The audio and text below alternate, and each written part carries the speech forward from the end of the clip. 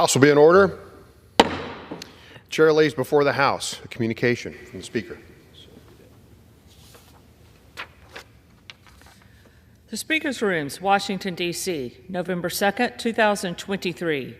I hereby appoint the Honorable Russ Fulcher to act as Speaker pro tempore on this day. Signed, Mike Johnson, Speaker of the House of Representatives. Prayer will be offered by Chaplain Kibben. Would you pray with me? Draw the line for us, O just and merciful God. Help us to distinguish good from evil, that we would justifiably hate bitterness, rage, and anger wherever and whenever they seek a foothold in our lives. But may we speak out against hate when attacks on whole peoples command global attention, when bitter clashes between political adversaries regularly appear on the national news, when bigotry and intolerance in our own communities and even college campuses give birth to violence and vitriol. To fear you, O Lord, is to hate the evil of prejudice, pride, and arrogance which fuels these conflicts. And to love you is to examine our own hearts so that we would know the difference between our righteous anger and the fury within us which so easily explodes against our brothers and sisters. Let our love for you be sincere, hating what is evil and clinging to what is good. Guide us this day as we walk that line. In your merciful name we pray. Amen. The Chair has examined the journal of the last day's proceedings and announces to the House the approval thereof. Pursuant to Clause 1 of Rule 1, the journal stands approved. The Pledge of Allegiance will be led by the gentleman from South Dakota, Mr. Johnson. I pledge allegiance to the flag of the United States of America and to the republic for which it stands, one nation, under God, indivisible, with liberty and justice for all. The Chair will entertain up to 5 requests for 1-minute speeches on each side of the aisle. For what purpose does the gentleman from Pennsylvania seek recognition? Mr. Speaker, I rise to address the House and ask unanimous consent to revise and extend my remarks. Without objection, the gentleman is recognized for 1 minute.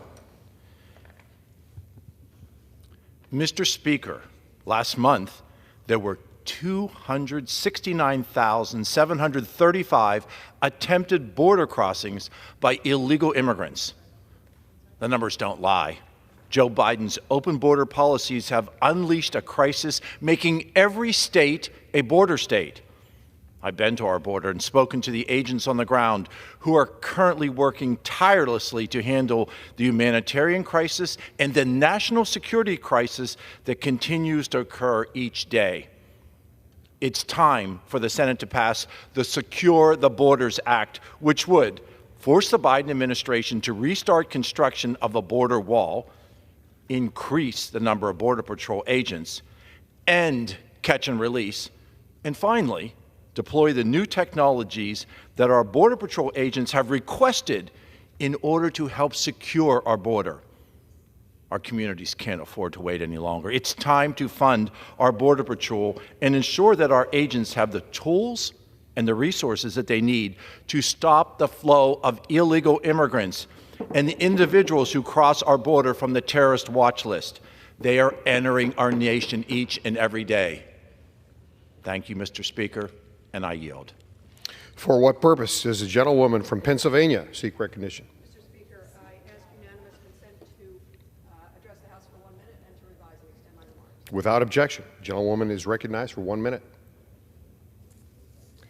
Thank you, Mr. Speaker.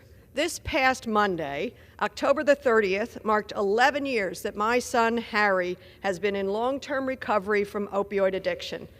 Yet even now, I can still feel the fear, the worry, hear the fights. What happened to our little boy? Where did his light and his gifts go? The years of active addiction were very difficult for our family. Yet when Harry finally accepted help, with all the courage and honesty that takes, we got him into treatment immediately. We did it as a family. I remember October 30th as much as I remember Harry's birthday, a rebirth, 2 lifetimes in one. Back then, it was 1 week before I was elected to a full term in the Pennsylvania State House. And now, 11 years later, I stand on the floor of this House, lifting up my son's recovery, which is the story of so many others: the pain, the strength, the selflessness, the purpose. Today, Harry is married, father of 3, one of the strongest people I know, and helping others reach recovery. His story is the story of hope and possibilities. Let's dedicate ourselves to helping others find their own October 30th. I yield back. For what purpose does the gentleman from Georgia seek recognition? Ask unanimous consent to address the House for 1 minute to revise and extend my remarks. Without objection, the gentleman is recognized for 1 minute. Mr. Speaker, I rise today to recognize the retirement of Police Chief Rod Ellis, a man deeply committed to public safety and national security. He has proudly served Georgia's 1st District and his country in vital security roles. During his 36 years of service, Chief Ellis served with the Glenn County Police, the Georgia Department of Natural Resources Law Enforcement Division, Homeland Security, and several other law enforcement entities. In 2013, Chief Ellis was chosen to travel to Israel to network and train with the Israeli police and security services to identify and stop terrorists. The knowledge he learned in Israel and security publications he has contributed to about counterterrorism has significantly reinforced not just Georgia's security, but the United States as a whole. I praise Chief Ellis for his service to the 1st District and to the American people, and I hope he enjoys this well-earned retirement. Thank you, Mr. Speaker, and I yield back. For what purpose does the gentlewoman from Texas seek recognition? Mr. Speaker, I ask for unanimous consent to address the House for 1 minute and to revise and extend my remarks.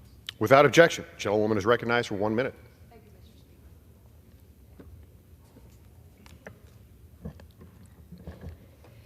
Mr. Speaker. Mr. Speaker, I rise today to honor and congratulate Lone Star Legal Aid on celebrating their 75th anniversary. Founded in Houston in 1948, Lone Star Legal Aid has grown to become the 3rd largest legal aid provider in the United States, serving over 2 million across the Texas region.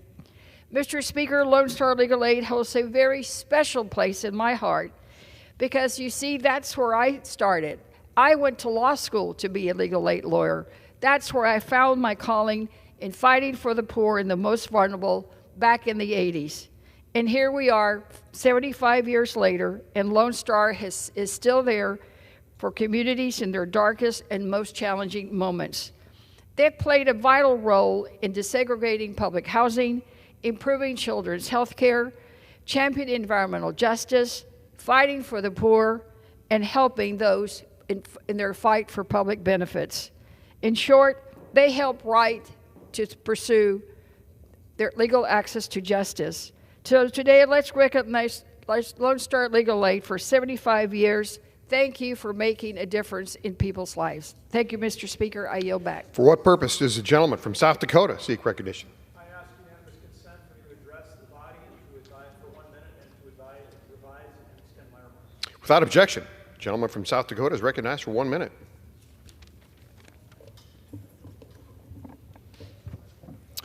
Maverick Kemp, because we love your parents, your birth on October 21st was much celebrated in our office. You're a cute little guy, cuter than most babies even. Your mother, Jasmine, is a dear friend, a trusted advisor, and a brilliant coworker. She spent 5 years working with me in service to this country, and what a blessing she has been. Now, the other children of our office, AJ and Max, Gabby, Dakota and Drew, Wyatt and Gavin, Stevie and Woodrow, would tell you that it isn't always easy to have a parent in this line of work. But I know that you'll understand it is work worth doing. We're grateful that Jasmine and all of the parents of our office choose to work, and Maverick, we're very happy that you're here. With that, I yield. For what purpose does the gentleman from California seek recognition? Mr. Speaker, I rise to ask for unanimous consent to address the House for 1 minute to revise and extend my remarks. Without objection, the gentleman from California is recognized for 1 minute. Mr. Speaker, today I rise to honor and remember Elwood Bud John Lee. Bud was born November 6, 1946 in Caledonia, Minnesota. A 10-foot baby, Bud was a gentle giant from the beginning. He graduated from college in December 1965 and then enlisted and served in Vietnam. After discharge, Bud settled in California, where he served my state in many ways, eventually as president of the California Association of Catholic Hospitals. In retirement, he continued his lifetime of service. We lost Bud on September 4th, 2023, but we will always have his optimistic spirit. Here's to you, Bud. In your words, today is a good day to have a good day. Be well. And with that, I yield back. For what purpose does the gentleman from California seek recognition? Without objection, the gentleman from California is recognized for 1 minute. Thank you, Mr. Speaker.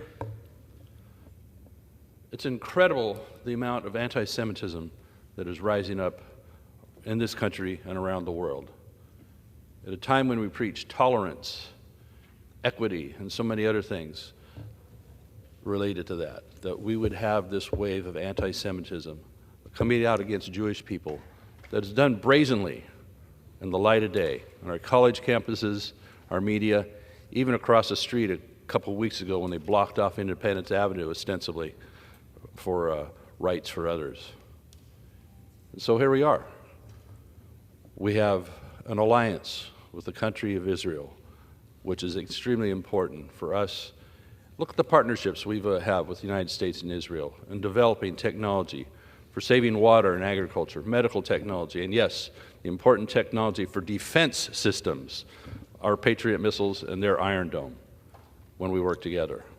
It's imperative that we continue our alliance with Israel, and this package of $14 billion, instead of going to the IRS, go to help the country of Israel.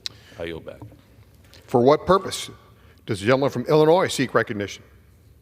I rise to ask unanimous consent to address the House for 1 minute and extend 5 remarks. Without objection, the gentleman from Illinois is recognized for 1 minute. Mr. Speaker, I rise today to support federal funding to help our cities cope with the rising number of new migrant arrivals. Many mayors, including Chicago's Mayor Brandon Johnson, are asking that cities and states be allocated $5 billion in emergency funding to help them with the influx of new arrivals. Most importantly in their request is also the flexibility to decide for themselves how to allocate the funds, since different cities have different needs. Chicago, for example, needs the ability to provide warm clothing to families arriving with little preparation for Chicago's winter. As an immigrant myself to the greatest country the world has ever known, I ask that even as we debate how to prevent future border crises, we remember that we have to help people, particularly children, who have been allowed to enter the nation in search of their better future. I yield back. For what purpose does the gentleman from Ohio seek recognition? Mr. Speaker, I ask unanimous consent to address the House for 1 minute and to revise and extend my remarks. Without objection, the gentleman from Ohio is recognized for 1 minute. Thank you, Mr. Speaker. I rise today because on October 7th, Hamas terrorists launched a brutal attack on innocents in Israel. I rise today to draw attention to what really happened. Babies were murdered, hospitals were bombed, families were ripped apart, and many were kidnapped. I rise today to share the names of the U.S. citizens who were kidnapped by these barbarians and remain in their evil ditches. Aviva Siegel, Ite Chen, Sagi Chen Deckel, Keith Samuel, Aiden Alexander, Hirsch Goldberg Poland, Omer Nutra. I now ask for a brief moment of silence as we pray for their safe return.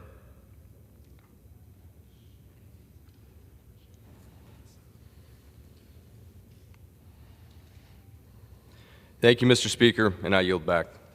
For what purpose does the gentlewoman from Michigan seek recognition? Without objection, the gentlewoman is recognized for 1 minute. Mr. Speaker, I want to take a moment to honor the life of Samantha Wool. As our neighbors across Michigan and throughout the country mourn Samantha's tragic murder, she was a deeply loving member of our social justice community.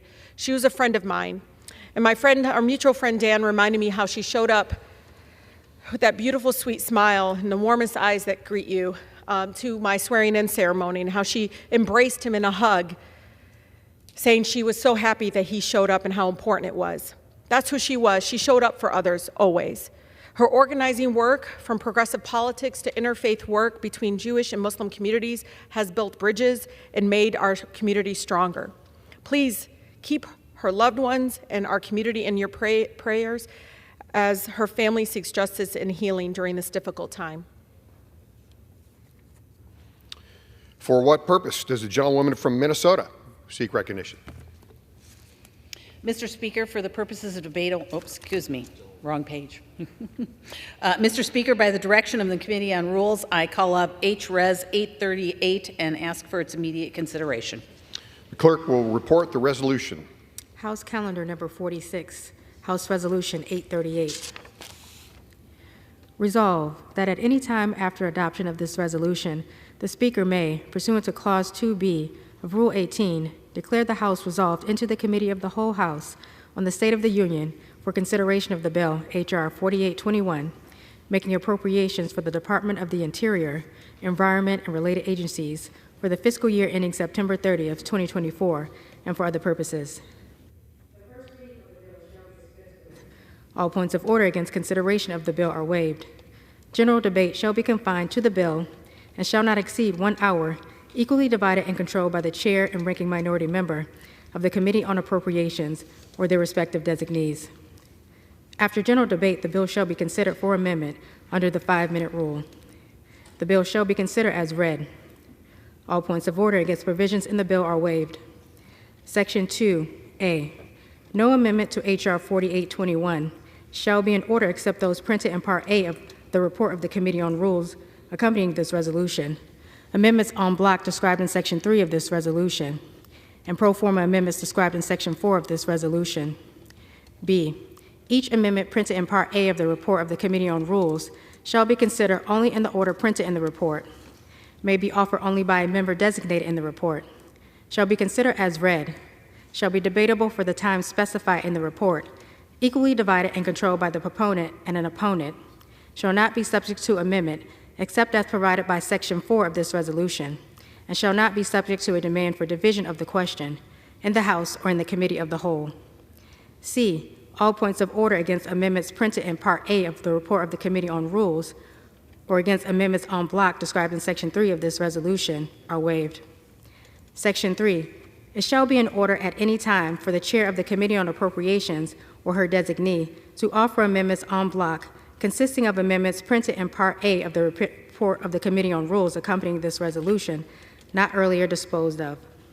Amendments en bloc offered pursuant to this section shall be considered as read, shall be debatable for 20 minutes, equally divided and controlled by the chair and ranking minority member of the Committee on Appropriations or their respective designees, shall not be subject to amendment except as provided by Section 4 of this resolution, and shall not be subject to a demand for division of the question in the House or in the Committee of the Whole.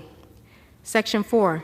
During consideration of H.R. 4821 for amendment, the chair and ranking minority member of the Committee on Appropriations or their respective designees may offer up to 10 pro forma amendments each at any point for the purpose of debate. Section 5. At the conclusion of consideration of H.R. 4821 for amendment, the committee shall rise and report the bill to the House with such amendments as may have been adopted. The previous question shall be considered as ordered on the bill and amendments thereto to final passage without intervening motion except one motion to recommit. Section 6. At any time after adoption of this resolution, the Speaker may, pursuant to Clause 2B of Rule 18, declare the House resolved into the Committee of the Whole House on the State of the Union for consideration of the bill H.R. 4820, making appropriations for the Departments of Transportation and Housing and Urban Development and related agencies for the fiscal year ending September 30th, 2024, and for other purposes. The first reading of the bill shall be dispensed with. All points of order against consideration of the bill are waived. General debate shall be confined to the bill and shall not exceed 1 hour, equally divided and controlled by the chair and ranking minority member of the Committee on Appropriations or their respective designees. After general debate, the bill shall be considered for amendment under the 5-minute rule. The bill shall be considered as read. All points of order against provisions in the bill are waived. Section 7A. No amendment to H.R. 4820 shall be in order except those printed in Part B of the report of the Committee on Rules accompanying this resolution. Amendments en bloc described in Section 8 of this resolution, and pro forma amendments described in Section 9 of this resolution. B. Each amendment printed in Part B of the report of the Committee on Rules shall be considered only in the order printed in the report, may be offered only by a member designated in the report, shall be considered as read, shall be debatable for the time specified in the report, equally divided and controlled by the proponent and an opponent, shall not be subject to amendment except as provided by Section 9 of this resolution, and shall not be subject to a demand for division of the question in the House or in the Committee of the Whole. C. All points of order against amendments printed in Part B of the report of the Committee on Rules or against amendments en bloc described in Section 8 of this resolution are waived. Section 8. It shall be in order at any time for the Chair of the Committee on Appropriations or her designee to offer amendments en bloc consisting of amendments printed in Part B of the report of the Committee on Rules accompanying this resolution, not earlier disposed of. Amendments en bloc offered pursuant to this section shall be considered as read, shall be debatable for 20 minutes, equally divided and controlled by the Chair and ranking minority member of the Committee on Appropriations or the respective designees, shall not be subject to amendment except as provided by Section 9 of this resolution, and shall not be subject to a demand for division of the question in the House or in the Committee of the Whole. Section 9. During consideration of H.R. 4820 for amendment, the Chair and ranking minority member of the Committee on Appropriations or their respective designees may offer up to 10 pro forma amendments each at any point for the purpose of debate.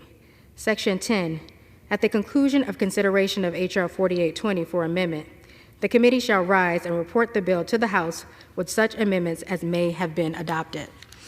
The previous question shall be considered as order on the bill and amendments thereto to final passage without intervening motion except one motion to recommit. Section 11. Upon adoption of this resolution, it shall be in order to consider in the House the bill H.R. 6126, making emergency supplemental appropriations to respond to the attacks in Israel for the fiscal year ending September 30th, 2024, and for other purposes. All points of order against consideration of the bill are waived. The bill shall be considered as read. All points of order against provisions in the bill are waived. The previous question shall be considered as order on the bill and on any amendment thereto to final passage without intervening motion except one. 1 hour of debate, equally divided and controlled by the Chair and ranking minority member of the Committee on Appropriations or their respective designees. And 2, 1 motion to recommit. The gentlewoman from Minnesota is recognized for 1 hour. Thank you, Mr. Speaker. For the purposes of debate only, I yield the customary 30 minutes to the gentleman from Massachusetts, pending which I yield myself as much time as I may consume during consideration of this resolution. All time yielded is for the purposes of debate only. I ask unanimous consent that all members have 5 legislative days to revise and extend their remarks. Without objection. Thank you, Mr. Speaker. And Mr. Speaker, House Resolution 838 provides for consideration of H.R. 4820 and H.R. 4821 under a structured rule and makes an order Democrat as well as Republican amendments. The rule further provides for consideration of H.R. 6126 under a closed rule and provides 1 motion to recommit. Mr. Speaker, House Republicans have made a promise to the American people. We promise to deliver single-subject appropriations bills that responsibly fund government by cutting wasteful spending and investing in necessary services. We have passed 6 such bills so far, which is nearly 3/4 of overall discretionary spending. I am proud to say that we are keeping that promise here today again, as we work to pass 2 more. H.R. 4820 and H.R. 4821 will cut billions in unnecessary government spending and prevent overreaching regulations while prioritizing vital programs. The Transportation, Housing, and Urban Development and Related Agencies Appropriation Bill reduces funding for the Department of Transportation grant programs by over $6.6 billion, and the Department of Housing and Urban Development by over $1.7 billion.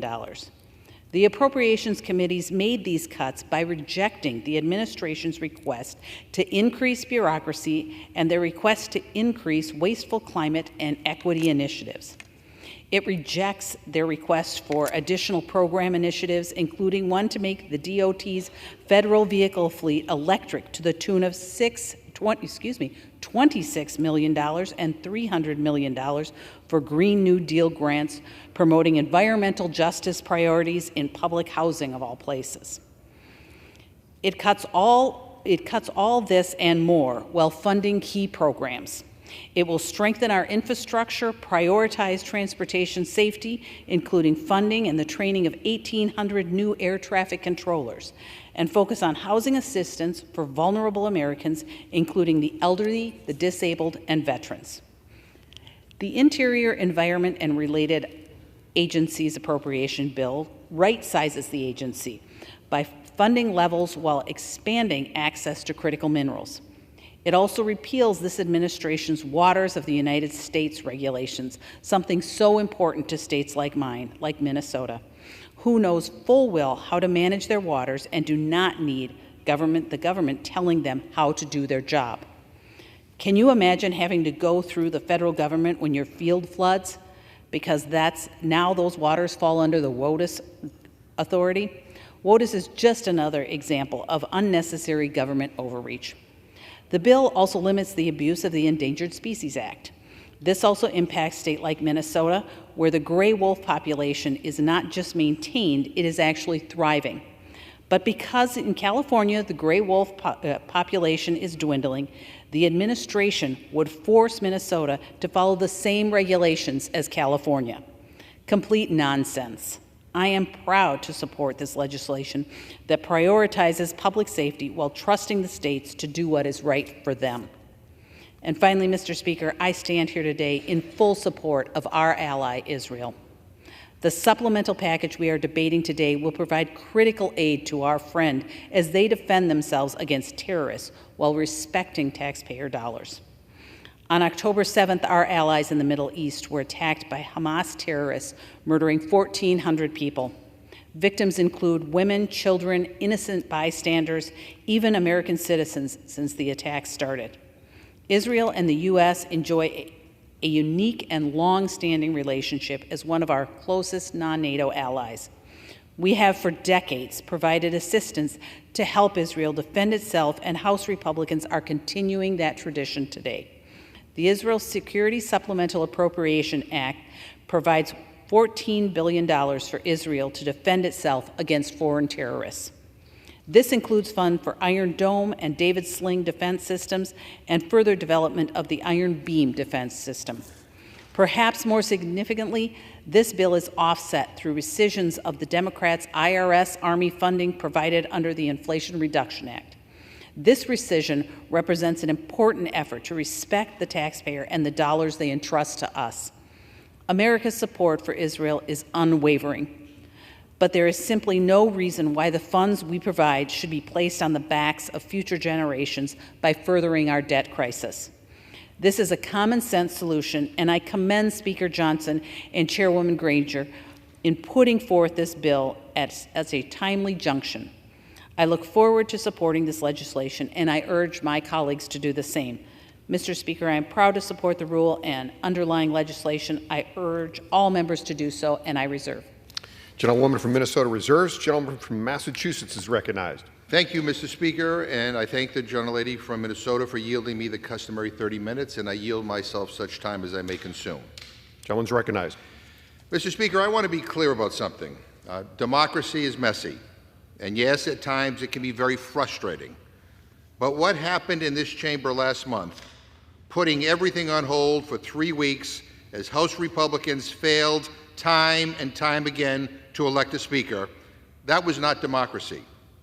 All the drama and all the chaos of the Republican conference over the last few weeks, that was not democracy. Shutting down half of the United States Congress, immobilizing our national legislature at a time of global turmoil, that is actually the exact opposite of democracy. I keep hearing from my colleagues across the aisle They claimed that not having a speaker for 3 weeks was somehow democracy in action. That's a bunch of baloney. Some of them even said that this impasse made our country look good on the world stage. Are you kidding me? What planet do they live on? Their dysfunction makes us look like idiots. The American people elected all of us to come here and to represent their interests and their ideals. That is democracy. They didn't send us here to play student government. They didn't send us here to sit around and yell at each other about who gets to be speaker as if this were Lord of the Flies. They sent us here to work, to govern, to get things done. And yes, when necessary, to compromise. Republicans have a slim majority in the House. Democrats have a slim majority in the Senate. Joe Biden is President of the United States. To get anything done, anything, Republicans need to come to the table and work with us in a bipartisan way. That is what democracy is. It's compromise, it's consensus. But the spectacle we saw last month, this chamber sitting empty for weeks on end while Republicans fought with each other, or even the idea that they should be fighting over which member of their conference would compromise with the Democrats the least, let that sink in. That's not democracy. That's a national embarrassment. And now, even after 3 weeks of self-inflicted chaos, the House GOP still doesn't seem to get it. Instead of working across the aisle, they are digging in their heels and they are cutting and they are continuing to advance their extremely partisan appropriations bills that will never become law. No lessons learned over the last few weeks at all. The GOP's Interior and Environment Funding Bill for fiscal year 2024 profits polluters while endangering the health of Americans. It cuts EPA funding to its lowest level since 1991. The bill additionally slashes funding for arts programs and once again shoves MAGA culture wars down the throats of the American people. They can't help themselves. The Republican Transportation, Housing, and Urban Development Funding Bill for fiscal year 2024 would also keep us from meeting our nation's infrastructure and housing needs. It cuts funding for housing and transportation programs by 28%, putting American safety at risk while once again attacking vulnerable communities. Now, I don't know how often this needs to be said before it sinks in. These draconian cuts to essential programs will not become law. If these bills manage to make it off the House floor, the Senate will vote them down. And it will be a bipartisan vote in the Senate, by the way. Even the Senate Republicans can't stomach this garbage. And if they ever made it to the president's desk, he would veto it. But what I'm gathering is that Republicans would rather press forward with these unreasonable bills instead of coming together to form a funding plan that serves all Americans. We're just over 2 weeks out from a government shutdown, and all Republicans are doing here is wasting more time. This is a complete waste of time. It is ridiculous. And I haven't even got to how cynical and insulting this new supplemental aid package is. Republicans are leveraging the excruciating pain of an international crisis to help rich people who cheat on their taxes and big corporations who regularly dodge their taxes. I mean, are you kidding me? I mean, the fact of the matter is the richest people in this country pay less in taxes than teachers, than police officers, than firefighters, than nurses, than laborers. I mean, this is what this is all about? Who came up with this brilliant idea to help rich tax cheats? Who came up with that idea? Was that hatched at a fundraiser in Mar-a-Lago? Did some big donor come up and twist somebody's arm and say, you got to do this, you got to protect us, we want to continue to cheat on our taxes so we can make more, keep more money? I mean, this is truly despicable. And here's what I love. The bill's so-called offset, the so-called offset cuts $14.3 billion from the IRS, which will further increase the deficit. Basically, they want to cut funding from those who are responsible for holding big corporations accountable, for going after rich tax cheats. That's their offset. And according to CBO, it will add to the deficit. Let me repeat that. This bill adds $12.5 billion to the deficit. Their offset actually needs an offset. Once again, I mean, they cry and they cry and they cry about the deficit, but have no problem conditioning aid to Israel on another tax break to millionaires, billionaires, and corporations. I mean, Representative Chip Roy, who's on the Rules Committee, said, or maybe yelled, and I quote, "This aid should be paid for. It should be paid for with real money, not budgetary gimmicks," end quote. But that's what this is. This is a budgetary gimmick, a big, gigantic, in-your-face gimmick. It's a joke. And you come to the floor with a straight face to say that somehow we are paying for this package. I mean, really? I mean, I don't know, how can you say that with a straight face? I mean, it makes sense because, you know, they don't like the results of the election and they try to overturn it. They don't like the math, from CBO, by the way, and they pretend it doesn't exist. Republicans say they are friends of Israel. If I was Israel, I would unfriend them. I mean, what they are doing here will delay aid to Israel, not to mention no humanitarian aid in here for the vulnerable people in Israel or Gaza. Congresswoman Wasserman Schultz came before the Rules Committee last night and asked us, tearfully pleaded with us to make in order her amendment for humanitarian aid that the President of the United States requested. This is humanitarian aid for Israel, for Palestinians, for people in Ukraine. She pleaded with Republicans to unlink their conditions on aid.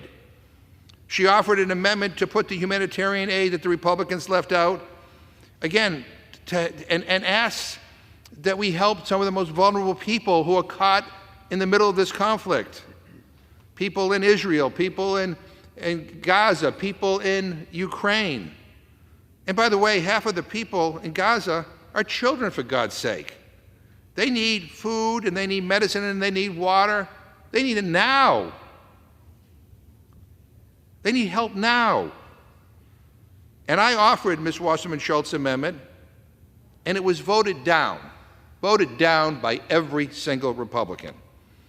I mean, I got to tell you, Mr. Speaker, the ease and the indifference with which they rejected even making her amendment in order was, quite frankly, chilling.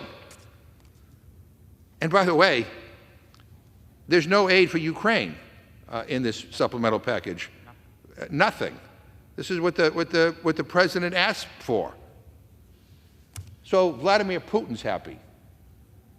I mean, I'm always amazed at how my friends on the other side of the aisle fall over each other to try to make Vladimir Putin happy. Well, he's happy with the package that you are bringing to the floor today, and no aid for any other national security priorities that the president asked for. So to sum it up, Mr. Speaker, the House is back, but Halloween has been extended. These people are scary, and there's no saying what will happen next. And I hope and I pray for the sake of the nation that House Republicans come to their senses soon. This is no way to govern.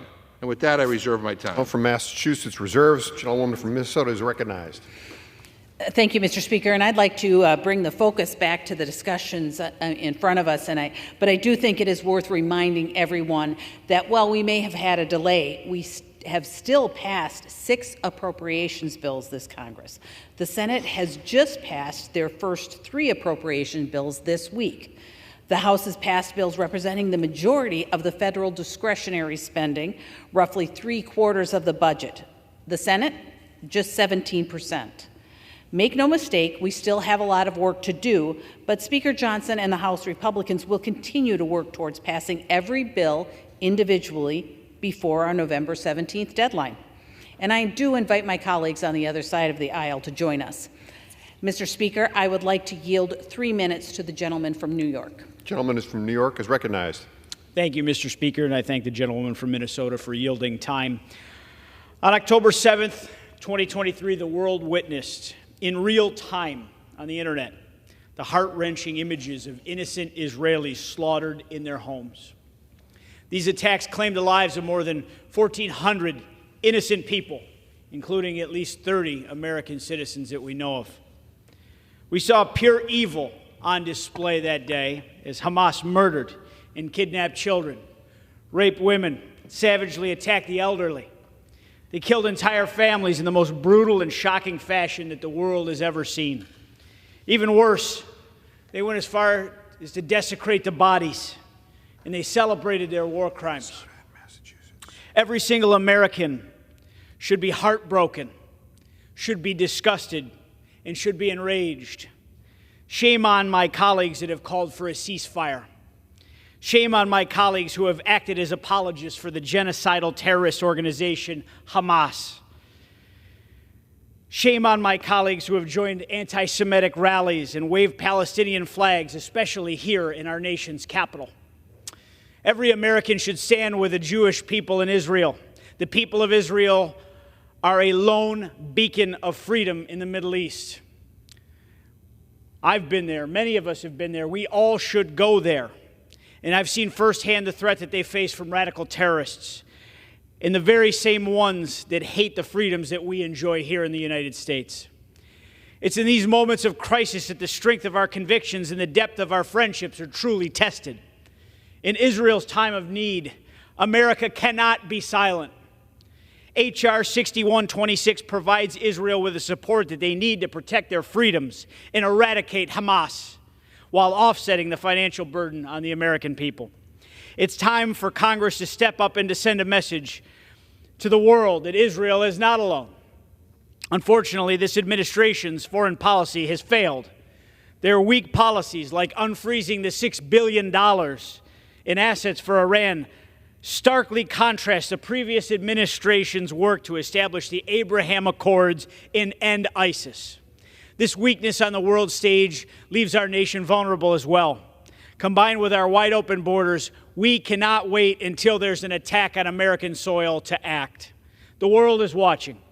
Today, we have an opportunity to send a message both to our allies and our adversaries that we will not allow this senseless terrorism to go unchecked. I urge my colleagues to pass H.R. 6126 to support Israel, to eradicate Hamas, and to fight global terrorism. And I yield back, Mr. Speaker. I reserve. The gentlewoman from Minnesota reserves. The gentleman from Massachusetts is recognized. Yeah, Mr. Speaker, again, I mean, what my Republican friends are doing here, let's make no mistake about it, is they are deliberately delaying aid to Israel. They are deliberately delaying aid to Israel. The President, I ask unanimous consent to insert into the record the Statement of Administration Policy for the Israel Security Supplemental Appropriations Act. Without objection. I mean, despite a clear bipartisan path to assisting Israel, House Republicans have decided to go at it alone, alienating both Senate Republicans, Democrats, and the President. The President has indicated that he will veto this supplemental in favor of a bipartisan approach that he knows Congress is capable of. A bipartisan approach is what our allies deserve. A bipartisan approach is what the American people expect, not playing politics with an international crisis to be able to satisfy their richest donors. And Madam Speaker, I would like to request unanimous consent to insert into the record an article by The Hill entitled GOP Plan to Offset Israel Aid with IRS Cuts Would Backfire, Budget Experts Warn. Without objection. Madam Speaker, aid to Israel should not be conditioned on giving greater tax breaks to the rich, let alone a fake offset that adds to the deficit. Again, it is not me who is saying that their budgetary gimmick, their fake offset is a fake offset. It is the Congressional Budget Office that says it'll add $12.5 billion to the deficit. It doesn't pay for anything. It adds to the deficit. That's according to CBO. That is the office we use to figure out how much things are going to cost.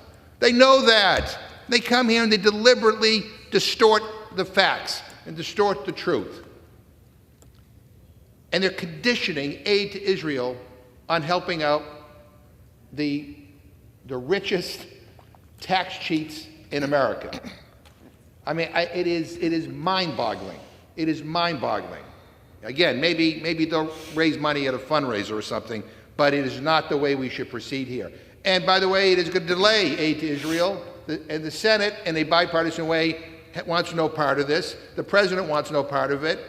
So we're wasting time. We're spinning our wheels for no reason at all. So when people come down here, like the gentleman just says that, oh, you know, we want to stand by our ally Israel. You know, we're a friend of Israel. I'll repeat what I said before. If I were Israel, I'd unfriend you because you're delaying the aid package. And Mr. Speaker, at this time, I'd like to yield 2 minutes to the gentleman from New Jersey, Mr. Pascrell. Gentleman is recognized. Thank you, Mr. Speaker. Oh, Madam Speaker. Good morning. Surrendering to Russia? Weak on China? Are we serious about Israel? Ignoring the humanitarian crisis which exists there? Strong for millionaire tax cheats? These are the House Republican priorities. I'm tired, Madam Speaker, of listening to the attempts to divide us more. The last speaker is a perfect example. I have great respect for the gentleman, but it simply divides Americans more. Here's what he said out there. I'm sorry he left. He's saying that basically Republicans care about what happened on that terrible day when Hamas attacked. And that Democrats, where are they really? And we've been very specific. And the Senate has been very specific. We have matters at hand. The catastrophe that happened, which affected so many Israelis, and as a consequence, many, many Palestinians. Very few belong to Hamas. But that's simply a footnote, right? So House Republicans are using an international crisis, and I agree with the ranking member of the Rules Committee, but they want to pass a millionaire's tax break. The toxic political document will let rich tax cheats off the hook. Thank you. And then it will increase the deficit while our allies need help. That makes a lot of sense. Israelis and Palestinians need our help. Humanitarian and defensive aid is a bare minimum. Ukraine needs our leadership. Russian soldiers have been butchering women and children for almost 2 years. And I want to introduce into the record, if I may, Madam Chair, Madam Speaker, a BBC article. A whole family was shot dead in Russian-occupied Ukrainian town. 9 members of one family because they would not give up their house to Russian troops so they could stay there. And we're finagling, and we are dividing while Ukraine burns. What are you doing for Ukraine? What are you doing today? What would you tell the president of Ukraine if he was here today? That's why you're sitting on your fannies and not doing anything about them. Without objection, the gentleman's request is recognized. Yeah, change the words. Ukraine needs our leadership. Russian soldiers have been butchering women and children for almost 2 years. House Republicans are acting like Putin's bodyguard by blocking Ukraine aid. This bill aids the PRC by ignoring the president's request to support Taiwan. The funding President Biden requested for nonprofit security grants to protect schools and houses of worship is nowhere to be found. That is disgraceful. And I hope we think better of it. I hope we come together. I hope this tragedy can unite. The gentleman's time has expired. Thank you, Madam Speaker. The gentleman reserves. Gentlewoman from Minnesota is recognized. Madam Speaker, I'm prepared to close. The gentlewoman reserves. The gentleman from Massachusetts is recognized. Madam Speaker, my colleagues on the other side of the aisle have promised the American people that they won't cut a single dime from Social Security and Medicare. However, this past September, Budget Committee Republicans passed a budget that favors the wealthy and well-connected over working families and makes massive cuts to critical programs that Americans rely on. They even rejected amendments to protect Social Security and Medicare earned benefits. So if we defeat the previous questions, I will offer a resolution to state unequivocally that the House won't cut a single cent from these crucial programs that so many of our constituents rely on. Madam Speaker, I ask unanimous consent to insert the text of my amendment into the record, along with any extraneous material immediately prior to the vote on the previous question. Without objection. I reserve my time. The gentlewoman's prepared to close. The gentleman from Massachusetts is recognized. Madam Speaker, I yield myself the remaining time. Gentleman from Massachusetts is recognized. Look, the decision here is simple. The two appropriation bills that we're talking about today, literally strip billions and billions of dollars that fund essential agency functions and services.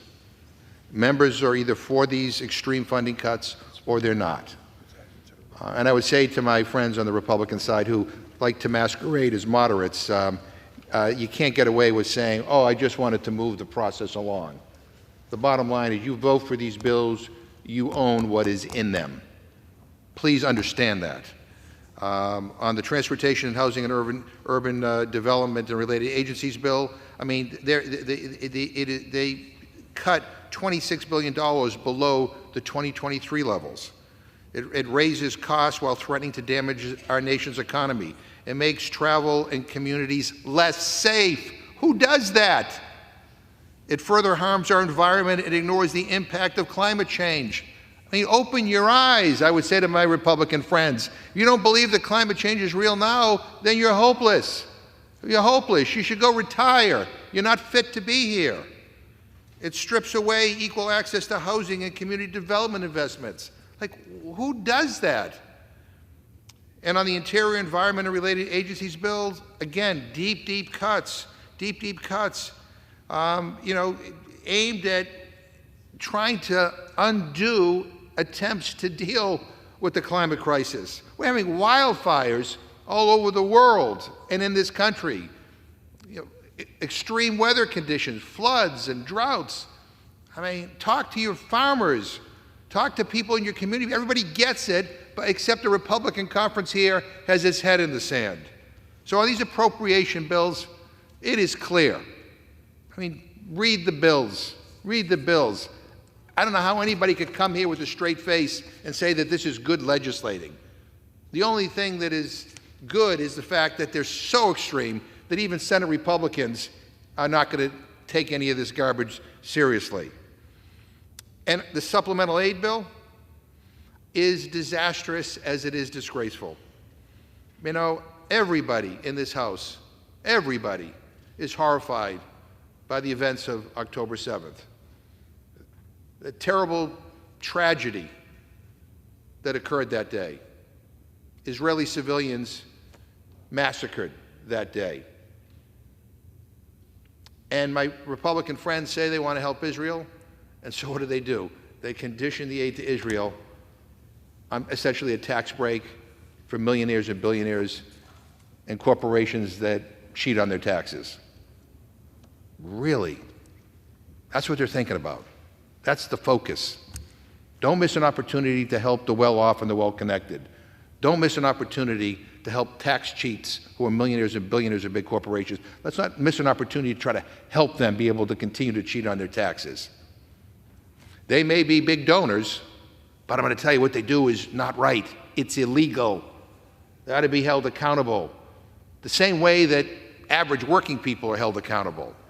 Rich people in this country do not pay taxes anywhere near as much as average workers in this country. Rich people don't pay as much taxes as nurses and teachers and laborers and people who work hard every day just to make ends meet.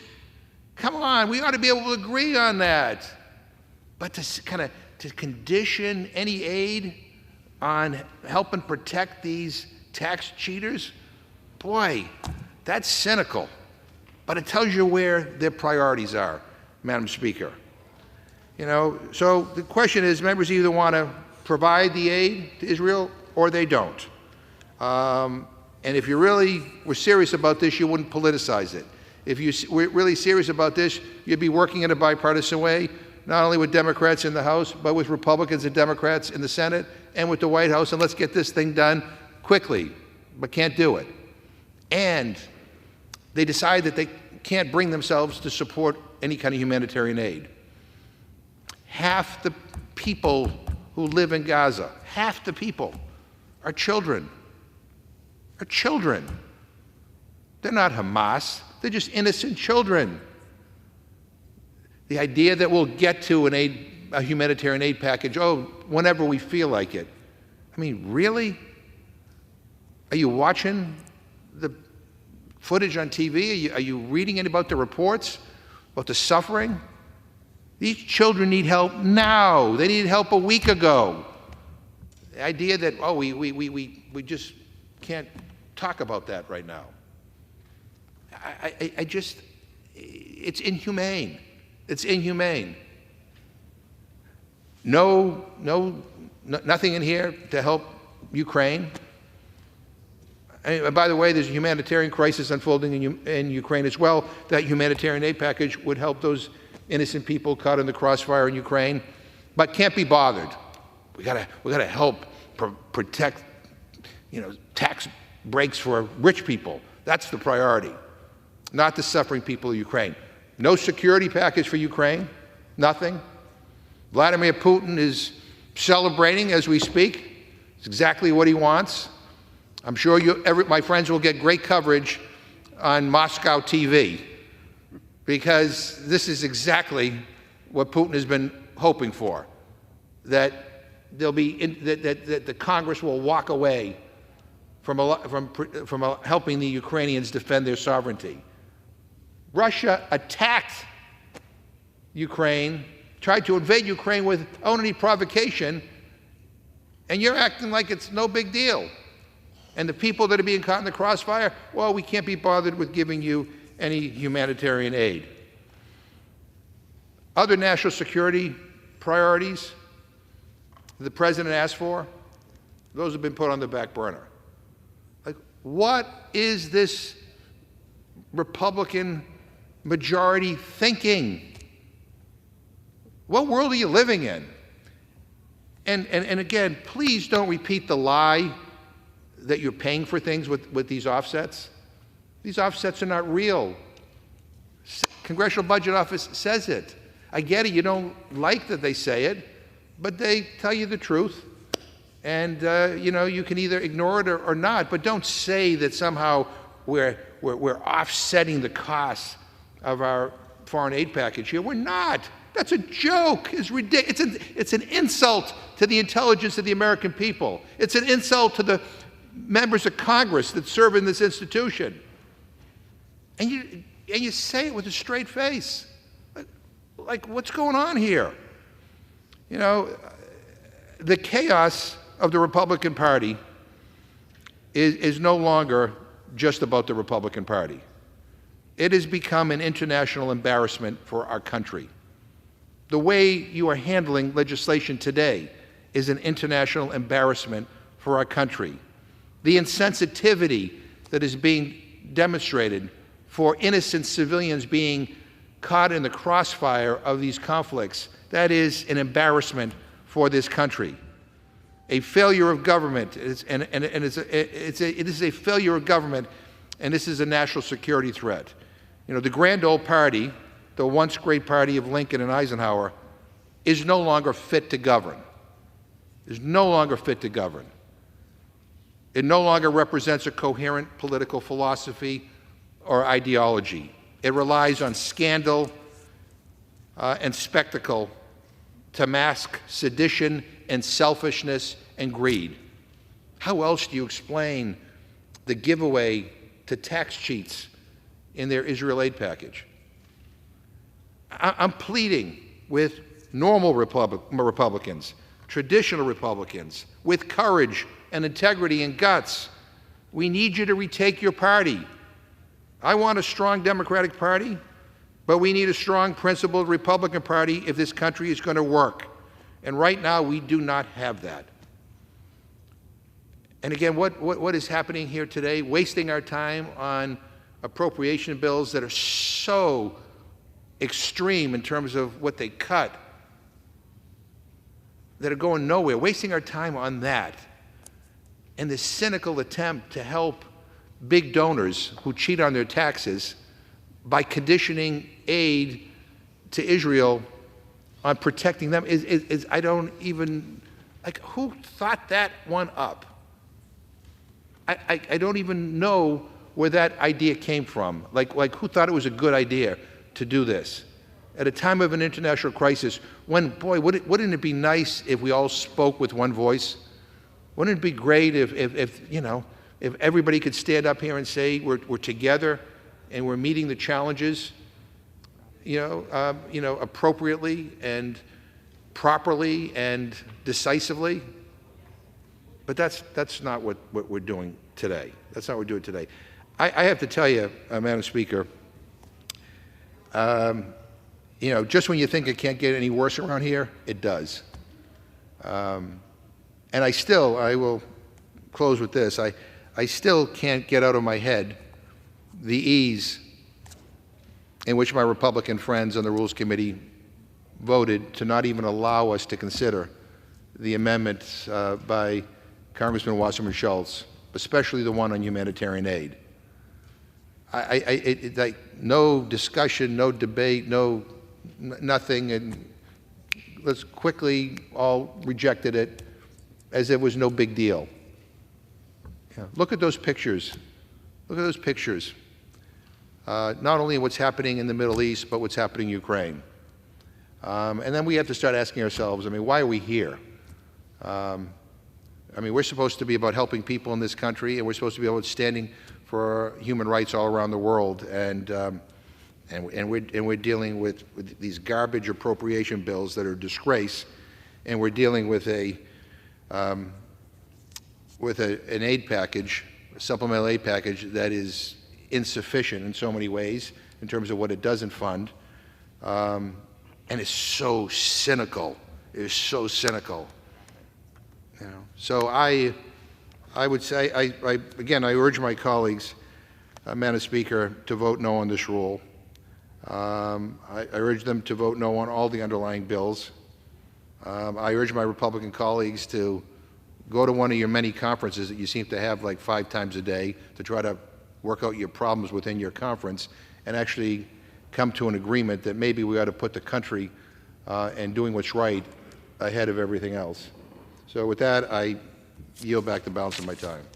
The gentleman from Massachusetts yields back. The gentlewoman from Minnesota is recognized.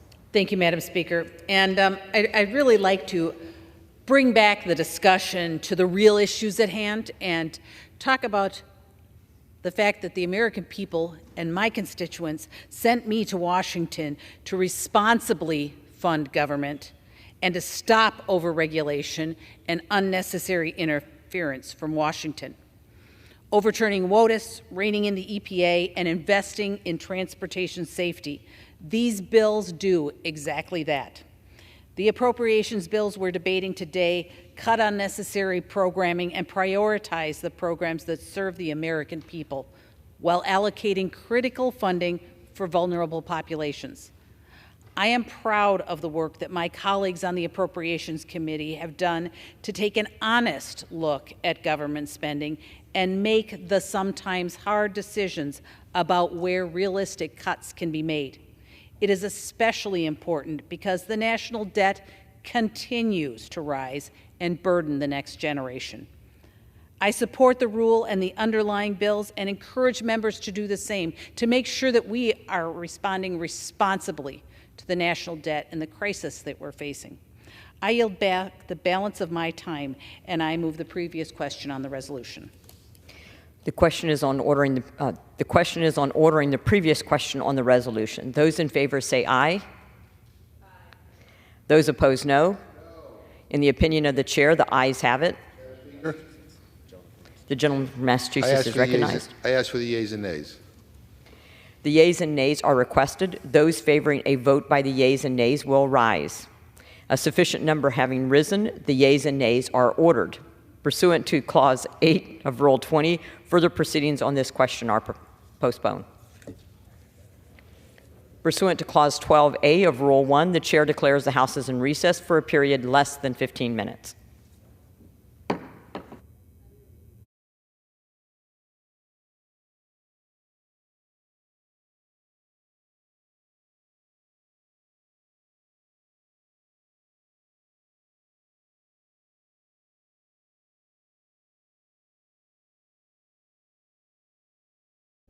House will be in order. Proceedings will resume on questions previously postponed. Votes will be taken in the following order. Ordering the previous question on the Resolution 838 and adoption of House Resolution 838 if ordered. The first electronic vote will be conducted as a 15-minute vote pursuant to Clause 9 of Rule 20. Remaining electronic votes will be conducted as 5-minute votes. Pursuant to Clause 8 of Rule 20, the unfinished business is the question on ordering the previous question on House Resolution 838, on which the yeas and nays were ordered. The clerk will report the title of the resolution. House Calendar Number 46, House Resolution 838. Resolution providing for consideration of the bill H.R. 4821, making appropriations for the Department of the Interior, Environment, and related agencies for the fiscal year ending September 30th, 2024, and for other purposes, providing for consideration of the bill H.R. 4820, making appropriations for the Department of Transportation and Housing and Urban Development and related agencies for the fiscal year ending September 30th, 2024, and for other purposes, and providing for consideration of the bill H.R. 6126, making emergency supplemental appropriations to respond to the attacks in Israel for the fiscal year ending September 30th, 2024, and for other purposes. The question is on ordering the previous question. Members will record their votes by electronic device. This is a 15-minute vote.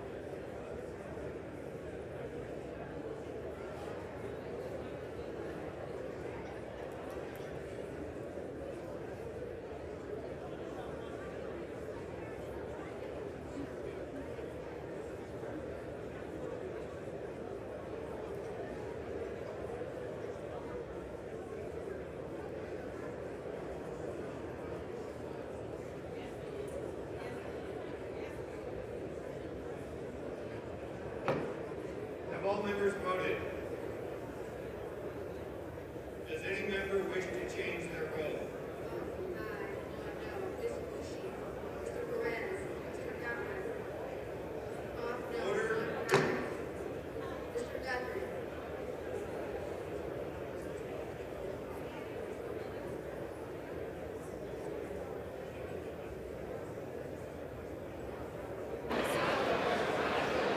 On this vote, the yeas are 212, the nays are 190.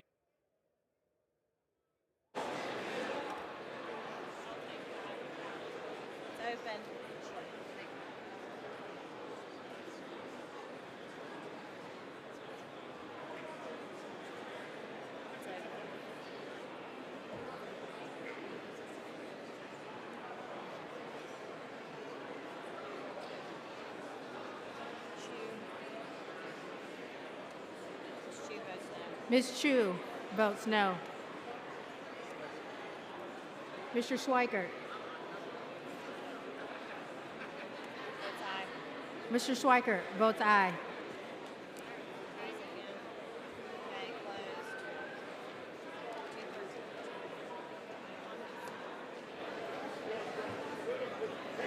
On this vote, the yeas are 213 and the nays are 200. The previous question is ordered. Go on. The question is on the adoption of the resolution. Those in favor say aye. Those opposed say no. In the opinion of the chair, the ayes have it. I ask for a recorded vote, please. For what purposes? A recorded vote is requested. Those favoring a recorded vote will rise. A sufficient number having risen, a recorded vote is ordered. Members will record their votes by electronic device. This is a 5-minute vote.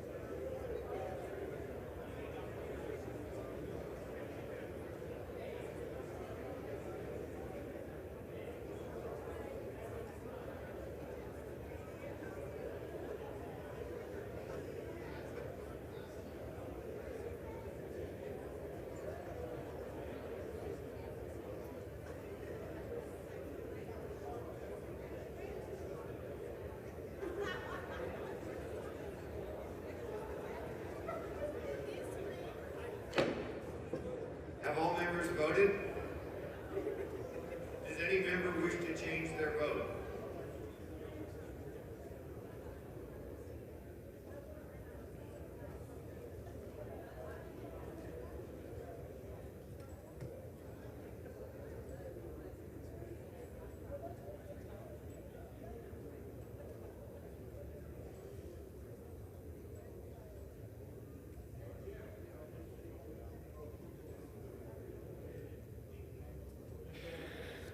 On this vote, the yeas are 213 and the nays are 203. The yeas have it. The resolution is adopted. Without objection to the motion, to reconsider is laid on the table.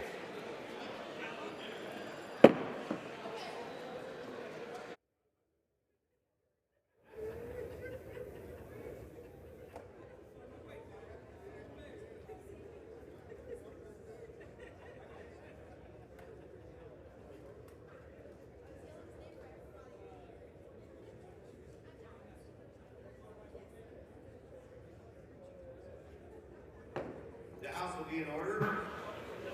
You might need the gavel a couple more times. The House will be in order.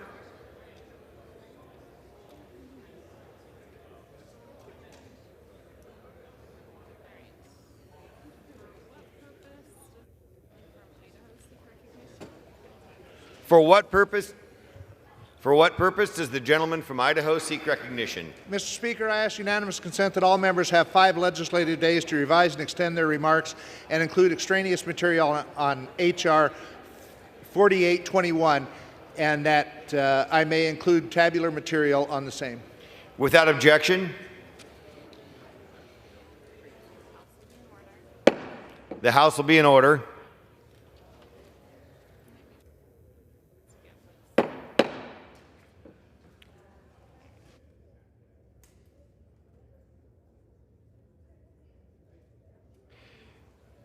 Pursuant to House Resolution 838 and Rule 18, the Chair declares the House and the Committee of the Whole House on the State of the Union for the consideration of H.R. 4821. The Chair appoints the gentleman from Texas, Mr. Pfluger, to preside over the Committee of the Whole.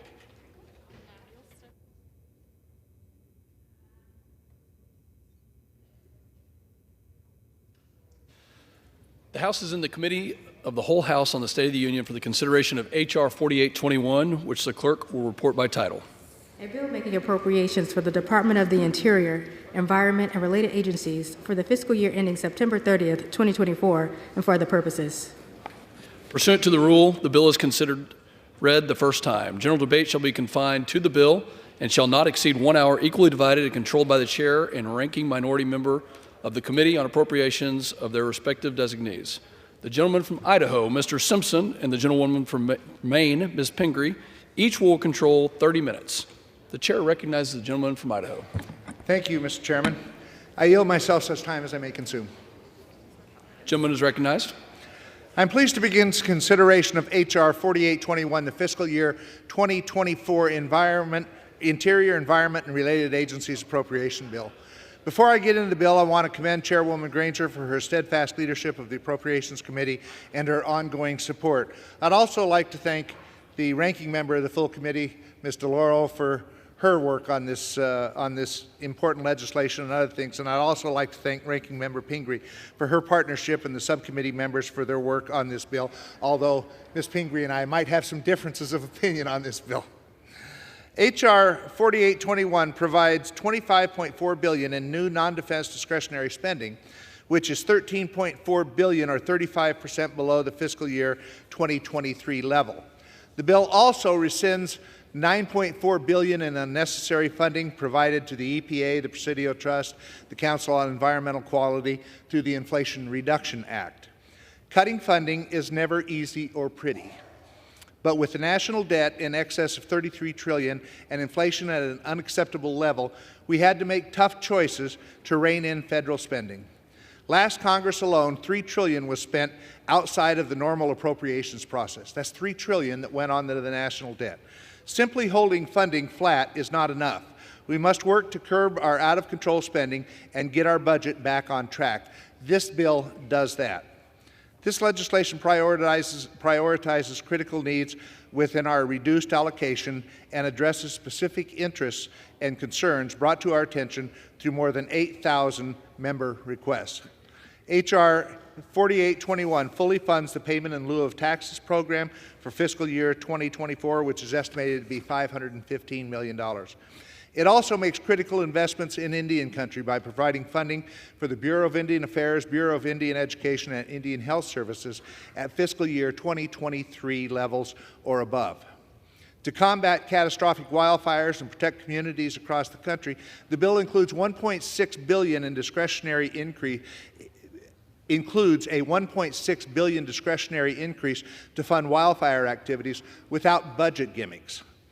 It also provides a $2.65 billion cap adjustment for wildfire suppression activities as authorized. To address these priorities, while right-sizing the agencies under our jurisdiction, the bill reduces funding for nearly every other appropriation in the bill, and many agencies receive double-digit percentage reductions.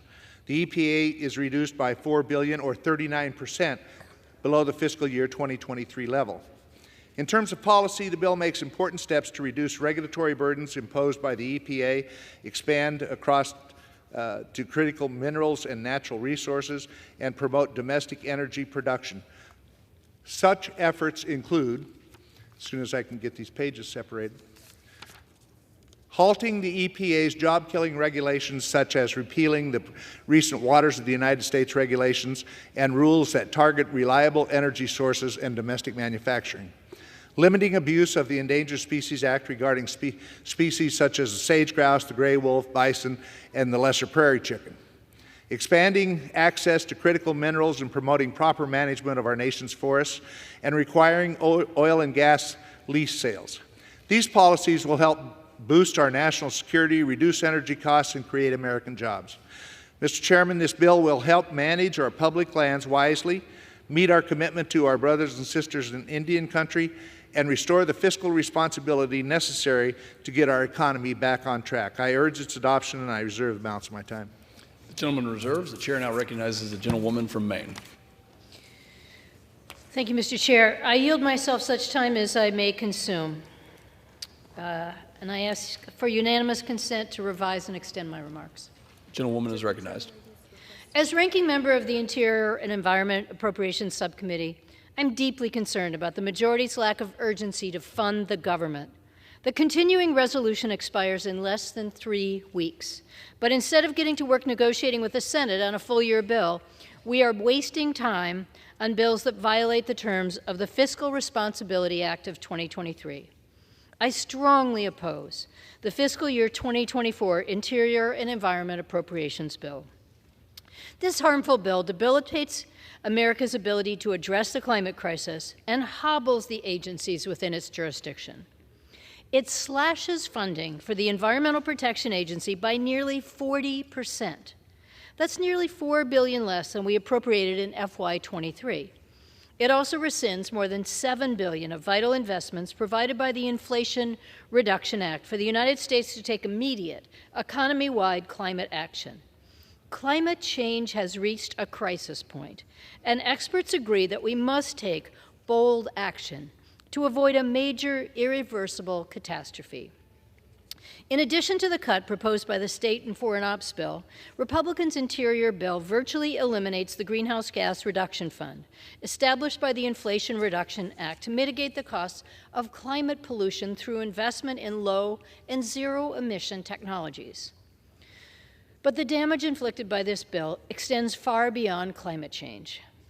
The bill wipes out environmental justice program and cuts $1.4 billion from the environmental and climate justice grants made possible through the Inflation Reduction Act. It curtails the progress that has been made to ensure that all people are equally protected from our environmental and health hazards. This bill abandons our most vulnerable groups that currently bear a disproportionate share of negative environmental impacts, which includes large swath of rural communities that I and many of my colleagues across the aisle represent.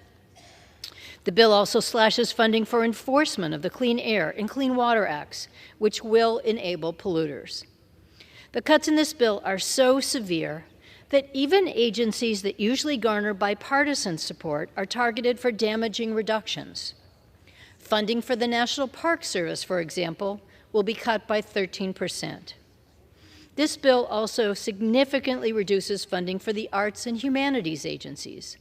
The cuts to the Smithsonian Institution and the National Gallery of Art are so deep that they will be forced to reduce the number of hours or days each week that the museums are open to the public. When our constituents bring their families to see our nation's capital, I think all members in this room expect they should have access to these museums, but this bill takes that away. The bill also fails our nation's wildland firefighters. It does not provide any of the funding requested by the administration to support wildland firefighters and their families through better compensation, safe housing, and health and well-being assistance.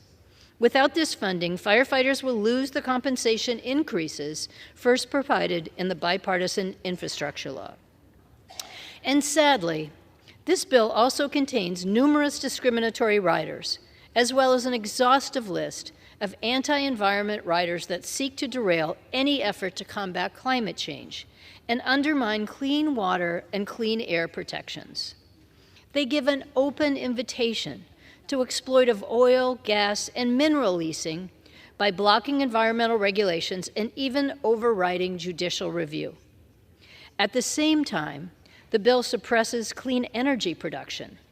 Clean, renewable energy is critical if we are going to save our planet for future generations. The majority of Americans support becoming carbon neutral by 2050, and they support prioritizing the development of renewable energy sources and preserving biodiversity for the benefit of future generations. The austere and irresponsible cuts in this bill do not align with their values. I want to thank the chair and ranking member DeLauro for their tireless efforts on this committee. I want to thank the chair, Mr. Simpson, who, as he mentioned, we don't always agree on everything, but we have a chance to work well together, and the staff on both sides of the aisle who work tirelessly. I oppose this bill. I urge my colleagues to protect the world you are leaving to your children and grandchildren and oppose the bill. I reserve the balance of my time. The gentlewoman reserves. Gentleman from Idaho Mr. Chairman, is recognized. I yield 2 minutes to the gentleman from Minnesota, Mr. Stuebner. Gentleman from Minnesota is recognized. Thank you, Mr. Speaker. I rise today in strong support of H.R. 4821, the Interior, Environment, and Related Agencies Appropriations Bill for fiscal year 2024.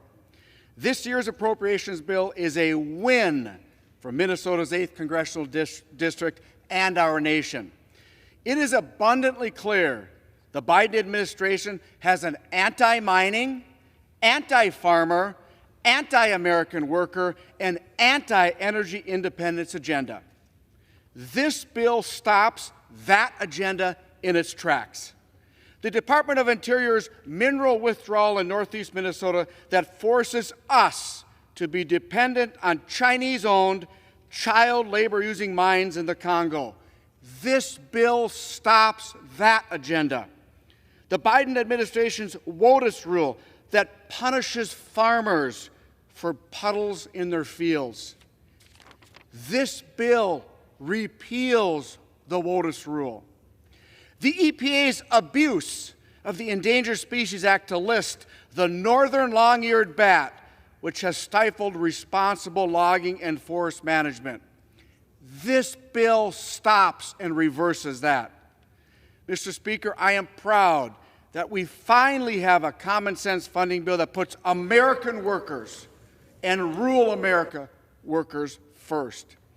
Additionally, Mr. Speaker, I'd be remiss if I didn't acknowledge that this bill also provides funding for critical infrastructure projects in Minnesota's 8th Congressional District, including wastewater treatment projects in Bemidji, Bram, and Silver Bay, Minnesota. I want to thank Chairwoman Granger, Chairman Simpson, and my colleagues on the Appropriations Committee for all their hard work on this legislation, and I urge all my colleagues to join me in supporting this legislation. And Mr. Chair, I yield back. Gentleman yields. Gentleman from Idaho reserves. The gentlewoman from Maine is recognized. Mr. Chair, I'm very pleased to yield 6 minutes to the gentlewoman from Connecticut, the distinguished ranking member of the Appropriations Committee, and my good friend, Ms. DeLauro.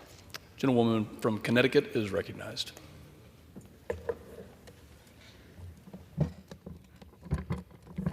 Okay, it won't move.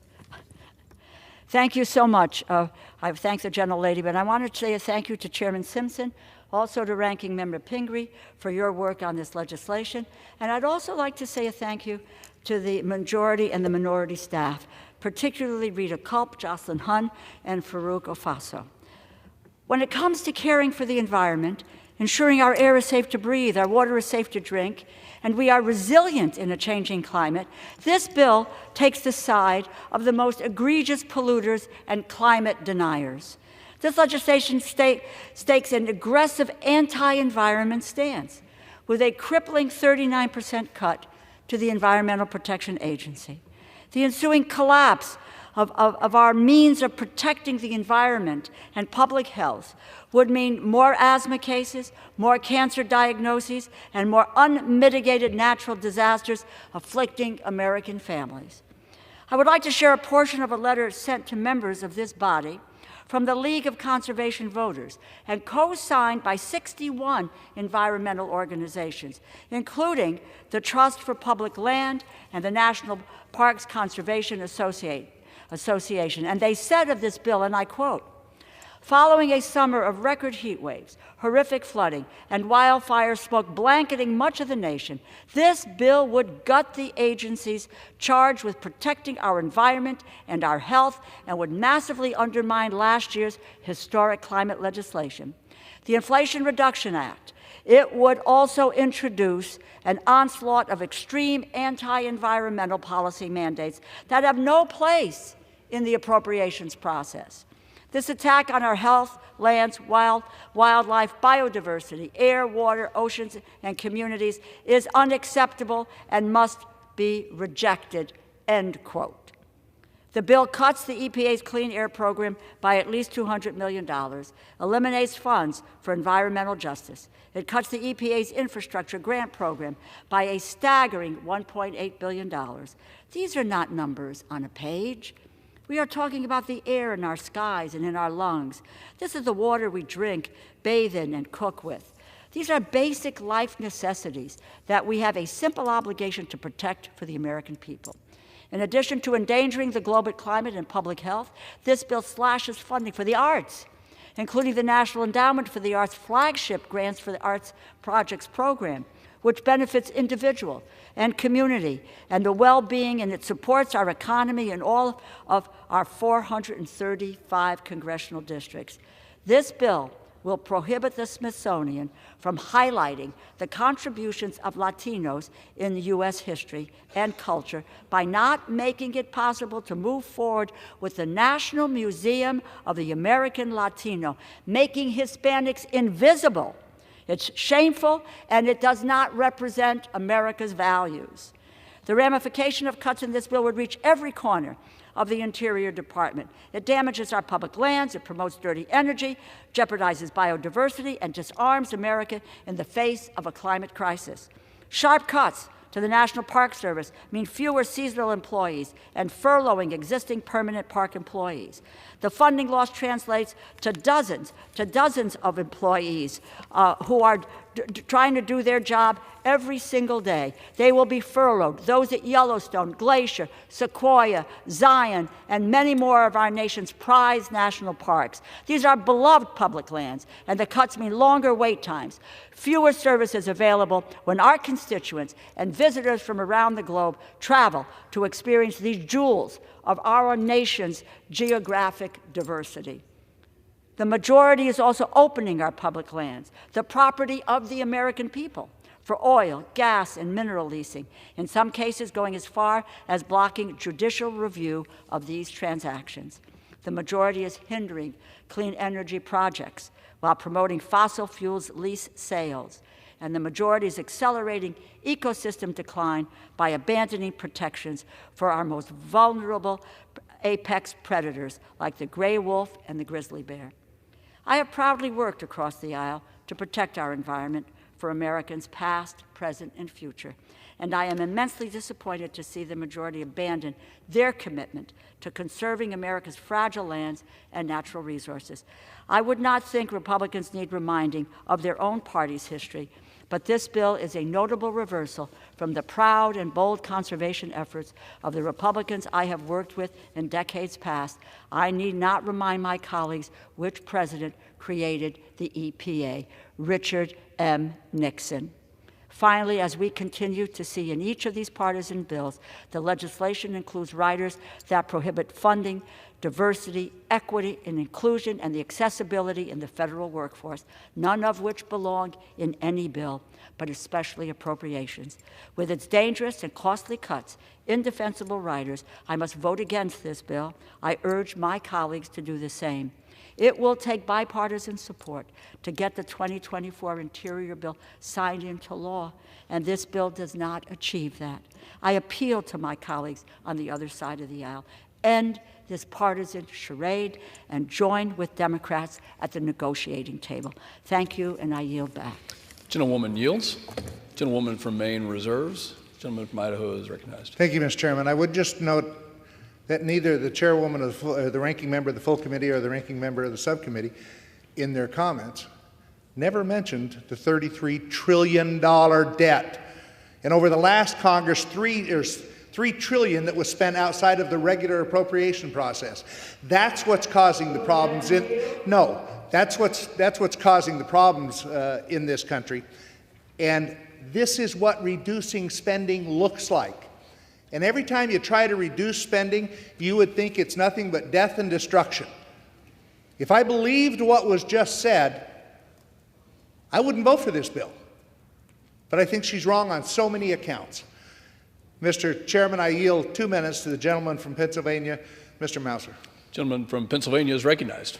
Thank you, Mr. Speaker. I thank Chairman Simpson for his leadership and his very responsible leadership. I do rise today in strong support of H.R. 4821, the very fiscally responsible Department of Interior, Environmental, and Related Agencies Appropriations Act. I represent the 9th District of Pennsylvania, where part of that district includes the Marcellus Shale natural gas, one of the largest reserves of clean natural gas in the world.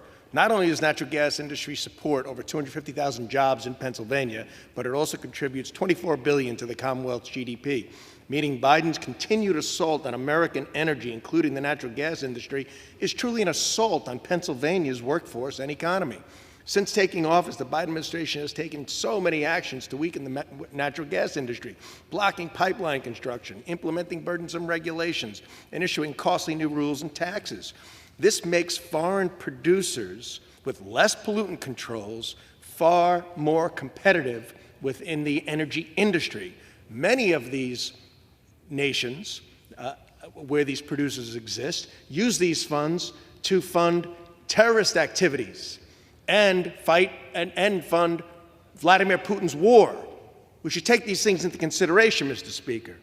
While this administration seeks to limit American natural gas, despite that it is 50% cleaner than other fossil fuels, this appropriations bill supports domestic energy production because Republicans recognize we must embrace all of the above, but also all of the below solution to achieve energy independence and dominance. This legislation requires resumption of gas lease sales on previously restricted federal lands. It also prohibits a number of onerous regulations, such as the EPA's Clean Power Rule, that would be detrimental to American energy production.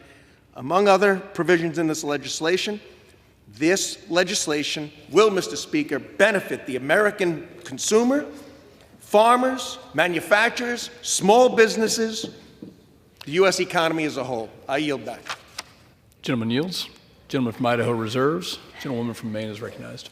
Thank you very much, Mr. Chair. I'm very pleased to yield 2 minutes to the gentlewoman from Minnesota, the distinguished ranking member of the Defense Subcommittee, the former chair of this subcommittee, and my good friend, Ms. McCollum. The gentlewoman from Minnesota is recognized. Thank you. Thank you, Madam Ranking Member. And I rise, Mr. Speaker, in opposition to this legislation. The bill that the majority put before us today grossly underfunds the Department of Interior, and I'm just going to mention two areas, the Environmental Protection Agency and the Arts and Humanities. The ranking member listed the others. Once again, the cuts that the Republicans made to the appropriation bill do not honor the funding levels that were negotiated by the White House and the Republican leadership in the Fiscal Responsibility Act. A promise was broken. Over 35% of the reduction to the top line of this bill is simply irresponsible. The bill claws back billions of dollars from the historic Inflation Reduction Act, trying to plug up the holes created by the massive top line cut. This will damage the ability of the United States to respond to climate change and help communities who are currently affected by it. And we are affected by climate change in all of our districts. As ranking member of the Defense Appropriations Subcommittee, I'm very aware that the DoD considers climate change to be a top national security issue. Harming our country's ability to respond to this threat will put us at a severe global disadvantage. This bill's drastic cuts to the EPA and the Interior Department also affect the life, health, and safety of all Americans. It will increase risk to all people who rely on the EPA to safeguard their air and water, to clean up harmful pollution, test for chemicals in their products, and respond to emergencies. There is one small bright note in this bill, and I want to thank the chair and the ranking member for continuing their work together to honor our trust and treaty obligations to our Native American brothers and sisters. But on a whole, the bill before us does not, in my opinion, reflect a serious commitment to meet the needs of our constituents. So I urge my colleagues to oppose this bill. Mr. Chair, I could come up with some tax cuts to repeal to pay for the things that I'm asking for. With that, I yield back. Gentlewoman yields. Gentlewoman from Maine reserves. Gentleman from Idaho is recognized. Mr. Chairman, I yield 2 minutes to the gentleman from Alabama, Mr. Carl, for the purposes of colloquy. Gentleman from Alabama is recognized. Mr. Speaker, I like your choice of ties, by the way. We match. Mr. Stimson, thank you for your remarkable work on this bill, particularly under these trying circumstances. $33 trillion in debt. Folks, we cannot spend our way, we cannot regulate our way out of that debt without having some sacrifices that are in this bill, quite frankly. You've done an outstanding job identifying the key priorities despite a challenging allocation. One area of concern I'd like to address is related to the Biden administration's handling of royalties of federal land. I'd like to emphasize the impact on Warrior Met Coal, which produces metallurgical coal crucial for steel production and happens to be the largest exporter from the Port of Mobile, Alabama, which I'm honored to represent. Regrettably, Warrior Met Coal's federal lease application with the Department of Interior and the Bureau of Land Management has been marred by delays. The Interior Department shifts requirements, including the recent demand for an environmentally impact study on top of a comprehensive environmental assessment completely over a year ago, have been the latest obstacles in a nearly decade-long effort to secure this lease. As you're aware, the Mineral Lease Act, which requires the maximum economic recovery of coal within the proposed lease area. Unfortunately, due to the ongoing permit delays, federal coal is not currently being efficiently mined, causing further setbacks in federal coal mining. Every day that passes without progression results in the loss of critical revenues for coal royalties for the affected communities. The state of Alabama and the federal government, these are the fees that will help pay some of this debt down. Gentleman is recognized for an additional minute. Thank you, Mr. Speaker. This situation is unacceptable, and I'm eager with my colleagues and your staff to identify a way to move forwards, ensuring that the Department of Interior and Bureau of Land Management upholds their responsibilities, that under the Mineral Lease Act, that impacts communities receiving essential funding and requirements. Now, regarding the specific language included in this bill, it's highlighted the importance of the Bureau of Land Management production of domestic coal on federal lands, with participation emphasizes on the distinction between the metallurgical coal and the thermal coal. Big difference. Additionally, the bill is focused on clawing back wasteful spending, reducing bureaucratic, maintaining responsible funding levels to serve the best interests of our constituents in this nation. To address the needs of priority, emphasize programs protecting crucial minerals and promoting oil and gas lease sales. Thank you, Mr. Speaker. I yield back. The gentleman's time has expired. The gentleman from Idaho is recognized. Mr. Chairman, reclaiming my time, I thank the gentleman for drawing the House's attention to the Department of Interior and Bureau of Land Management's responsibilities under the Mineral Leasing Act. I would be pleased to continue to work with him on how the agencies in this bill handle royalties on federal lands as we move through the FY 2024 spending process. I reserve the balance of my time. Gentleman from Idaho reserves. The gentlewoman from Maine is recognized. Thank you very much, Mr. Chair. I'm pleased to yield 2 minutes to the gentlewoman from Florida, the distinguished ranking member of the Military Construction and Veterans Affairs Subcommittee, my good friend, Ms. Wasserman Schultz. Gentlewoman from Florida is recognized for 2 minutes. I thank the gentlewoman for yielding. Thank you, Mr. Speaker, and I rise in opposition to this bill. We felt the effects of climate change for years in South Florida, draining millions from state and local government coffers to respond to the cycle of natural disasters. So what is the majority's response in this bill? A crippling 39% cut to the EPA and policy provisions that will severely undercut efforts to curb CO2 emissions. We haven't seen EPA funding levels dip this low since 1991, which ironically is when experts told us that we needed to start tackling climate change. So what does that mean for people watching us at home? More asthma, higher rates of cancer, and more frequent natural disasters upending Americans' families' lives. We need to invest in clean energy not just right now, but yesterday. Besides underfunding clean energy efforts, this bill also neglects the cherished Smithsonian Institute. I was extremely disappointed that this bill bars funding for the new National Museum of the American Latino and the operation of the existing Molina Family Latino Gallery. The legislation that created this museum enjoyed strong bipartisan support just 3 years ago. The Latino community is so integral to America's heritage. It baffles me why the majority would block the Smithsonian from highlighting their historic and cultural contributions, especially since Congress established this museum. We must embrace the beautiful mosaic that makes our nation so incredible, and it includes investing in public museums to provide a cultural and educational platform. This bill also, by the way, underfunds the Holocaust Memorial Museum. I respectfully requested the majority to include an additional $2 million over fiscal year 2023 for the museum's education program. The intentional genocidal violence inflicted on Israeli civilians and the unconscionable apathy of many nations, and far too many in our own nation, is a sobering reminder that Israel is surrounded by hostility and danger. Anti-Semitic threats and attacks in the U.S. were already skyrocketing, up 37% in 2022. Only by fully funding education programs can we truly combat this rise in hate. Let's take some pride in America. Let's not cloak bigotry and ensure that we can educate people and promote understanding and unity. Build up our public spaces, not starve and neglect them. I urge members to vote no, and I yield back. Gentlewoman's time has expired. Gentlewoman from Maine reserves. Gentleman from Idaho is recognized. Mr. Chairman, I yield the gentleman from Colorado, Mr. Lamborn, for 2 minutes. Gentleman from Colorado is recognized for 2 minutes. Thank you, Chairman Simpson, for yielding me time. Mr. Chairman, I rise today in support of the ongoing work within the Interior Bill.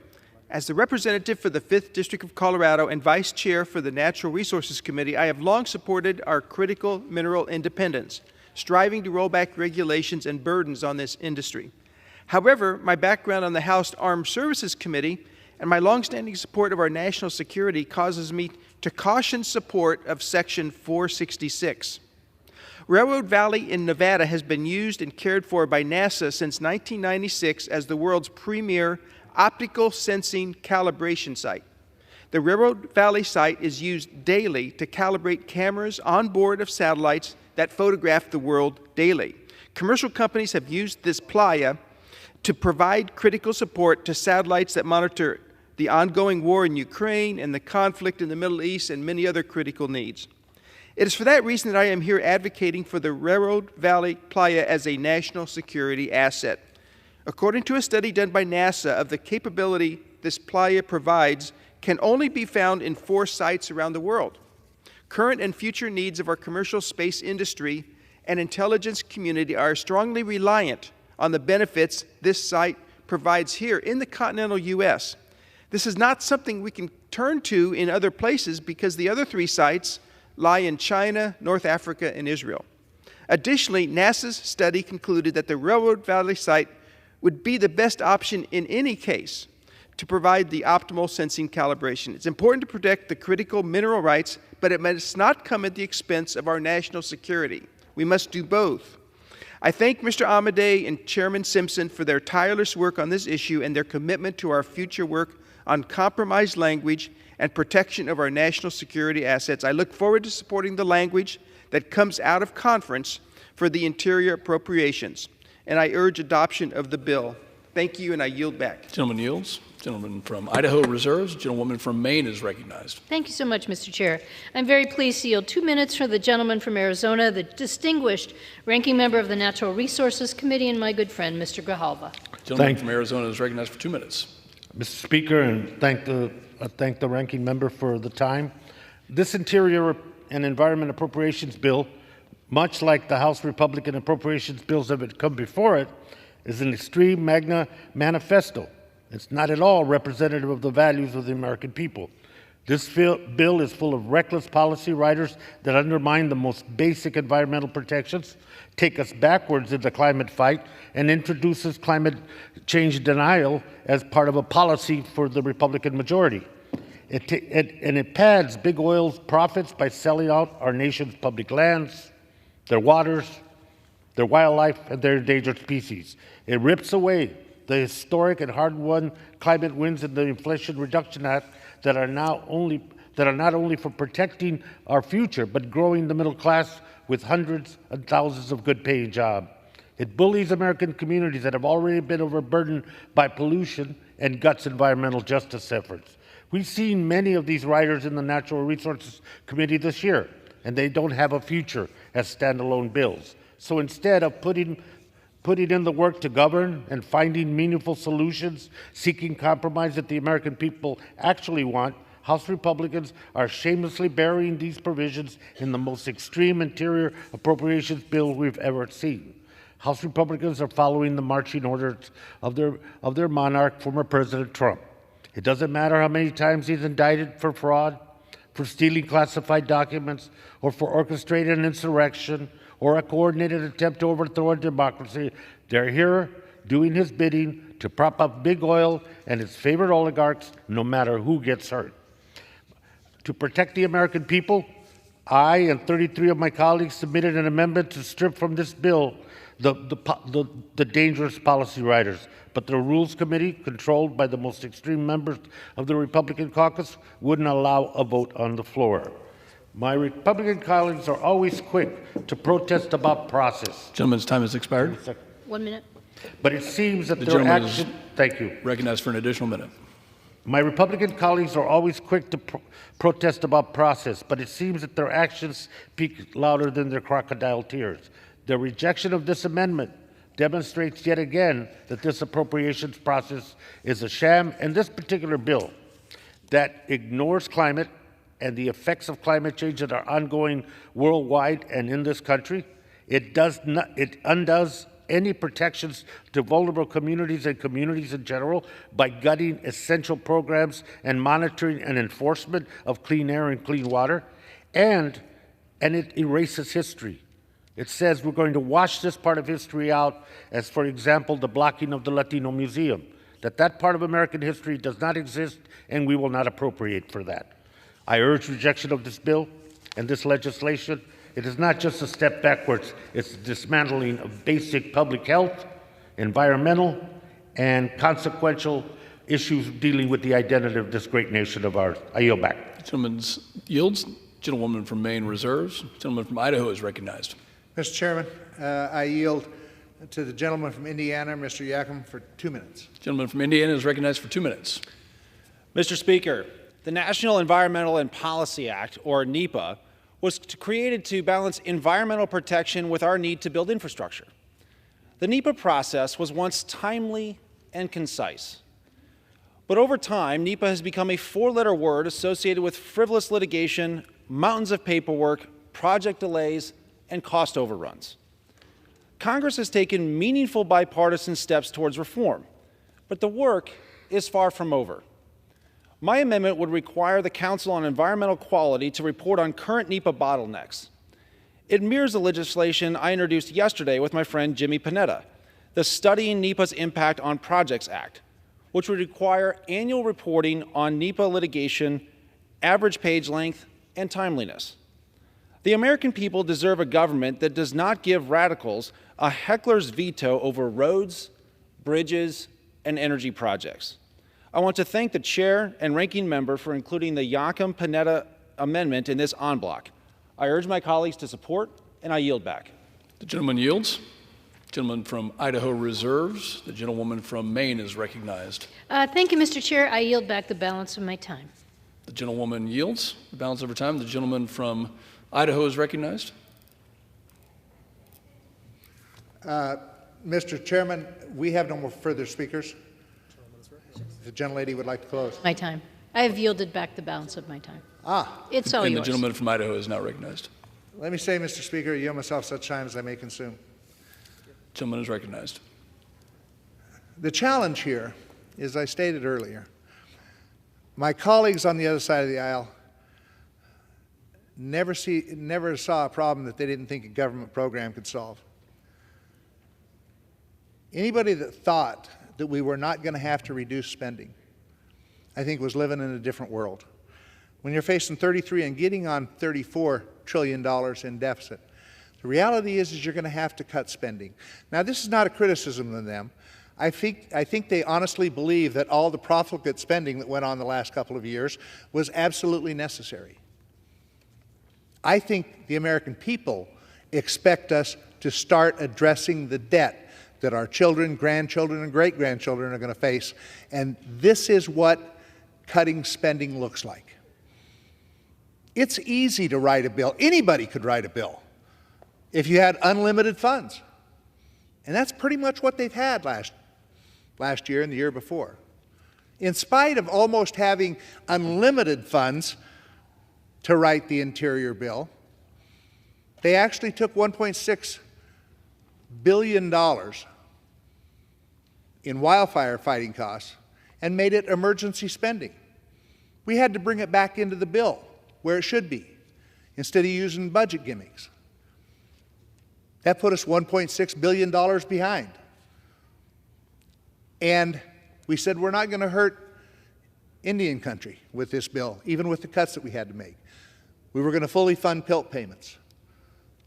We were going to make sure that we took care of those things that were necessary, like wildfire fighting, because those costs are going to go up. That meant the rest of the bill was going to take some cuts. And we used rescissions by pulling back some of the money that was spent over the last several years to make sure that the cuts in this bill were not as dramatic as they would have otherwise been. This is still a 10% reduction in the overall bill. So I would disagree with my colleagues on the other side of the aisle. Death and destruction will not follow if we pass this bill. And I would encourage my colleagues to support the bill, and I yield back the balance of my time. The gentleman yields. All time for general debate has expired. Pursuant to the rule, the bill shall be considered for the amendment under the 5-minute rule. This bill shall be considered as read. All points of order against provisions in the bill are waived. No amendment to the bill shall be in order except those printed in Part A of House Report 118-261, amendments en bloc described in Section 3 of House Resolution 838, and pro forma amendments described in Section 4 of this resolution. Each amendment printed in Part A of the report shall be considered only in the order printed in the report, may be offered only by a member designated in the report, shall be considered as read, shall be debatable for the time specified in the report, equally divided and controlled by the proponent and opponent, shall not be subject to amendment except as provided by Section 4 of House Resolution 838, and shall not be subject to a demand for division of the question. It shall be in order at any time for the chair of the Committee on Appropriations or her designee to offer amendments en bloc consisting of amendments printed in Part A of the report not earlier disposed of. Amendments en bloc shall be considered as read, shall be debatable for 20 minutes, equally divided and controlled by the chair and ranking minority member on the Committee of Appropriations or their respective designees, shall not be subject to amendment except as provided by Section 4 of House Resolution 838 and shall not be subject to a demand for division of the question. During consideration of the bill for amendment, the chair and ranking minority member of the Committee on Appropriations or their respective designees may offer up to 10 pro forma amendments each at any point for the purpose of debate.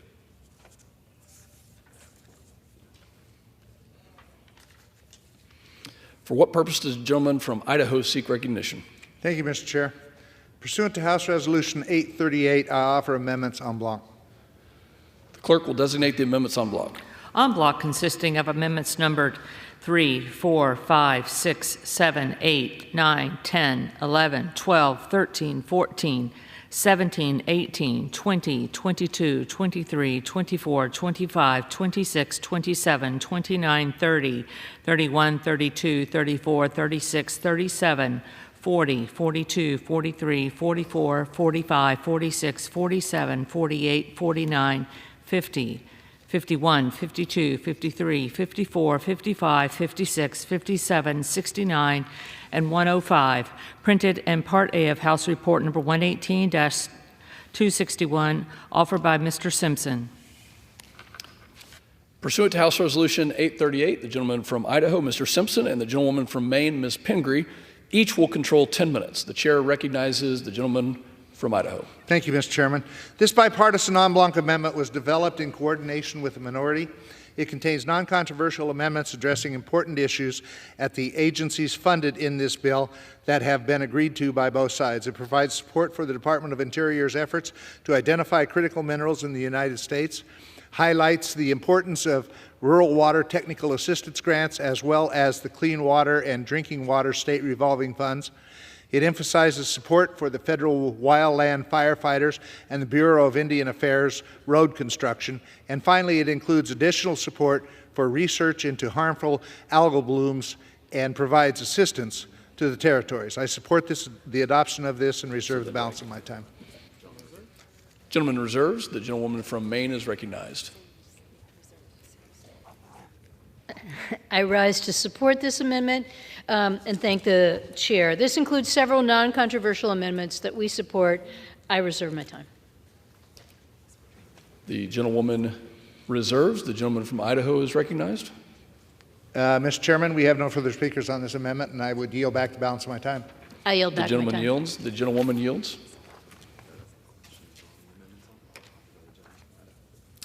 The question is on the amendments en bloc offered by the gentleman from Idaho. Those in favor say aye. Those opposed say no. In the opinion of the chair, the ayes have it. The en bloc amendments are agreed to.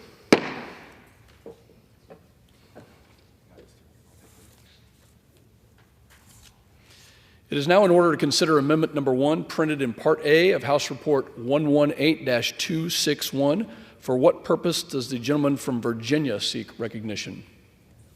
Mr. Chairman, I rise to speak to amendment number 1 in favor thereof. The clerk will designate the amendment. Amendment number 1, printed in Part A of House Report Number 118-261, offered by Mr. Griffith of Virginia. Pursuant to House Resolution 838, the gentleman from Virginia, Mr. Griffith, and a member opposed, each will control 5 minutes. The chair recognizes the gentleman from Virginia. Thank you very much, Mr. Chairman. This is an amendment that will take the wild horse and burro program back to the 2019 levels, or about $80.5 million. In 4 years, in just 4 years, this program has gone up 46%. Now, I've always had some questions about this program anyway, because what we do, Mr. Chairman, is we rent land or lease land the Bureau of Land Management has, but federal lands, to farmers who bring their cattle in. Perfectly fine, fully supportive of that. But because the wild horses reproduce at such a fast rate, the horses were eating up the grass before the cattle could get to it. So we decided we'd come up with this program back in the 1970s, and the original idea was that the program would have these wild horses captured and adopted. And there are some adopted. And in fact, we do some birth control measures. And in fact, Mr. Chairman, historically, less than 1% has been used for birth control, but this year we're hoping maybe it goes up a little bit higher. That being said, a 46% rise in the cost of this program seems to be awfully high. And what do we do with all those horses that we don't get adopted or that don't get the proper birth control shot, usually from a helicopter? Well, we take them and we ship them to farms and we house them for the rest of their lives. So basically what we've set up is a very expensive retirement home for wild horses and wild burros. And we're on the hook. Now, you know, I know people love the wild stallions and it makes people reminiscent of the Old West. But I would remind them that the horse as it exists today is non-native to North America, was introduced as the Spanish first came in and then other European settlers arrived on the two continents, the North and South America. And I have to question, with the debt that this country has and the severe needs we have in other parts of this nation, on the border, around the world, why we're increasing spending on retirement homes for wild burros and horses about 46% over 4 years. So it just takes the program back, it does not eliminate it, takes it back to the 2019 levels and starts to put an end to it. And Mr. Chairman, I know you're already aware of this, but at $2 a horse in long-term care, $2 a horse per night, there's a lot of other things we could do with that money. And I reserve the remainder of my time. The gentleman reserves. For what purpose does the gentleman from Idaho seek recognition? Claim time in opposition. The gentleman is recognized. I rise in opposition to this amendment to decrease funding for the Bureau of Land Management's Wild Horse and Burro program. I understand the gentleman's frustration. Many of us have been addressing this for a number of years, trying to find the right solution. We haven't found it yet. It used to be that they used to take these horses and slaughter them. Guess what? You can't do that anymore. Public won't accept it. And frankly, neither will I.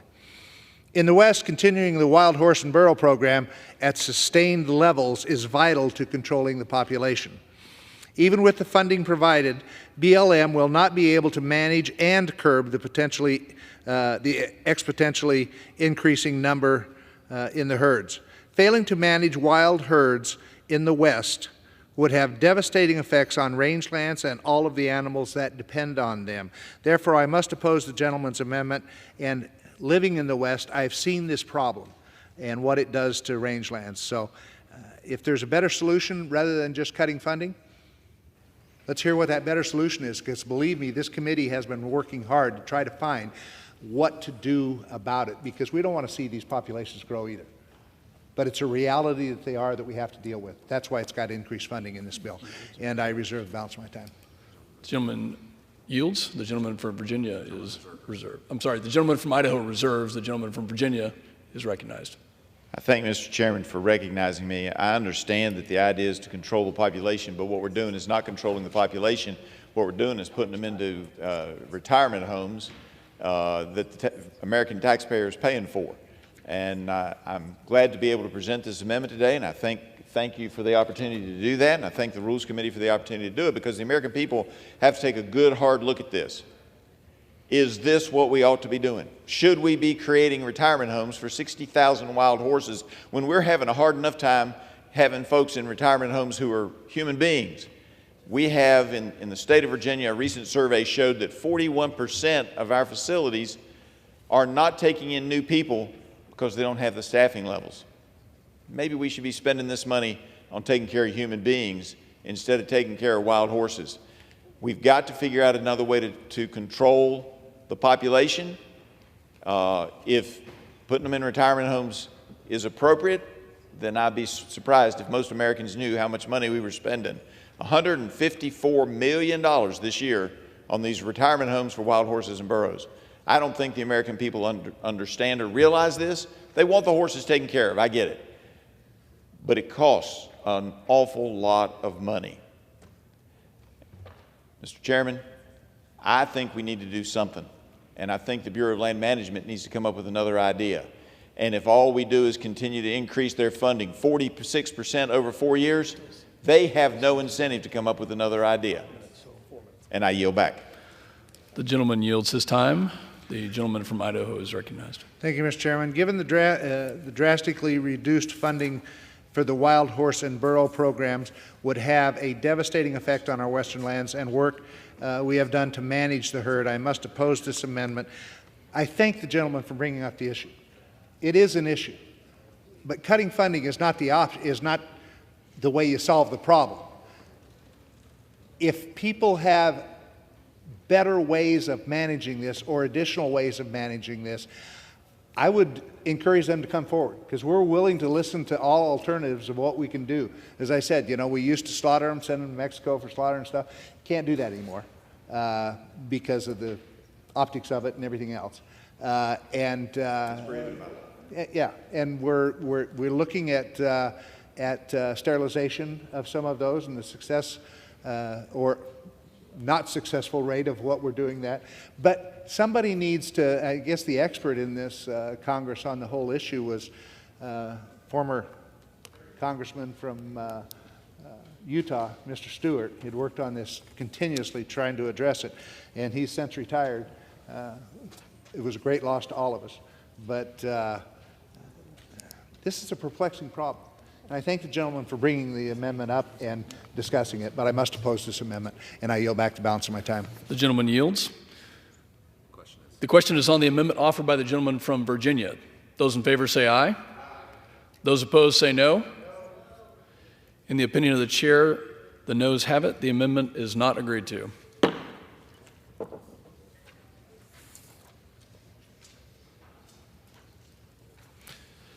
It is now in order to consider amendment number 2, printed in Part A of House Report 118-261. For what purpose does the gentlewoman from Wyoming seek recognition? Mr. Chairman, I have an amendment at the desk.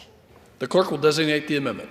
Amendment number 2, printed in Part A of House Report number 118-261, offered by Ms. Hageman of Wyoming. Pursuant to House Resolution 838, the gentlewoman from Wyoming, Ms. Hageman, and a member opposed, each will control 5 minutes. The chair recognizes the gentlewoman from Wyoming. Thank you, Mr. Chairman. Today I rise in support of my amendment, which cuts funding for the Bureau of Land Management by 50%. The mission of the BLM is to sustain the health, diversity, and productivity of public lands for the use and enjoyment of present and future generations. Unfortunately, the BLM isn't living up to its stated purpose, and it's lost its way. It's becoming harder and harder for each new generation to use and enjoy our public lands because the BLM is locked in on its goal to lock out land users, including recreationists, livestock raisers, and energy producers. Earlier this year, the BLM proposed the so-called Landscape Health Rule, which seeks to replace productive activities under the BLM's multiple use framework by creating an additional use, so-called conservation leases, a designation never approved by Congress. The current framework already balances conservation with other uses. Creating an entirely new use under the umbrella of conservation is simply a means to eliminate other uses and bar anyone from even setting foot on these lands. Now, I'm grateful that this act also includes a section that prevents funding from going towards the implementation of this proposed rule, but that is not enough. We must also address the BLM's overall agenda to lock us out of our federal lands. My amendment does just that, and I request my colleagues to support it. With that, I reserve. Gentlewoman reserves. For what purpose does the gentleman from Idaho rise? Mr. Speaker, I claim time in opposition to the amendment. The gentleman from Idaho is recognized. Mr. Speaker, I understand the frustration that the gentlelady expresses in her statement, but I must rise in opposition to this amendment. The Bureau of Land Management's funding level is already $255.4 million, or 18% below the FY23 enacted level. A drastic 50% cut to already decreased levels leaves me concerned that this would put the agency in a position where they cannot carry out critical activities to address their most pressing issues in western states, particularly in Wyoming, Idaho, other states. The growing backlog for grazing and energy mineral activity permits, population problems with wild horses and burros that were just debated on the last amendment, and the increasing demand for increased recreational access to our public lands causes me deep concern when you want to cut the BLM by an additional 50%. So I must oppose this amendment, and I would yield to the gentlelady from Maine. Thank you so much, Mr. Chair. And The gentlelady from Maine is recognized. sorry. Thank you very much, Mr. Chair. And thank you to the chair of this committee for opposing the amendment. As far as I'm concerned, this amendment is extreme. It will not gain bipartisan support and become law. The draconian cuts proposed in this bill violate the agreement reached by former Speaker McCarthy and President Biden that were memorialized in statute in Public Law 118-5, the Fiscal Responsibility Act of 2023, and we would not be teetering on the brink of government shutdown if my Republican colleagues would hold up their end of the bargain. But as to this amendment, with the West reeling from the historic megadrought, the worst in 1,200 years, why would any of my colleagues want to hamstring the Bureau of Land Management from protecting our public lands for the American public and future generations? I urge my colleagues to reject this amendment, and I yield back. Yield back. Gentleman reserve yields. the balance. The gentleman reserves. Reserve the balance of my time. Gentleman reserves. Gentlelady from Wyoming. The BLM has recently launched an attack on 3.6 million acres in Wyoming through its proposed draft Rock Springs Resource Management Plan, or RMP. Through their preferred alternative, they are trying to lock out land users by designating 1.8 million acres as areas of critical environmental concern, which essentially prevents us from accessing and using these lands, particularly as it relates to recreation, livestock grazing, and energy production and mineral extraction. The Rock Springs draft RMP is entirely biased, unscientific, violates FLTMA and NEPA, and is an abuse of BLM's authority. We can mine, we can drill, we can graze, and we can recreate on federal lands while also conserving our important natural resources and wildlife. And in fact, we have been doing so for literally decades. Come to Wyoming and see how we have managed these resources. We have a beautiful state, abundant wildlife, clean water, and clean air. We are also one of the largest energy producers in the United States. Conservation and protection go hand in hand with grazing and energy development. The BLM's preferred alternative for the Rock Springs RMP does not strike the proper balance between conservation and development, would ravage Wyoming's and the nation's economy, and ultimately destroy opportunities to use the land in a productive, profitable, and effective way. The BLM has turned into an arm of the radical environmental organizations running this administration, is aggressively exceeding its authorization and ignoring its very purpose for existence. I encourage adoption of my amendment so that we can begin to right this ship. And with that, I reserve. Gentlelady reserves. Gentleman from Idaho is recognized. I'll reserve. Gentleman reserves. Not only is the BLM attacking the state of Wyoming's economy, but the economic well-being and security of every American. It continues to pursue these failed policies that force us to depend on importing our food and our energy, while also stifling competition for companies that operate on public lands. Examples of these aggressive actions including leading out on President Biden's war on oil and gas, as well as its war on coal. Crippling conservation efforts by eliminating uses that improve the environment, preventing local and state multi-generational input as to the most appropriate uses and management of land, also while pursuing policies that impact the value and quality of our property resources, and holding projects on federal lands hostage to environmental litigation, and then selling out to the demands of environmental groups that are gaining traction in the fight against local control. The BLM has perfected the sue and settle model, and all of us are suffering the consequences. And there are so many other examples of the BLM attacking the state of Wyoming as well as the economic well-being of every citizen in the United States. Mr. Chairman, today my state faces an onslaught of proposals from the Bureau of Land Management and other federal agencies as they pursue the terribly destructive Green New Deal. Cutting the BLM's budget as proposed in Amendment 2 is one step forward in addressing those attacks. And with that, I reserve. Gentlelady reserves. Gentleman from Idaho reserves. The system is no longer sustainable. Gentlelady, do you wish to continue? Do Pardon you wish me? to continue? Yes. Okay, the gentlelady from Wyoming is recognized. Thank you. The system that we have with the BLM is no longer sustainable, and most states across the West are struggling as a result. Because my colleagues in the House and Senate are wholly opposed to reining in the executive state, I have no choice but to try to slash the agency's budget to try to rein in what they have been doing. The fact is that the federal government's ever-growing presence in the West and its adversarial nature to our way of life is undermining our prosperity. In short, the BLM doesn't work for us anymore. It doesn't work for the people of Wyoming, and it doesn't protect our natural resources. It is time that we do something about it, recognize where the problem lies, and slash the budget. With that, Mr. Chairman, I yield back. The gentlelady's time has now been expired. She yields. Gentleman from Idaho. Thank you, Mr. Chairman. I would suggest that if the gentlelady has a problem with the Rock Springs area, that you address that specifically. But this cuts 50% of the BLM across the board. Yes. That means it's going to substantially impact Idaho. And guess what? We get along pretty well with the BLM in Idaho. If you cut this 50%, you're going to have tough times getting grazing permits. We've got minerals in what's called the phosphate patch in Idaho. BLM has to deal with. Our general problem is when the decisions that are made in Idaho, both by the BLM or the Forest Service or their other agencies, and those decisions come to Washington, then you got a problem. And that's where the problem exists. But this would cut 50% of actually the BLM across the country.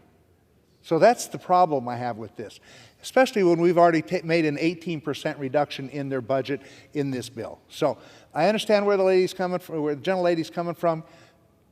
Wyoming might have a special problem, and an amendment should be addressed to deal with that instead of the BLM in general. So I would oppose this amendment, and I hope my colleagues will vote no on it. Does the gentleman yield back? Yield back the balance of my time. All right, the question is on the amendment offered by the gentlelady from Wyoming. Those in favor say aye. Those opposed say no. In the opinion of the chair, geez, that's interesting. In the opinion of the chair, the noes have it. A recorded vote pursuant to Clause 6 of Rule 18. Further proceedings of the amendment offered by the gentlelady from Wyoming will be postponed. Recorded vote is recognized.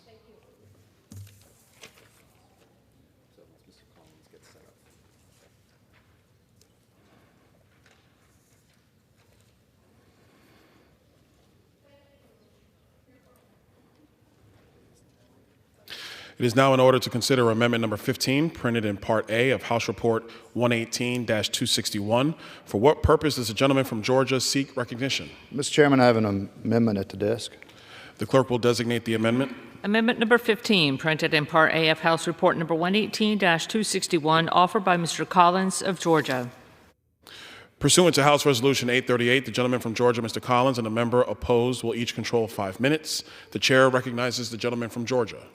Thank you, Mr. Chairman. Mr. Chairman, you know the job description of member of Congress is real short. It's to take care of your constituents and to have oversight of the federal government. This amendment deals with the oversight portion. It's oversight of an unauthorized federal agency, of which we have over 1,200 unauthorized agencies. And an unauthorized agency is one that was simply not approved by Congress. In this case, the agency was approved through the executive branch to help with overseeing the implementation of NEPA back during the Nixon administration. Since then, it has become one of the rogue, woke, climate control warriors for the Biden administration, pushing rules and regulations. As a matter of fact, the budget for this unauthorized agency was around $3.75 million. Happened to grow during the Democrats' Inflation Reduction Act to over $62 million. Now, the Council on Environmental Quality is just one of a long list of unauthorized agencies in this federal government. During recent oversight hearings as well, on 4 occasions, Director Brenda Mallory was requested to come and testify. Y'all, she only showed up one time. One time. And during that time, she decided that she would refuse to answer questions. She didn't have to answer our questions on any subject. Let me make that even clearer. She wasn't refusing to answer my questions or the committee's questions. She was refusing to answer to the American people, the very taxpayers that foot the bill for that agency. You see, they've gotten to where, like other agencies, like the ones that was just mentioned, they feel they don't have to answer to us. They don't have to answer to the American people. They're beyond that. It's beneath them to have to explain what they do. This amendment does one simple thing. $3.75 million is their annual budget. It simply takes that from this woke climate change warrior style agency and it moves it over to the national parks, to their construction fund. And what that does is that's going to help, Mr. Chairman, that's going to help with the backlog of deferred maintenance that's in that national parks. National Parks is running a deferred maintenance because of members from the other aisle using their funds on the national parks for pet projects. So with that, I urge the passage, and I reserve the balance of my time. The gentleman from Georgia reserves. For what purposes does the gentlelady from Maine seek recognition? Thank you, Mr. Chair. I claim time in opposition to this amendment. Gentlelady is recognized. Thank you, Mr. Chair. This amendment completely eliminates the Council on Environmental Quality. This important office is responsible for coordinating the federal government's efforts to improve, preserve, and protect Americans' public health and the environment. These are very important tasks. It also works to ensure that environmental reviews for infrastructure projects and federal actions are thorough, efficient, and reflect the input of the public and local communities. This proposed amendment would hobble the office and result in significant delays to infrastructure projects across the country at exactly the wrong time. I oppose this amendment, and I reserve the balance of my time. Gentlelady reserves. Gentleman from Georgia. Thank you, Mr. Chairman. Mr. Chairman, this is a prime example of another rogue, unauthorized agency out there that is implementing rules and regulations for which they were not set up. It also is an agency that was issued $62 million for the Democrats' Inflation Reduction Act. Therefore, they have plenty of cash over there. This simply takes $5 million and moves it over to help with the deferred maintenance on our national parks. And with that, I yield back. Gentleman yields. The gentlelady from Maine. Thank you. I yield 2 minutes to the chairman of this chairman of this committee, Mr. Simpson. Sorry. I thank the gentlelady for yielding. Mr. Chairman, I rise in opposition to the amendment. While I understand the concerns from my colleagues about CEQ's actions under this administration related to the environmental review process and other issues, I believe that the CEQ has a valuable role to play in leading efforts to strike a balance in ensuring our environment is protected while also promoting economic development and job growth. It is important to have an agency lead coordinated efforts across the administration on issues such as conservation and preservation to our natural resources. I would say this, though. Republicans liked what CEQ did under the previous administration. We actually liked what they were doing. The way to change policies of an agency is by voting in a different administration. And next year, we'll have that opportunity to see how the American people feel. I would say that we've rescinded those funds that were given to CEQ in this bill also. So they don't have all those funds that are left there, and we've actually reduced their funding. So I would rise in opposition to the amendment, but I understand the gentleman's concern under this administration. And I yield back. Gentleman from Maine. I reserve. Gentlelady reserves. So the gentlelady has the only time. The gentleman from Georgia yielded back time. No. You yielded back. Do you need? Is there unanimous consent for the gentleman to reclaim his time? Consent to reclaim my time. Is there objection? I thought I Seeing reserved. none, the gentleman from Georgia is recognized. Mr. Chairman, I believe that $62.5 million was given to this agency in the Inflation Reduction Act, which was passed into law. Any bill that is out there that rescinds that money has not been signed. Therefore, it's still there. I'm simply saying take the $3.75 million, which is our duty as a member of Congress to have oversight, especially over an agency that was never authorized by Congress. I don't care which administration it is. Wrong is wrong. This agency is not authorized by this body. Therefore, I'm asking for the funds to be moved over to the national parks, for deferred maintenance. And with that, Mr. Chairman, I do yield back the balance of my time. The gentleman yields. The gentlelady from Maine is recognized. Thank you, Mr. Chair. Once again, I just want to say that this is a terribly misguided amendment to completely defund and eliminate the Council on Environmental Quality. And I appreciate the remarks by the chair that while in different administrations we may feel differently about the kinds of decisions or the tactic that they take, but we understand the importance of this particular agency, and defunding it would be absolutely the wrong move. I appreciate the gentleman who sponsored this amendment, his desire to fund the national parks, and we have a way to do that. Just go against the cuts that are made in this bill, vote against the Interior Appropriations Bill, and we will make sure that in a future iteration of this bill, we fully fund the national parks, and I appreciate his understanding the importance of making sure that funding is available. But as to this amendment, this is a bad amendment. I oppose the amendment, and I yield back the balance of my time. The gentlelady yields. The question is on the amendment offered by the gentleman from Georgia. Those in favor say aye. Aye. Those opposed say no. No. In the opinion of the chair, the ayes have it. The amendment is agreed to. I request a recorded vote. Recorded vote has been requested pursuant to Clause 6 of Rule 18. Further proceedings on the amendment offered by the gentleman from Georgia will be postponed.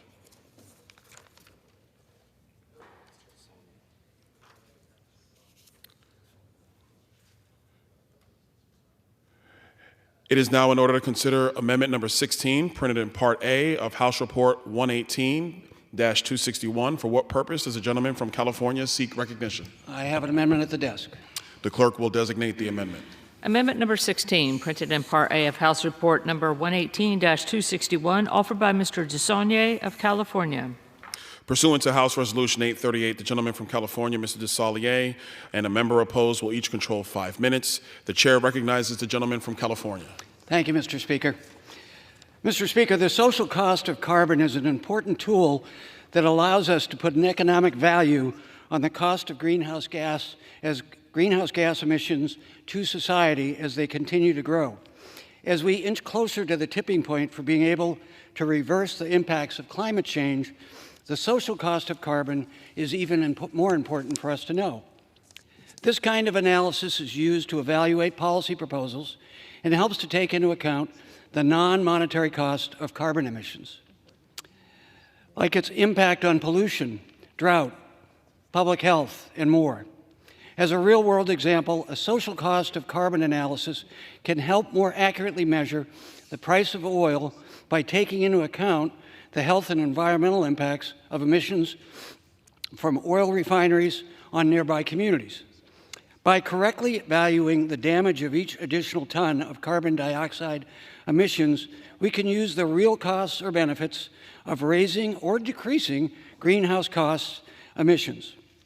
Using the social cost of carbon now will not only provide massive financial savings in the future for individuals, businesses, and the government, but also help to better evaluate the significant public health impacts of climate change.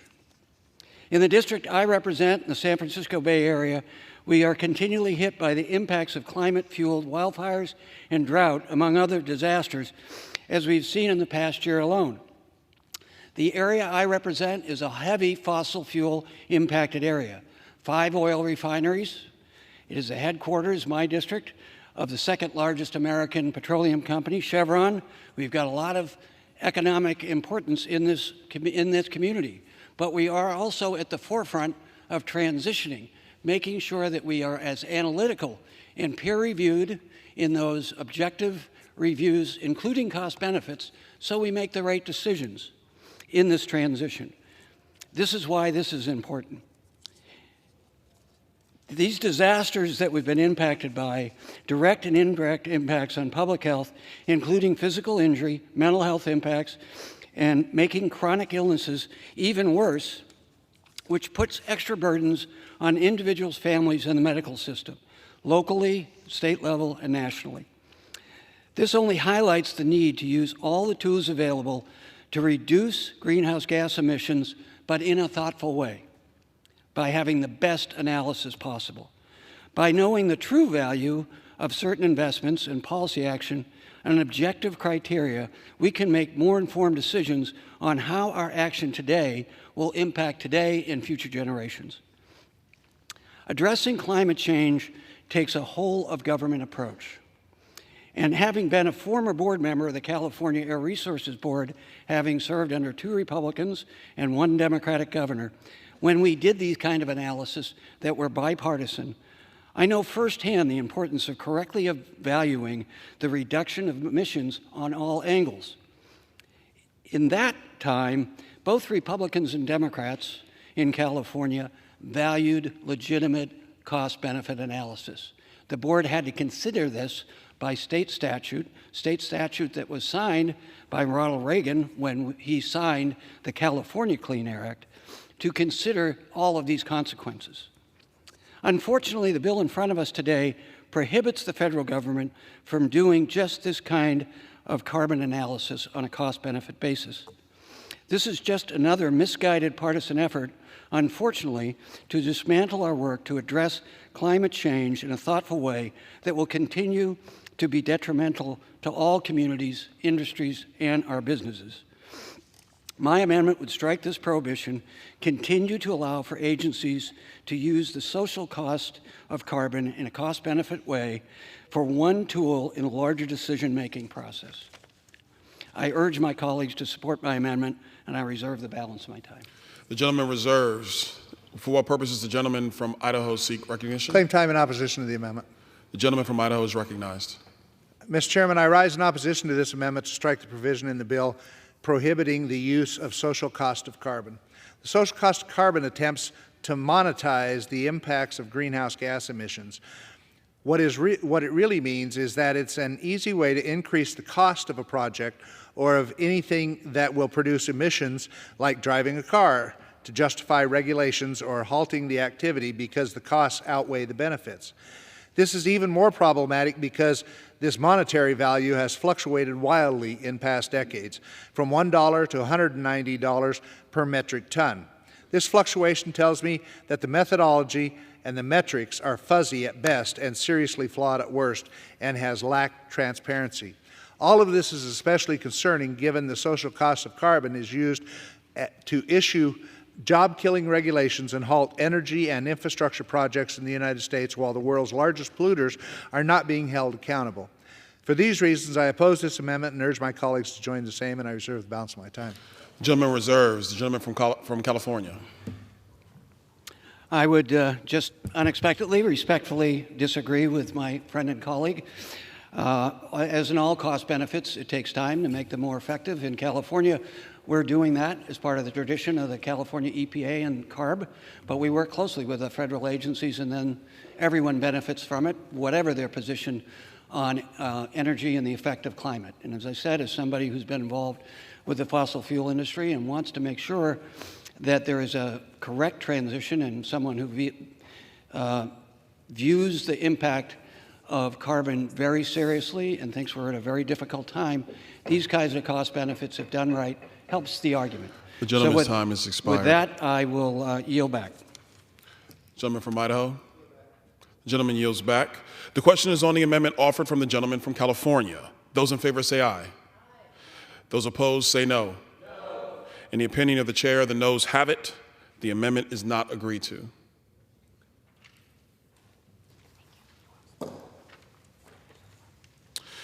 It is now in order to consider amendment number 19, printed in Part A of House Report 118-261. For what purpose does the gentleman from Pennsylvania seek recognition? Mr. Chairman, I've got an amendment at the desk. The clerk will designate the amendment. Amendment number 19, printed in Part A of House Report number 118-261, offered by Mr. Perry of Pennsylvania. Pursuant to House Resolution 838, the gentleman from Pennsylvania, Mr. Perry, and a member opposed will each control 5 minutes. The chair recognizes the gentleman from Pennsylvania. Thank you, Mr. Chairman. Ineffective, unreliable, and dangerous. That's what we're here to talk about on this amendment. This amendment strikes the $28 million in this bill to the Bureau of Ocean Energy Management's renewable energy program that promotes the administration's reckless goal of creating 30 gigawatts of offshore wind production by 2030. Now, the promotion of rapid expansion of offshore wind is particularly misguided considering offshore wind's high levelized cost, the significant lack of reliability, the impact on flight safety and national defense, and the threat to endangered ocean wildlife from offshore wind activity. Offshore wind is one of the most expensive energy sources available. The Energy Information Administration estimates the levelized cost of energy for offshore wind at $136.51 per megawatt hour, which is 3 times as much as even onshore wind, which is still way more expensive than the traditional forms of energy that are clean and that we rely on to turn these very lights on in this chamber. The heavy reliance on offshore wind is a contributing factor to the United Kingdom having one of the highest electricity prices in the world. In addition to being expensive, wind power is notoriously unreliable. Intermittency is a fact of life for wind power and one that cannot be overcome or ignored. More simply put, if the wind stops blowing, the power goes out. You don't have a backup because we're shutting down all the backups across this country. One of the significant contributors to the European energy crisis in 2021 and 22 is a flatlining of offshore wind production. Investing federal resources in this expensive and unreliable technology is economically ill-advised and unaffordable, as we are $33 trillion in debt. Beyond the economic problems with offshore wind, these projects actively threaten national security, maritime safety, and flight safety. The Department of Defense has identified most of the eastern U.S. Atlantic coast as a wind exclusion zone for defense and defense training, including activity and currently leased wind farm areas. The DoD, the people we rely on to keep us safe, has said, no, we don't want this. The Interagency Wind Turbine Radar Interference Mitigation Working Group has raised concerns that these offshore wind farms will create radar interference that will impede air traffic control, homeland security, national defense, and weather forecasting. Despite these concerns and the grave implications of radar interference on the military, the maritime and aviation industries, the Bureau of Ocean Energy Management has recklessly pursued these offshore wind projects without addressing any of these issues. The Bureau's renewable energy program is recklessly greenlighting wind energy projects without accounting for any of the concerns I just raised. Congress must end the funding for this misguided program and protect American taxpayers from the funding of this, again, ineffective, unreliable, and dangerous form of energy. I reserve. Gentleman reserves.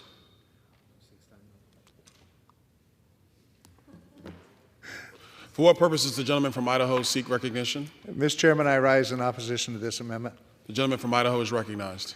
As I said, I rise in opposition to this amendment. The Bureau of Ocean Energy Management manages the development of energy and mineral resources of the Outer Continental Shelf along our nation's coastlines. I understand the intent of the gentleman's amendment is to eliminate the Renewable Energy Office in BOEM. I'll first note the base bill already cuts funding for the renewable energy account by nearly $15 million, or almost 35%. So about a third of it's gone in our base bill.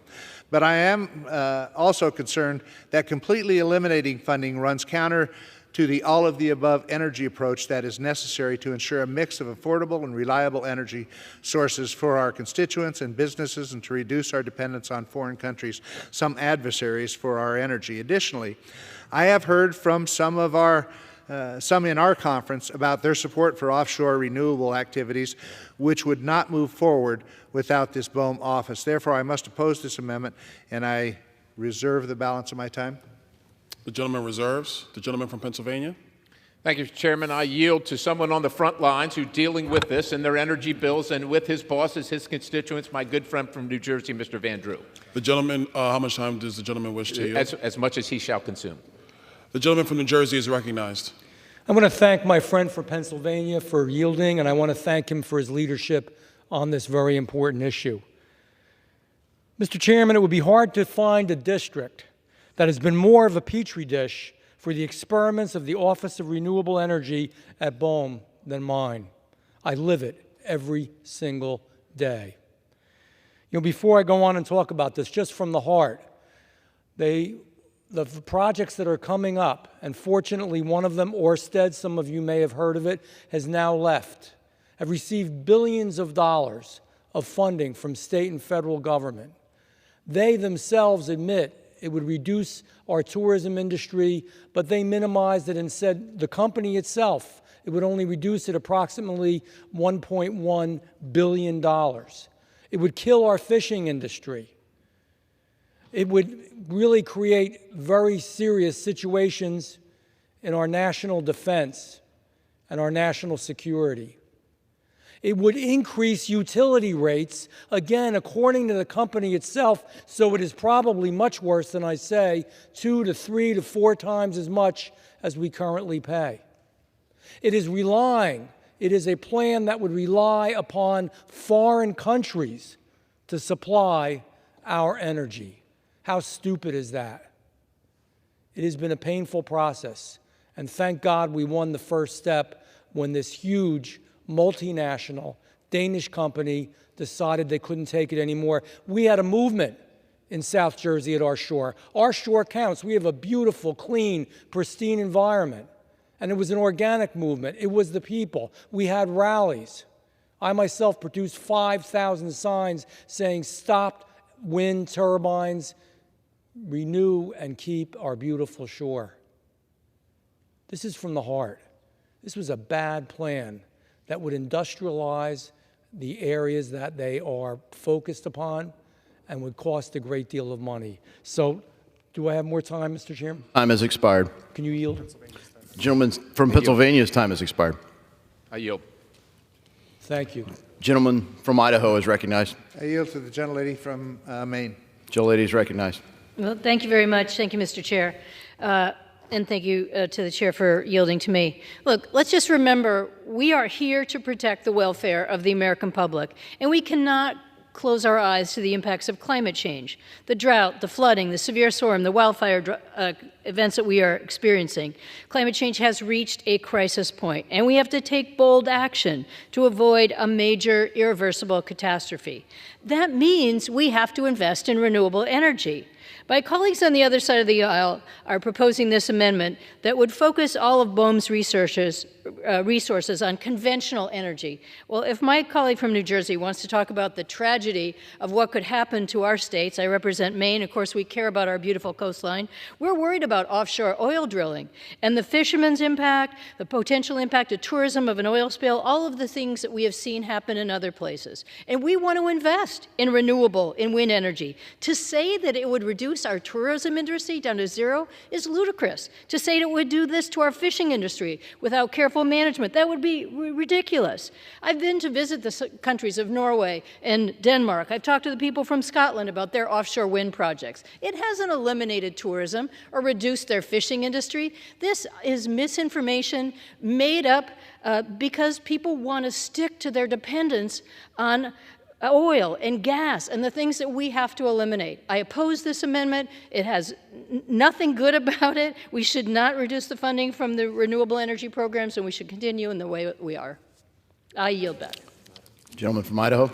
Mr. Chairman, as I said, I oppose this amendment. It is contrary to what we on this side of the aisle have been preaching for a number of years, and that is the all-of-the-above energy program. It's going to take nuclear, it's going to take coal, it's going to take oil, it's going to take, yes, wind and solar is going to be a part of the mix. That's just the reality. We don't mean that every mile of offshore area ought to be available for wind towers in the ocean, but there are some places that are. So I would oppose cutting the BOEM Renewable Energy Office completely, and I would urge my colleagues to vote against this amendment. The question is on the amendment offered by the gentleman from Pennsylvania. Those in favor say aye. Those opposed say no. In the opinion of the chair, the ayes have it. The amendment is agreed to.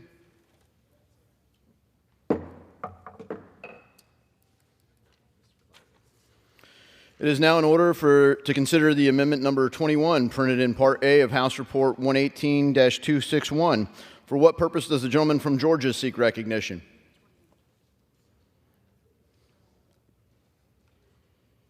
I have an amendment at the desk.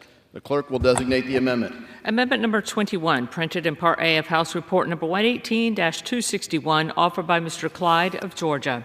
Pursuant to House Resolution 838, the gentleman from Georgia, Mr. Clyde, and a member opposed will each control 5 minutes. The chair now recognizes the gentleman from Georgia. Thank you, Mr. Chair. I rise today to offer my amendment, and I urge my colleagues to support it, which would eliminate funds for official receptions within the Department of the Interior. Our national debt is quickly approaching $34 trillion, and yet wasteful and unnecessary spending is still rampant in our federal government. The American taxpayers deserve to know that their hard-earned money is being spent responsibly and conservatively, but the underlying bill still includes thousands of taxpayer dollars for government operations that are neither relevant nor essential for the success of our nation in the Department of Interior. One such account is the Receptions and Representation Expense Account, which provides funds for hosting cocktail receptions and catering for Department of Interior events.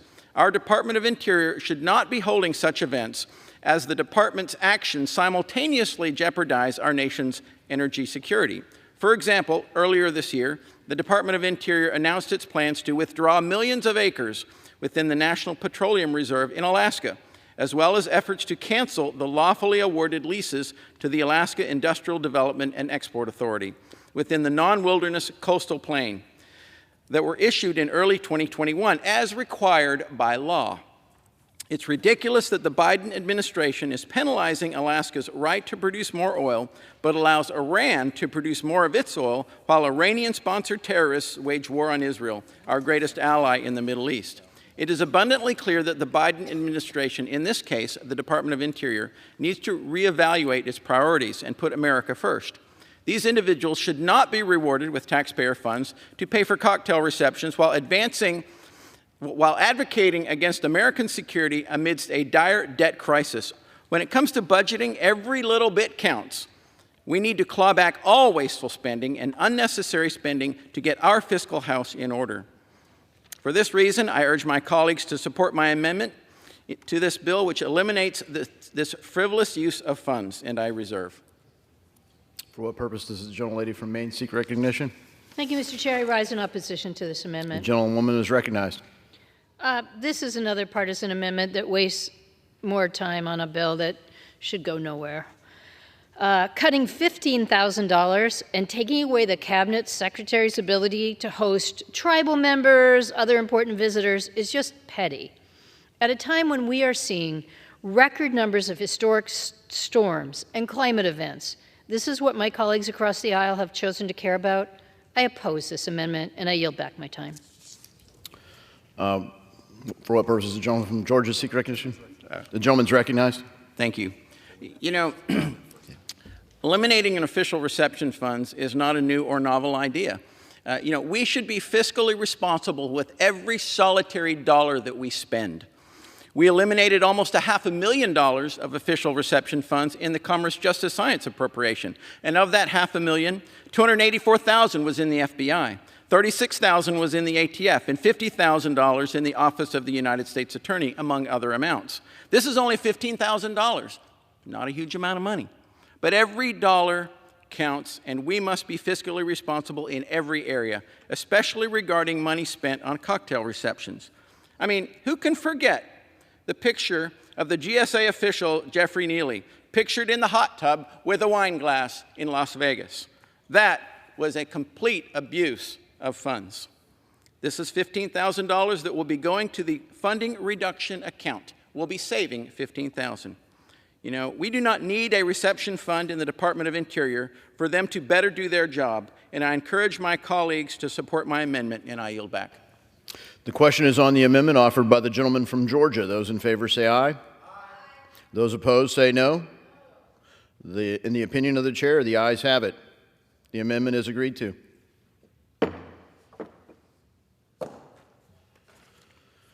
It is now in order to consider Amendment Number 28, printed in Part A of House Report 118-261. For what purpose does the gentlewoman from Colorado seek recognition? Mr. Chair, I have an amendment at the desk. The clerk will designate the amendment. Amendment number 28, printed in Part A of House Report number 118-261, offered by Mrs. Boebert of Colorado. Pursuant to House Resolution 838, the gentlewoman from Colorado, Ms. Boebert, and a member opposed will each control 5 minutes. The chair now recognizes the gentlewoman from Colorado. Thank you, Mr. Chair. I rise today to offer my amendment that redirects $5 million from government bureaucracy to hazardous fuel reductions activities within the Bureau of Land Management to prevent catastrophic wildfires and save lives. The year I was elected to office, Colorado suffered the worst fire season in Colorado history, with the 3 largest recorded wildfires we have ever had. Hundreds of homes were destroyed and evacuated as Coloradans endured more than 100 days of fire. The Cameron Peak Fire burned more than 208,000 acres and more than 460 structures to the tune of $6 million in property losses. The East Troublesome Fire on the border of my district killed 2 people. Coloradans also suffered severe health issues resulting from significant smoke from these fires. Wildfire smoke causes serious disorders, including eye and respiratory tract infections, reduction of lung function, bronchitis, exacerbation of asthma, and even premature death. Catastrophic wildfires also cause significant damage to the environment. A few years ago, NASA concluded that one catastrophic wildfire can emit more carbon emissions in just a few days than all the vehicle emissions in an entire state over the course of an entire year. Decades of mismanagement has left our nation's federal lands vulnerable to insects and disease and ripe for a catastrophic wildfire.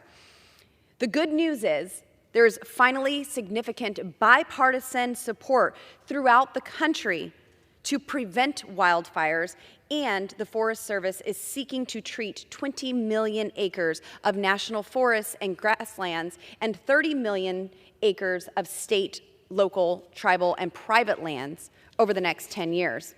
However, we need to do more, as federal agencies have stated that more than 1 billion acres throughout the country are currently at risk of catastrophic wildfires.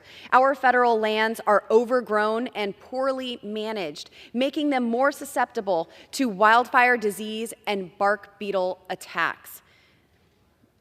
There are federal lands in Colorado and in the West where we once had 50 to 100 trees per acre. But now we see 500 to 1,000 trees per acre.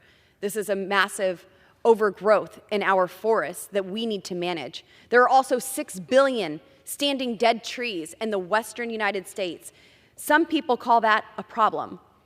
I call it a tinderbox waiting to ignite. Fuels treatments are effective, and federal agencies have made clear, and I quote, over 90% of fuel treatments are effective in changing fire behavior and or helping with control of the wildfire, end quote. Let's put the lives of the American people first and take significant action to benefit our environment by passing my hazardous fuels reduction amendment.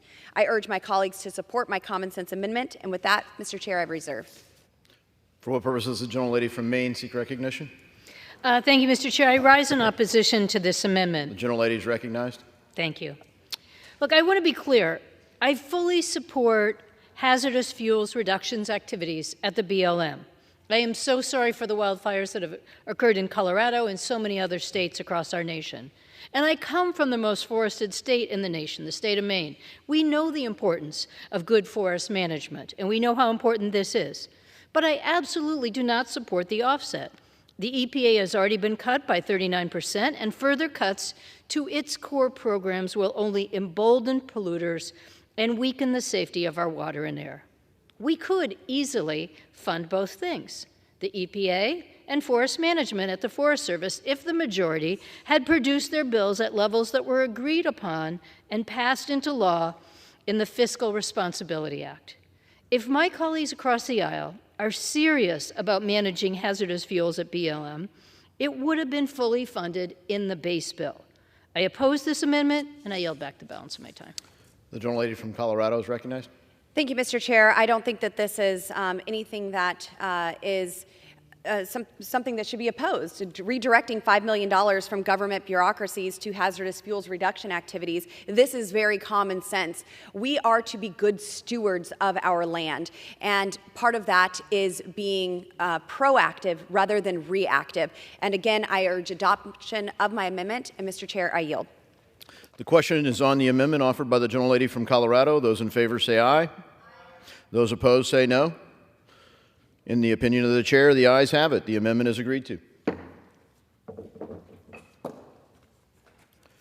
The chair understands that amendment number 33 will not be offered. It is now in order to consider amendment number 35, printed in Part A of House Report 118-261. For what purpose does the gentlewoman from Colorado seek recognition? Mr. Chair, I have an amendment at the desk. The clerk will designate the amendment. Amendment number 35, printed in Part A of House Report number 118-261, offered by Mrs. Boebert of Colorado. Pursuant to House Resolution 838, the gentlewoman from Colorado, Ms. Boebert, and a member opposed, each control 5 minutes. The chair recognizes the gentlewoman from Colorado. Thank you, Mr. Chair. I rise today to offer my amendment that redirects $5 million from government bureaucracy to active forest management activities at the U.S. Forest Service to prevent catastrophic wildfires and save lives. Each year in the United States, about 65,000 wildfires burn more than 10 million acres. Wildfires kill people and destroy everything they own, including their homes and sentimental family heirlooms that can never be replaced. Some of the stories of loss I have heard from people in my district are truly heartbreaking. Our forests are overgrown and poorly managed, making them more susceptible to catastrophic wildfires. We can reduce the size and severity of wildfires through active forest management, which will also protect our watersheds and municipal water supplies. A healthy forest means healthy watersheds. According to the Colorado State Forest Service, more than 24.4 million acres of Colorado's forest land impacts Colorado's water supply, where 80% of the state's population relies on those forested watersheds for municipal water supplies. Healthy forests act as a natural water filter and storage system and are critical to maintaining healthy watersheds. In the United States, forests are a source of drinking water for over 180 million people. Historically, wildfire suppression has consumed more than 50% of the Forest Service's budget. The Forest Service only harvested 3.2 billion board feet in 2020 compared to over 10 billion board feet in 1990. The current flawed approach causes us to spend billions of dollars on the back end to suppress fire, neglecting fire prevention, and putting our communities at increasing risks of catastrophic fires. The Forest Service's own fuel treatment effective database reports that over 90% of the fuel treatments were effective in changing fire behavior and or helping with control of the wildfire. Wildfires are also getting more intense, and we are seeing more crown fires that burn hotter and cause increased ecological damage to soil and watersheds. Unfortunately, federal agencies have failed to recognize this correlation of timber harvests being down nearly 80% over the past 30 years. This also negatively impacts education and local communities, as historically 25% of the receipts from timber harvests went towards schools and important infrastructure projects for the communities that we all serve and love. Let's pass my active forest management amendment that will help prevent catastrophic wildfires and save lives. Mr. Chair, I urge my colleagues to support this common sense amendment, and I reserve. For what purpose does the gentlelady from Maine seek recognition? I rise in opposition to this amendment. The gentlelady is recognized. Thank you so much, Mr. Chair. Once again, I want to address some of the same concerns about this amendment as I did in the previous amendment. And I want to be clear.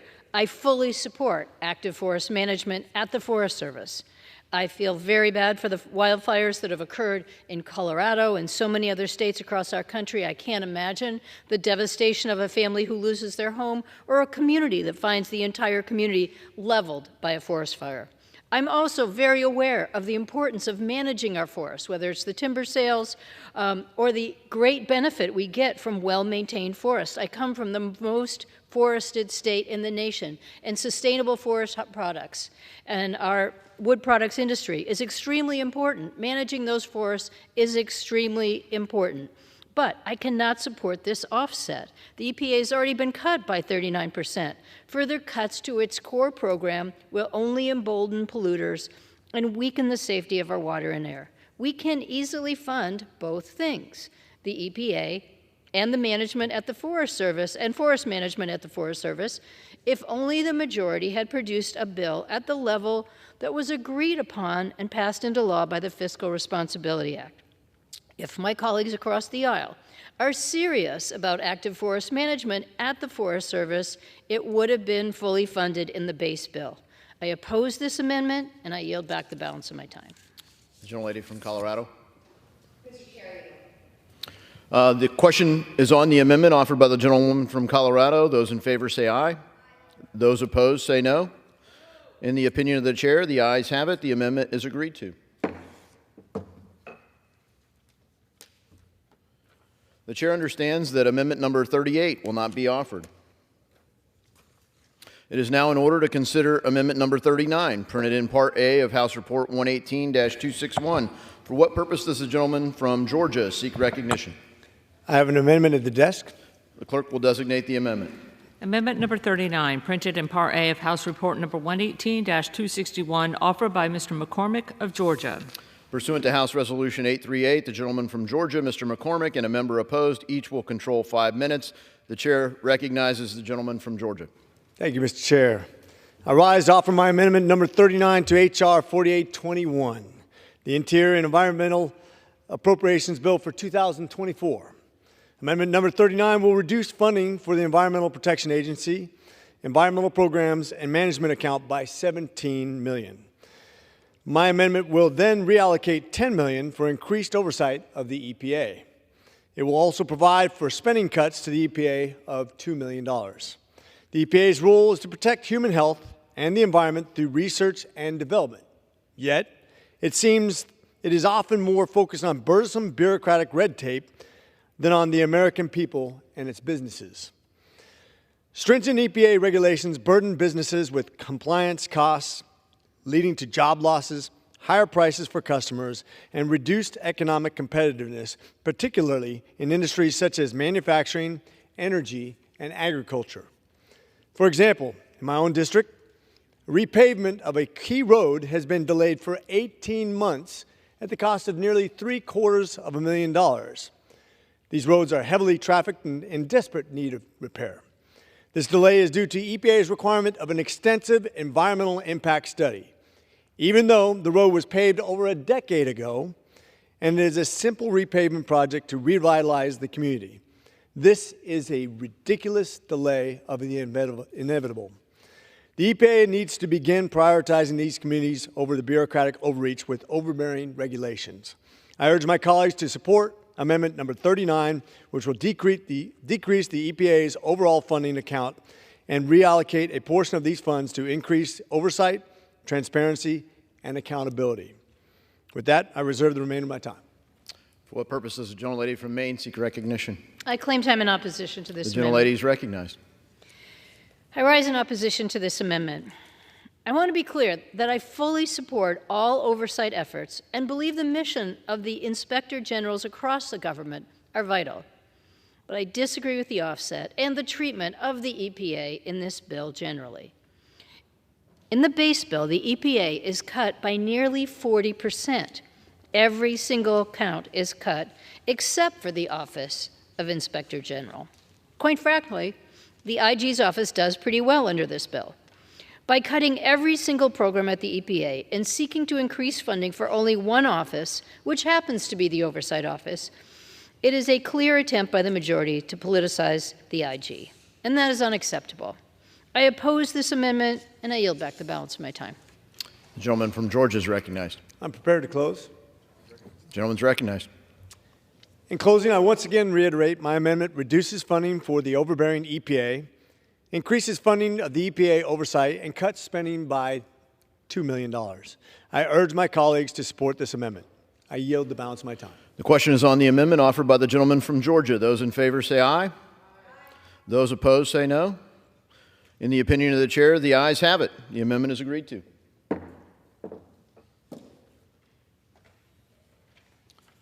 The chair understands that amendment number 41 will not be offered. It is now in order to consider amendment number 58, printed in Part A of House Report 118-261. For what purpose does the gentleman from Arkansas seek recognition? Have an amendment at the desk. The clerk will designate the amendment. Amendment number 58, printed in Part A of House Report number 118-261, offered by Mr. Westerman of Arkansas. Pursuant to House Resolution 838, the gentleman from Arkansas, Mr. Westerman, and a member opposed will each control 5 minutes. The chair recognizes the gentleman from Arkansas. Thank you, Mr. Chair. I yield myself as much time as I may consume. I want to start by thanking the chair of the subcommittee for the great work that they did on this bill and for working with us on so many issues. And I have one little adjustment I would like to make that I think would make the bill even better.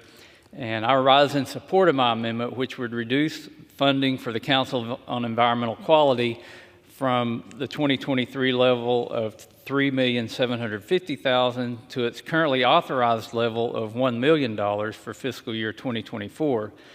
While I do, again, appreciate the Appropriation Committee's efforts to reduce funding for this account by $926,000 from fiscal year 2023 levels, as well as rescind the $62.5 million of funds made available to CEQ by the so-called Inflation Reduction Act, it is my belief that Congress must go further to hold CEQ accountable for their actions. I'm deeply concerned by CEQ's lack of accountability to congressional oversight, their unwillingness to answer basic questions or even answer a letter in a timely manner.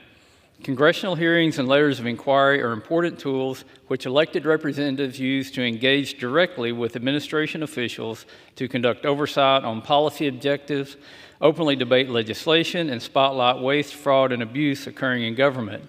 These officials have an obligation to be responsive to Congress, engage in the oversight process, and be accountable to the American people. However, on 3 separate occasions just this year, CEQ Chair Brenda Mallory has refused to testify before the Committee on Natural Resources. In addition, Chair Mallory's staff, in written emails from just a few months ago, actually questioned the precedent and need for congressional oversight hearings. CEQ has also failed to respond to basic document production request letters, most recently missing yet another deadline on Monday, October 31st, for a second request for a production of documents. I would like to note for the record that we are not the only committee experiencing frustration with CEQ, and the specific issues we've been seeking answers on since June, well, let's just say that we're not alone in this endeavor. This type of behavior from political appointees in the executive branch is unacceptable and must not be allowed to continue. Mr. Chair, I come before you today to provide solutions. Working hard in hand with the Appropriations Committee and through the appropriations process, Republicans and Democrats alike should support a reduction in funding to agency and agency heads who refuse to comply with congressional oversight. One of the hearings where Chair Mallory refused to appear, the hearing focused on CEQ's proposed changes to NEPA. These proposed changes have far-reaching impacts and affect countless stakeholders, which would make one think that oversight and transparency would be a high priority for CEQ. To make matters worse, the changes CEQ is proposing to NEPA stand to increase permitting timelines for all kinds of projects, including energy and infrastructure, and ignore significant changes to the NEPA statute made in the Bipartisan Fiscal Responsibility Act. Some of my colleagues here today might be concerned about the level of funding that is provided by my amendment to CEQ for staffing at the $1 million level. However, the Council is well equipped to function on a much smaller budget, as they have the authority under statute not only to work with outside NGOs, but also to detail employees from across the government to their staff without impacting their budget. I'd like to further emphasize this point. CEQ's governing statute actually encourages the Council to work with public organizations, meaning federal, state, and local governments, as well as nonprofits, to save money on employees. So why don't we adhere to what the law says? To recap, my amendment holds up Congress's end of the bargain by providing CEQ with its authorized amount for operations of $1 million for fiscal year 2024 and not $1 more. Should the Council wish to discuss this matter with Congress, it would be my suggestion that Chair Mallory and her staff become more responsive to our questions and requests for routine oversight.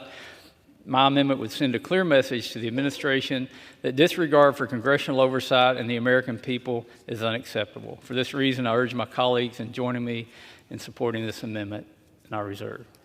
For what purpose does the gentlelady from Maine seek recognition? Mr. Chair, I claim time in opposition to this amendment. The gentlelady is recognized. Mr. Chair, I'm pretty sure this is deja vu all over again. I think we've already had an amendment to cut or eliminate the Council on Environmental Quality. This one does by cutting it 36%. This office is responsible for coordinating the federal government's efforts to improve, preserve, and protect Americans' public health and environment. It also works to ensure that environmental reviews for infrastructure projects and federal actions are thorough, efficient, and reflect the input of the public and local communities. This amendment would hobble the office, result in significant delays to the very important infrastructure projects going across this country, and we have debated this once already. This was a bad amendment then, it's a bad amendment now. I oppose it, and I yield back. The gentleman from Arkansas is recognized. Thank you, Mr. Chair. And just in closing, I'll say the only thing slowing down and providing blockades for projects across the country is CEQ and the influence they're having across other organizations. They're unresponsive to Congress. We should stand up for our Article I rights as members of Congress, cut their funding, and make them more responsive. I encourage my colleagues to support this amendment, and I yield back. Question is on the amendment offered by the gentleman from Arkansas. Those in favor say aye. Aye. Those opposed say no. In the opinion of the chair, the ayes have it. The amendment is agreed to. It is now in order to consider Amendment Number 59, printed in Part A of House Report 118-261. For what purpose does the gentleman from Pennsylvania seek recognition? Thank you, Mr. Chairman. I have an amendment at the desk. The clerk will designate the amendment. Amendment number 59, printed in Part A of House Report number 118-261, offered by Mr. Perry of Pennsylvania. Pursuant to House Resolution 838, the gentleman from Pennsylvania, Mr. Perry, and a member opposed, each will control 5 minutes. The chair recognizes the gentleman from Pennsylvania. I thank the chairman. While I like the last amendment, I've got another good one. This amendment strikes all funding, $3.75 million for the Council on Environmental Quality. The Council on Environmental Quality was created by the National Environmental Policy Act of 1969 to advance environmental policies and to meet requirements under NEPA. The Biden administration has weaponized the CEQ with developing policies on climate change, environmental justice, and federal sustainability, all while creating more paperwork under NEPA that the previous administration tried to reverse. Folks, these policies are what is holding America back. Onerous NEPA requirements and state-level laws like those in California are holding back countless programs and construction projects around the country. They're also part of the Democrat apparatus that aims to shift America's way of life by meeting unscientific emission goals. The federal government's supposed to do a lot of things. It doesn't do many of them well, but it doesn't need to tell us how to cook our food. Yet, as written by the Department of Energy's own estimates for their gas stove rule, that only 4% of gas stove tops available in the market today meet the new standard, essentially forcing Americans to choose electric stove tops. I'll reserve. For what purpose does the gentlelady from Maine seek recognition? Mr. Chair, I claim time in opposition to this amendment. The gentlelady is recognized. Right. Okay, so this amendment is back again. I think it's still deja vu all over again because this is now the third time we have taken up this amendment, now once again, eliminating the Council on Environmental Quality. We have a pending roll call on that very exact question. So no, it just seems to me we have plenty to do around here. We have plenty to do and having a very busy day. We'll have a very busy day tomorrow, and we have very ambitious goals on the part of the majority to pass through a lot of appropriations bills. So why in the world would we have 3 of the same amendments? And I appreciate that different people wanted to give different perspective on it, but couldn't you have all spoken on the same amendment? And I'd also just say that a lot of my colleagues on this side of the aisle had amendments that were eliminated, that weren't given a chance to speak on the floor. So if you had just gone from 3 to 1 of these amendments, you could have used the time for two more of my colleagues' amendments, and we could have had a little more democratic debate, perhaps on reinstating the funding for the National Museum of the Hispanic. I mean, there were a lot of good things we would like to see discussed under this bill. So why in the world the majority had to have us discuss this third time? I do want you to know I have my talking points. I can say exactly the same things about why it is very arbitrary to eliminate the Council on Environmental Quality, why the office is important in establishing the federal government's efforts to improve, preserve, and protect Americans' public health and environment. Also to ensure that environmental reviews for infrastructure projects and federal actions are thorough, efficient, and reflect the input of the public and local communities. And I know you appreciate hearing that from me 3 times. But it just seems to me that if we were managing this floor in a way that really made best use of all of our colleagues' time, we would either give a few more amendments to the Democratic minority, or we would just do this once, have one roll call, and give you all a chance to speak on that particular bill and voice your opinion. It is still a bad amendment. We will still oppose this amendment, and we shouldn't be doing this at this particular time. So once again, I'm going to oppose the amendment, and I'll yield back. The gentleman from Pennsylvania is recognized. I thank the gentlelady for her thoughts on it. Why 3? Well, we want to give you 3 opportunities to do the right thing. Oftentimes, members vote, and then they think, oh, boy, they hear from their constituents, I wish I wouldn't have voted that way. We want to make sure that, A, you know that this agency does not need to exist. And by the way, of all the things, again, that the federal government needs to do, it does not need to be doing this. The states are doing an adequate job. As a matter of fact, they're doing an awesome job. In some places, too awesome of a job. You take California, losing population for the first time in history because of too awesome of a job of being tyrannical towards their citizens with policies just like this. So we want you to have the opportunity. We want you to know that this is a pressing issue. We want you to know that we're not giving up on it, and we're going to keep coming back until we end this boondoggle. And finally, we want to remind everybody, in case no one else knows it, we're $33 trillion in debt. In the next 18 months, we'll probably be $36 trillion in debt. If you can't afford electricity, if you can't afford your groceries, if you can't afford gasoline, your credit card payments are maxed out, you can't afford to buy a new car, the reason is because this Congress, this institution, this town refuses to stop the spending. It's causing all your high prices. This is a place to stop the spending. I urge adoption, and I yield the balance. The question is on the amendment offered by the gentleman from Pennsylvania. Those in favor say aye. Aye. Those opposed say no. In the opinion of the chair, the ayes have it. Mr. Chair, request the yeas and nays. The gentlelady request a recorded vote. Yes, thank you. A recorded vote. Pursuant to Clause 6 of Rule 18, further proceedings on the amendment offered by the gentlelady from Maine will be postponed.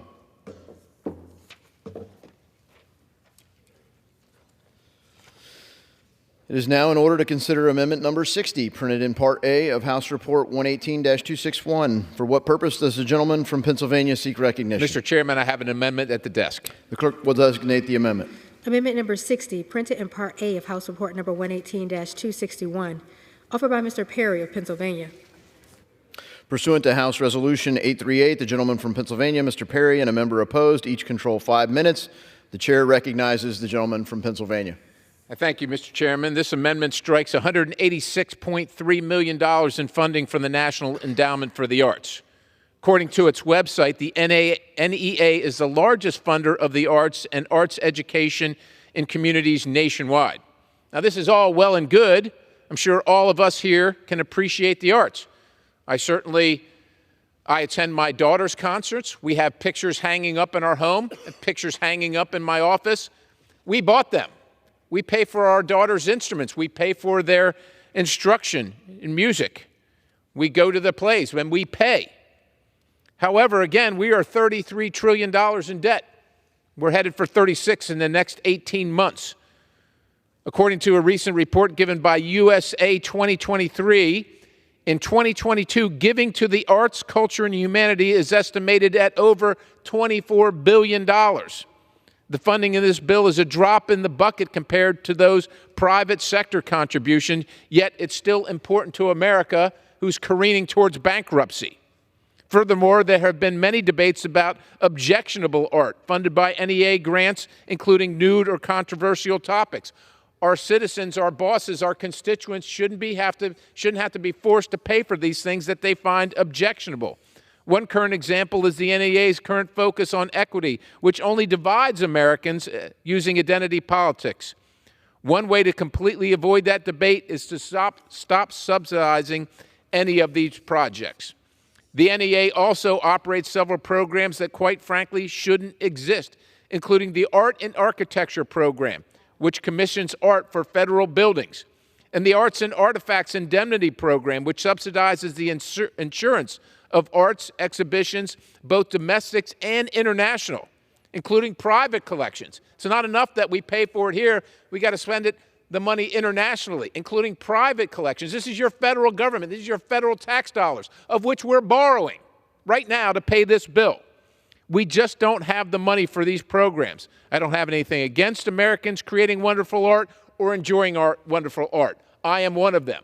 The question is, should our taxpayers be paying for it? And I don't think that they should. I reserve.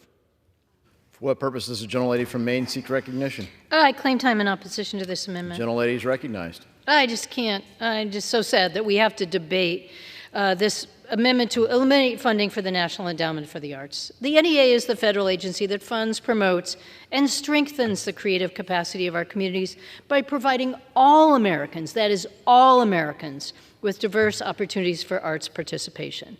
This very small, $186.3 million in this bill, the small but mighty agency supports arts organizations and artists in every congressional district in the country. And these investments yield enormous economic benefits. My colleague on the other side of the aisle says, well, he pays for his own arts. He makes sure that his family has the arts opportunities that his children's art is paid for. But you know what? Every community doesn't have the funding to pay for their own arts. Every community can't afford arts and music in their school, can't afford these opportunities. And yes, there's private sector funding, but private sector goes to where the private sector wants it to be spent. It doesn't make sure that in rural states like mine, that small towns can take advantage of this, that small arts organizations can have these opportunities. A 2021 analysis done by the Department of Conservation and the Commerce and the NEA found that arts and cultural industries added over $1 trillion to the U.S. economy, supports nearly 5 million jobs, and accounts for 4.4% of the GDP. 4.4%. In what other sector wouldn't we make a lousy $186 million investment in something that was going to add 4.4% to our GDP? These guys would be all over it if it was auto manufacturing or chips or something else. The arts have an incredible value as a positive tool for economic development, education, and community building. Defunding this important agency would cause catastrophic harm. It's a terrible idea. I oppose this amendment, and I reserve the balance of my time. The gentleman from Pennsylvania is recognized. I thank the chairman. The question really should be, is this a federal requirement? Is this a federal responsibility? I agree with the gentlelady on a whole host of things she said about the economic impact of the arts and the humanities. The question is, should the federal government be doing it? And if there is a return on investment, and I agree there is, apparently it's worthy because in 2022, private industry, private contributions were $24 billion. That's awesome. We ought to encourage that. Now, maybe $186 million is a drop in the bucket in this bill, and I suspect it is. Where I come from, $186 million is a heck of a lot of money. It's a heck of a lot of money. And if you watch the 1 millions, the 2 millions, the 5 millions, the 100 millions, the 186 millions, maybe sometimes you can get to the fact that we're spending $2.2 trillion more than we're taking into the federal level this year. $2.2 trillion. You have to start somewhere, and you start with the ones, the tens, the 20s, the hundreds, the 100 millions. That's where you start. This is not a federal responsibility. It should be done by local and state if they want to do it. The federal government cannot sustain it and should not sustain it. I yield the balance. The question is on the amendment offered by the gentleman from Pennsylvania. No, wait. I reserved. Oh, my apologies. I'm so used to you yielding, I didn't notice that you had reserved. The gentlelady from Maine is recognized. Thank you so much, Mr. Chair. I just do that to trip you up every once in a while. But I would like to yield time to the chair of the committee, Mr. Simpson. The gentleman from Idaho is recognized. I thank the gentlelady for yielding. I rise in opposition to this amendment, which seeks to eliminate funding for the National Endowment for the Arts. While I support the gentleman's intent to reduce spending, this bill already significantly reduces funding, including the NEA. The bill also requires, and this is what's important to me, frankly, the bill also requires that the NEA allocate at least 40% of its grant funding to state and local communities. Now, the gentleman mentioned the $24 billion that was given privately to the arts throughout the country. The problem is, none of that $24 billion goes to support an arts organization in Jerome, Idaho, or in Shelley, Idaho, or in Sandpoint, Idaho. What this does is make sure, and I emphasize this every time when I talk to the director of the National Endowment for the Arts, is that I'm concerned about the arts in rural communities. I've gone out to my communities throughout my district and met with these arts councils of what they do. Their funding is completely reliant, maybe completely is too broad a word, but substantially reliant on the grants that they get from the National Endowment for the Arts. So I oppose this amendment, and I yield back the balance of our time. Reserve. Gentlelady reserves. The gentleman. I yield the balance. Oh, the gentlelady has the only remaining time. Thank you so much, Mr. Chair. I'll be brief. I appreciate the words of the chair, and I appreciate his acknowledgement that it is the rural communities, whether it's in his state of Idaho or my state of Maine, where there are so many communities that don't have the benefit of the private funding. They don't have the benefit of wealthy parents who can maybe afford to pay for their children's music and arts education. These are communities that desperately depend on this funding. And I also want to say that while there is a lot of economic growth going on in the arts industry, that it's a huge contributor, that many of these, particularly the small venues, were the first to have to close their doors during the pandemic and the last to open, and many haven't recovered. Many people who work in the arts industry, many artists themselves, are still struggling to get back on their feet, and that just makes this funding even more critically important. This is a great way to make sure that everyone in America has the great educational benefit that all young people should have in arts and music, and developing that level of creativity and curiosity. And there's so many wonderful educational benefits that we know come from having that education in the arts. This makes sure that it's available to everybody. We're already facing a cut in this bill. We're going from $207 million, which was never enough, it ought to be at least $1 per person, down to $186 million. So this cut has already been taken. We don't need to do any more, and certainly eliminating it would be a travesty. I oppose this amendment, and I yield back. The question is on the amendment offered by the gentleman from Pennsylvania. Those in favor say aye. Those opposed say no. In the opinion of the chair, the noes have it. The amendment is not agreed to. Pursuant to Clause 6 of Rule 18, further proceedings on the amendment offered by the gentleman from Pennsylvania will be postponed. It is now in order to consider Amendment Number 61, printed in Part A of House Report 118-261. For what purpose does the gentleman from Pennsylvania seek recognition? Mr. Chairman, I have an amendment at the desk. The clerk will designate the amendment. Amendment number 61, printed in Part A of House Report number 118-261, offered by Mr. Perry of Pennsylvania. Pursuant to House Resolution 838, the gentleman from Pennsylvania, Mr. Perry, and a member opposed, each control 5 minutes. The chair recognizes the gentleman from Pennsylvania. Thank you, Mr. Chairman. This amendment strikes $186.3 million in funding for the National Endowment for Humanities. Yet again, folks, since people in Washington don't seem to care, we're over $33 trillion in debt. We're going to add another $3 trillion here in about less than 2 years. Let's take a look at the types of projects we're funding through the NEH grant. $60,000 to study the labor of interpreters in UN field missions. $500,000 to renovate 5,800 square feet of gallery space in the Adirondack Museum to meet quote-unquote contemporary museum standards. Over $330,000 for compact cabinetry and fixtures for a museum in Richmond, Virginia.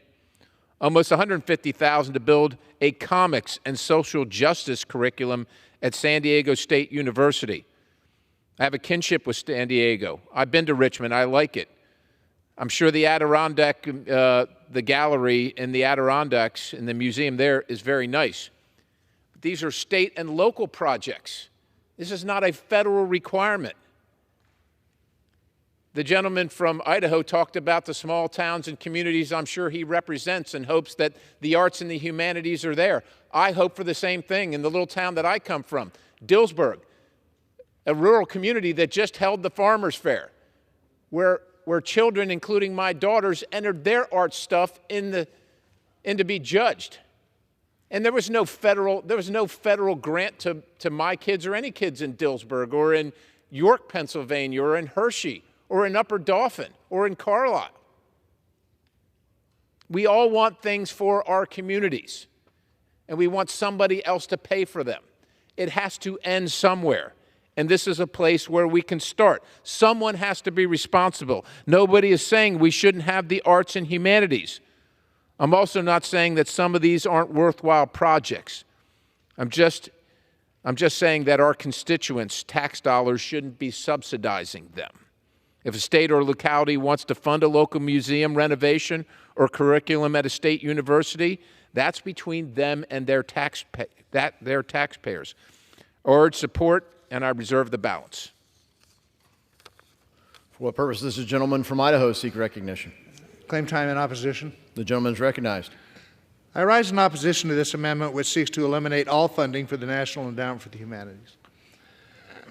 While I understand the gentleman's intent to reduce spending, something that I agree with, the reality is that's exactly what we've been doing in these bills. I've seen firsthand the impact that the NEH dollars have had in my district. In fact, I contribute annually to the Idaho Endowment for the Humanities. The NEA grants allow rural communities, including veterans and students, to have access to historical, cultural, and educational resources that wouldn't otherwise be available to them. What I've seen that works, and I've been around to a lot of the different grants that are received, they are preserving our history. That's exactly what they're doing. And I support their efforts, and therefore I object to this amendment and hope my colleagues would oppose it. Does the gentleman reserve or yield? Reserve. Gentleman reserves. The gentleman from Pennsylvania is recognized. I reserve. Gentleman from Idaho. I reserve the balance of my time. Gentleman reserves. Gentleman from Pennsylvania. Not yet. Okay. Well, let's talk about some other projects. And I know the good gentleman from Idaho talked about we're reducing spending. We continue to reduce spending, and we try to do that. Ladies and gentlemen, Mr. Chairman, we're going broke saving money around this town. We keep on talking about reducing spending, but somehow, I don't know how it is, I watched that clock one of my colleagues wears on his lapel, the national debt clock. My daughter said to me one time, I showed it to her, the national debt clock. She said, "What's that?" I pulled it up online, I showed it to her, and she stared at it, and she said, "Well, it never stops." It never stops. Ladies and gentlemen, Mr. Chairman, it doesn't stop. We're going broke saving money. Here's some more projects, $60,000 to incorporate diversity, equity, and inclusion concepts and content into humanities general education courses at Thomas Edison State University in Trent, New Jersey, a wonderful place. Over $360,000 for diversity, equity, and inclusion programs at the University of Central Oklahoma. $215,000 to California State University for 25 middle and high school English teachers to study climate futurism, which is storytelling that uses climate science as a catalyst to imagine possible climate futures. Now, the President has just asked for a supplemental of over $100 billion for wars in Ukraine, Israel, and to process more illegal migrants across our border. We don't have money for that. We're going to borrow money for that, and we're going to borrow money for this. Ladies and gentlemen, Mr. Chairman, there's a lot of worthwhile things in the world that we want to be a part of, that we want to pay for. We just don't have the money. We just don't have the money. So I would ask that we quit saving money and going broke and pass this amendment. And I'll yield the balance. Gentleman yields. The gentleman from Idaho is recognized. I would just say that I'm very disappointed that the gentleman doesn't agree with us that we ought to reduce spending, because that's what these bills have been doing. Anybody that suggests we're going to stop the debt clock overnight is living in a fantasy world. But we are actually reducing spending. The Appropriations Committee is the only committee in this Congress that's actually reducing spending. They're tough choices, but we've been making those tough choices. I wish the rest of Congress would also, and I would yield to my gentlelady from Maine is from recognized. Maine. Thank you very much, Mr. Chair, and thank you for yielding. How much time is available? 3.5 minutes. Great, thank you. I just want to reiterate that I oppose this amendment that would defund the National Endowment for the Humanities, and I thank the chair for his eloquent remarks about the importance of it in his home state of Idaho. You know, Idaho and Maine, we have a lot in common. Our potatoes are so much better. But other than that, we really could see eye to eye on so many issues. Sorry. I'm sure their potatoes are perfectly fine. I just want to say again, this misguided amendment would significantly hinder support for high-quality projects and programs that reach every single state and territory and benefit millions of Americans. NEH is a very unique source of funding for a wide range of local nonprofit institutions and organizations across the country. This money goes to our states, it goes to our local organization. And these grants strengthen teaching and learning in the schools and colleges. They facilitate research and original scholarship, provide opportunities for lifelong learning, preserve and provide access to cultural and educational resources, and strengthen the institutional base of the humanities. You know, my colleague on the other side of the aisle who proposed this amendment doesn't really see the value of it and goes about to disregard some of the programs that are being funded through this. Well, you know what? Sometimes we need to use literature. We need to use history or the arts to talk about difficult topics. You may not think it's important for us to talk about climate change, but in fact, millions of young people, in fact, millions of people in this country are very worried about that and want to talk about it and think about how we can come with very diverse ideas to a solution that works for all of us. Same with our diversity and equity issues. These are tough topics. And my colleague on the other side of the aisle would just have them eliminated, sweep them under the rug. And yet we have the opportunity to use our great literature, to use the history of this country and the lessons that we've learned, to have those conversations. I don't know what planet this amendment comes from, someplace where these issues are important. Here they're very important. And these programs are used by Americans' veterans, by American senior citizens, by young people in our school. They are so widely used in large communities and small, and they are good investments in our community. These awards they stimulate significant participation and commitment by local and private partners. They generate more money to do exactly what we're doing. So we should be doing more for the NEH, not less. I oppose this misguided amendment, and I yield back. The gentleman from Idaho. Mr. Chair. Reserve. Gentleman has the only time remaining. Yield back. The question is on the amendment offered by the gentleman from Pennsylvania. Those in favor say aye. Aye. Those opposed say no. In the opinion of the chair, the ayes have it. The Mr. amendment. Chairman, I request a recorded vote. Gentleman. Pursuant to Clause 6 of Rule 18, further proceedings on the amendment offered by the gentleman from Pennsylvania will be postponed.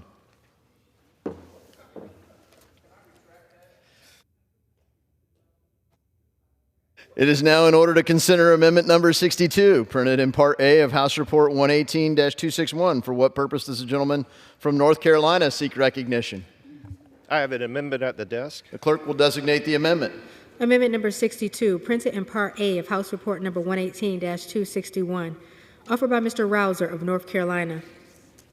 Pursuant to House Resolution 838, the gentleman from North Carolina, Mr. Rouser, and a member opposed, each will control 5 minutes. The chair recognizes the gentleman from North Carolina. Thank you, Mr. Chairman. This amendment simply makes a technical change to the underlying language suggested by the Army Corps of Engineers and the Natural Resources Committee. To be specific of what those changes are, it takes the word borrow site, changes it to borrow source, and then takes the phrase for a period of more than 15 years and replaces it with at least once prior to December 31, 2008. There literally is no change to the substance of the underlying text. This is just an accommodation of the request of the Army Corps of Engineers. With that, I reserve. Does any member claim time in opposition? The question is on the amendment. Gentleman. I yield back. Sorry, the gentleman's recognized. I yield. And All time for debate has expired. The question is on an amendment offered by the gentleman from North Carolina. Those in favor say aye. Those opposed say no. In the opinion of the chairs, the ayes have it, and the amendment is agreed to.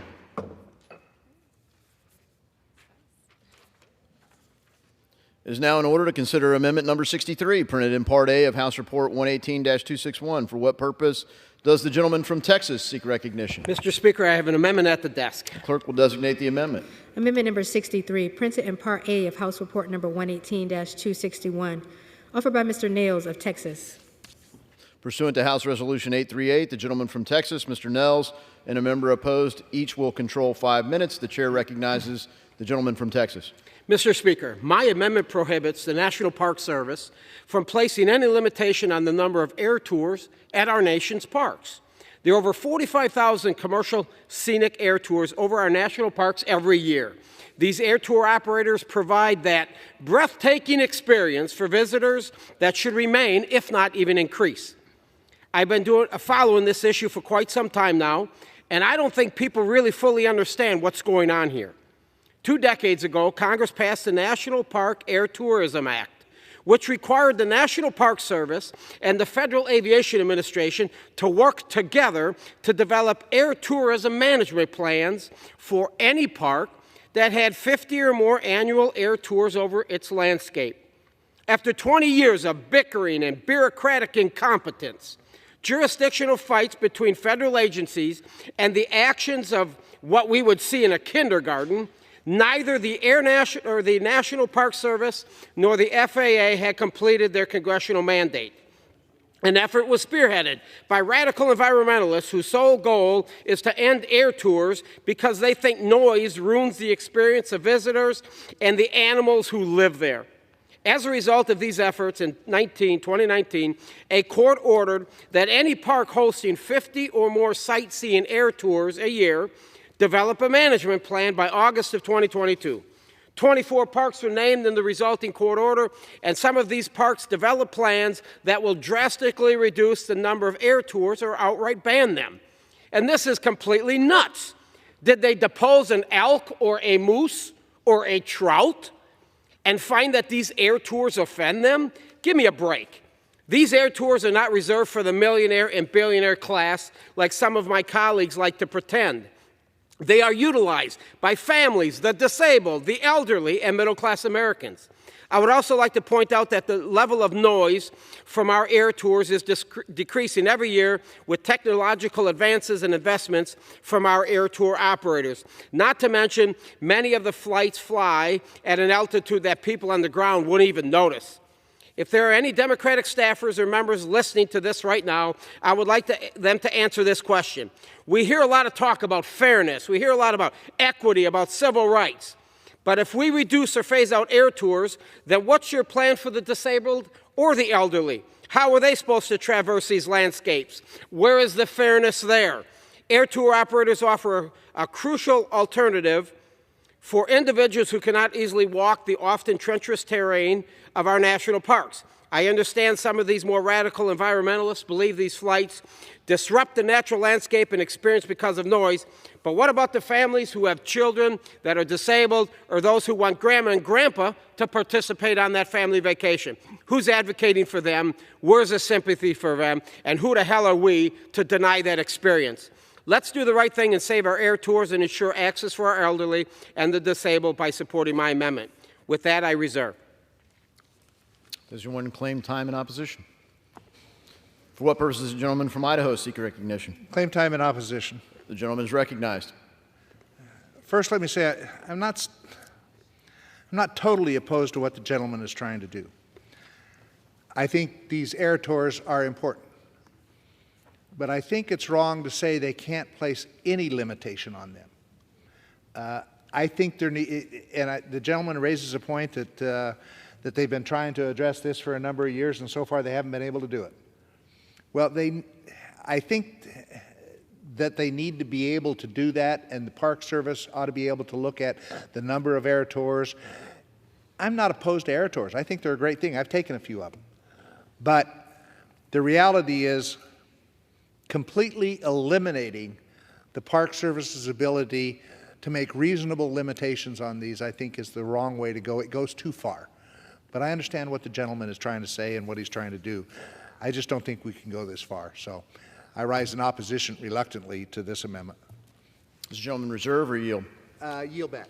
Gentleman yields. The gentleman from Texas is recognized. I would like to yield to my friend, the great out of Arizona, Paul Gosar. The gentleman from Arizona is recognized. I think the gentleman from Texas. Mr. Chairman, these tours are very, very important.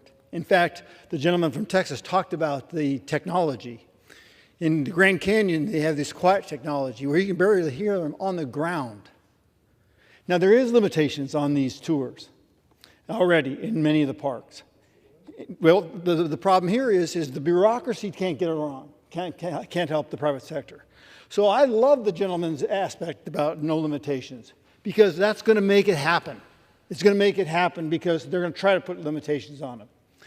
This just makes it sure that everybody has that opportunity to experience these. And on top of that, air tours require no ground-based infrastructure at the park, which expands accessibility without the needs for roads, trails, signs, bathrooms, garbage cans, or other services. These are important. They also generate a sizable amount of money because every tour generates some kind of fee back to the federal government. At $34 trillion and growing, I think we can all use a little bit of that extra money. So if you looked at it from the eyes of a businessman and allowing these air tours to help out, you're going to find out that America is singing zippity-doo-dah all day long, watching these and seeing these beautiful landscapes. With that, I join with my sheriff friend from Texas and say, please vote for this amendment. Gentleman from Texas. I couldn't agree more with my colleague from Arizona. The only one that's against this, it appears, are the environmentalists, because the last time I don't think I've talked to a moose or an elk or a trout that have found these tours offensive. With that, I yield. The question is on the amendment offered by the gentleman from Texas. Those in favor say aye. Aye. Those opposed say no. In the opinion of the chair, the ayes have it. The amendment is agreed to.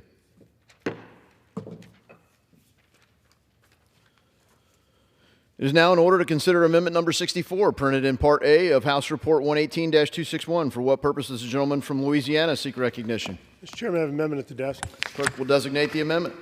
Amendment number 64, printed in Part A of House Report number 118-261, offered by Mr. Graves of Louisiana.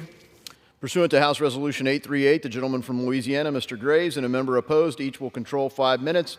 The chair recognizes the gentleman from Louisiana. Thank you, Mr. Chairman. Mr. Chairman, since the Biden administration took office in just the first 2 years, they implemented or they imposed cost on the American public exceeding $300 billion. Mr. Chairman, when I was in school, I learned there were 3 branches of government. There was the judicial branch, there was the executive branch, and there was the legislative branch.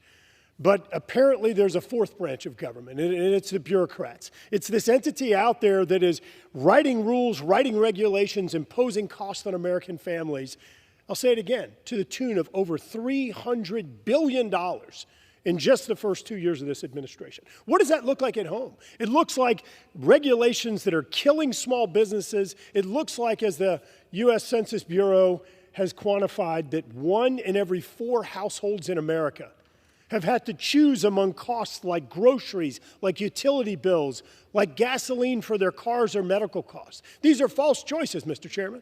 American families shouldn't have to choose among costs like that. These are necessities. Again, groceries, utility costs, things like rent and mortgage.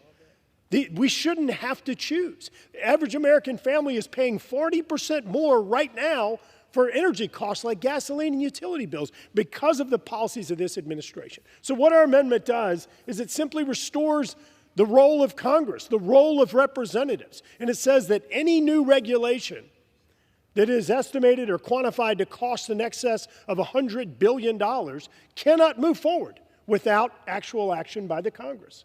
Mr. Chairman, I think that this is a common sense amendment. I think it's consistent with what the founders intended the role of their representatives is supposed to do. It's consistent with what the founders intended the role of the legislative branch of Congress, that we have a role in ensuring that regulations being carried out are consistent with congressional intent, that we're not going to go out there and impose taxes, fees, or bureaucratic red tape on American families when they can afford it the least right now. The Ways and Means Committee has estimated that 17.4% is the percent that inflation has gone up under this administration, the additional cost on American families.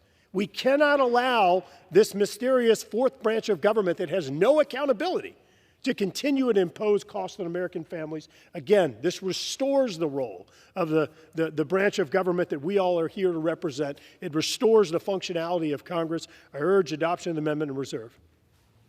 For what purpose does the gentlelady from Maine seek recognition? Claim time in opposition to this The amendment. gentlelady is recognized. Thank you, Mr. Chair. Look, this amendment is one more controversial poison pill rider that sadly shows that the extreme Republicans are not interested in bills that can gain bipartisan support and become law. In 2012, before the Bush tax cuts, the Congressional Budget Office showed revenues exceeding primary spending for the next 65 years, and that debt as a percent of GDP would decline indefinitely. Since then, tax cut extensions and the Trump tax cuts have added $10 trillion to the debt to date, and their cost will increase enough over time to account for the entire long-term growth in debt ratio. And remember, those benefits are disproportionately enjoyed by the wealthy. If we want to truly protect the American taxpayer, we should be marking up bills at the levels agreed between the President and Speaker McCarthy and signed into law in the Fiscal Responsibility Act, rather than bringing the government to the verge of shutdown and now marking up bills that don't just break the deal, but obliterate it and cut crucial domestic investments. So let's get serious about passing bills that can gain bipartisan support and become law. I urge my colleagues to vote against this harmful amendment, and I yield back. Gentlelady yields. The gentleman from Louisiana is recognized. Thank you, Mr. Chairman. Mr. Chairman, I appreciate the gentlelady's comments, and unfortunately, those comments aren't really relevant to this amendment. Let's be clear on what this amendment does. It prevents agencies from imposing regulations that exceed the compliance cost of $100 million or more. If the gentlelady is concerned about spending and debts and deficits, I share those concerns with her. As a matter of fact, as a result of this administration's legislation, like CHIPS Act, like IRA, like ARP, like the infrastructure bill, an additional $10 trillion in spending, additional $10 trillion in spending has been incurred as a result of their reckless and irresponsible actions. And Mr. Chairman, what that translates to, 50 cents of every dollar we're going to borrow over the next 10 years is going to go to pay interest on the debt. 50 cents of every dollar. Over the next 10 years, we're going to spend $10 trillion on interest payments on the debt. Mr. Chairman, you represent areas in Ohio. I represent areas of Louisiana, Idaho, Maine. We have constituents that have real needs. We're flushing money down the toilet by putting $10 trillion just toward interest payments. This helps to improve the efficiency of the federal government. It is complementary to the deregulatory agenda that we saw under the previous administration. I urge adoption of the amendment and yield back. The question is on the amendment offered by the gentleman from Louisiana. Those in favor say aye. She yielded. Those opposed say no. In the opinion of the chair, the ayes have it. The amendment is agreed to.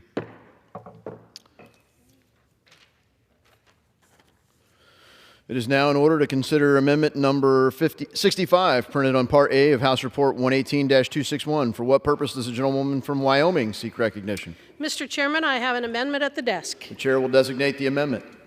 Amendment number 65, printed in Part A of House Report number 118-261, offered by Ms. Hageman of Wyoming. Pursuant to House Resolution 838, the gentlewoman from Wyoming, Ms. Hageman, and a member opposed, each will control 5 minutes. The chair recognizes the gentlewoman from Wyoming. Thank you, Mr. Chairman. Today I rise in support of my amendment, which prohibits the BLM from finalizing its draft Rock Springs Resource Management Plan, the purpose of which is to severely restrict livestock grazing, mining, energy development, recreation, and other activities on 3.6 million acres of land in southwestern Wyoming. The BLM is required to update its resource management plans approximately every 10 years. The Rock Springs Field Office began the process of updating its own plan in 2011 in accordance with FLIPMA. The proposed RMP contains 4 alternatives for the planning area, including Alternative A, which keeps the current management plan in place, the BLM's preferred Alternative B, which would have tremendous negative consequences for Wyoming and the nation as a whole, Alternative C, which severely restricts recreational activities, and Alternative D, which provides better balance between various uses, but still substantially impacts the activities of key contributors to Wyoming's economy, such as our trona mining and existing oil and gas operations. Contrary to the very purpose of the BLM, it has chosen the most restrictive, the most draconian, and the least scientifically defensible plan, the one that Wyomingites are the most opposed to, as its preference that being Alternative B. In total, under BLM preferred Alternative B, about 2.5 million acres would not be available for new rights-of-way. This would be an increase of more than 480% in acreage off-limits to important things like power lines, pipelines, and maintaining roads. The draft RMP restricts the use of vehicles on millions of acres of land, restricts recreation, cuts livestock grazing, destroys our trona industry, and severely restricts our ability to explore for and produce oil, gas, and coal.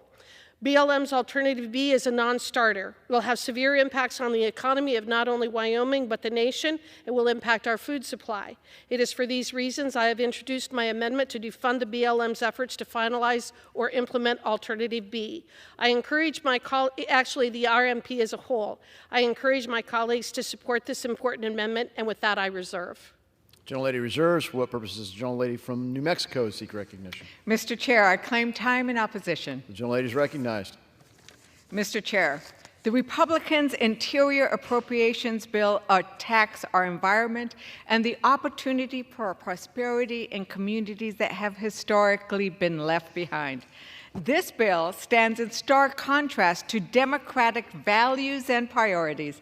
Last Congress, the Democratic House, Senate, and President recognized that for too long, rural communities have lost jobs, people, and economic vibrancy. As someone from and representing rural communities, changing this trajectory is my purpose and my passion in Congress. It's also my duty to bring rural voices to this chamber, especially at times when Republicans' extreme bills will hurt our precious rural communities. I know many of my colleagues in this room are also concerned about the rural communities where they live. Yet, rather than investing in places of promise, Republicans are using their appropriation bills to undermine that promise. Indeed, their Interior Environment Bill cuts programs from the Inflation Reduction Act, our landmark law that we passed last year that marked the largest climate investment in U.S. history. They want to cut that act by $9.4 billion. This includes slashing the EPA's Greenhouse Gas Reduction Fund by $7.8 billion. That fund allows us to address the climate crisis while investing in jobs and capital improvements in rural America and other communities across the country that have been left behind. This program is an opportunity to remedy decades of underinvestment and to protect our beautiful lands, our beautiful environment for generations. I hear my Republican colleagues talk a lot about energy independence, yet they attack the programs that would actually help us achieve energy independence, true energy independence, not relying on foreign oil in Russia and others who would control prices that we pay at home. But we also know that pollution especially hurts the same communities that we fail to invest in. Communities that are often places where Latinos and other people of color live. Does this bill of theirs attack that pollution? Nope. Instead, it cuts $1.4 billion needed to address environmental health impacts. It tells those communities that they're not a priority. It tells them that we're not going to make things right for their health or for the environment. What's worse is that this bill cuts funding for the environmental agencies and council that work to protect our environment and public health, because health is directly tied to environmental pollution. Last Congress, Democrats made historic investments in rural America's infrastructure, the most investments since the New Deal and the Rural Electrification Program. In contrast, the extreme interior bill, Republicans would roll back all that progress. We can't face the climate crisis on a 1991 EPA budget, which is what this bill would do. 1991? Really? For these reasons, at the appropriate time, I will offer a motion to recommit this bill back to committee. If the House rules permitted, I would have offered the motion with an important amendment to this bill. My amendment would strike the 4 provisions of the bill that cut programs for the Inflation Reduction Act, including the $7.8 billion cuts from EPA's Greenhouse Gas Reduction Fund. It would also cut $1.4 billion to the environmental and climate justice grants. I would make sure that those were not cut.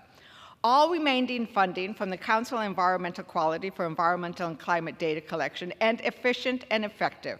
And all remaining funding for the National Park System for deferred maintenance.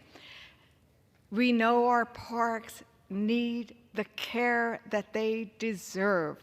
They are America's promise, and we are ignoring them and letting them deteriorate. At the end of the debate, I will insert into the record the text of this amendment. I urge my colleagues to join me in voting for the motion to recommit, and I yield back. The gentlelady yields. For what purpose? Or the gentlelady from Wyoming is recognized.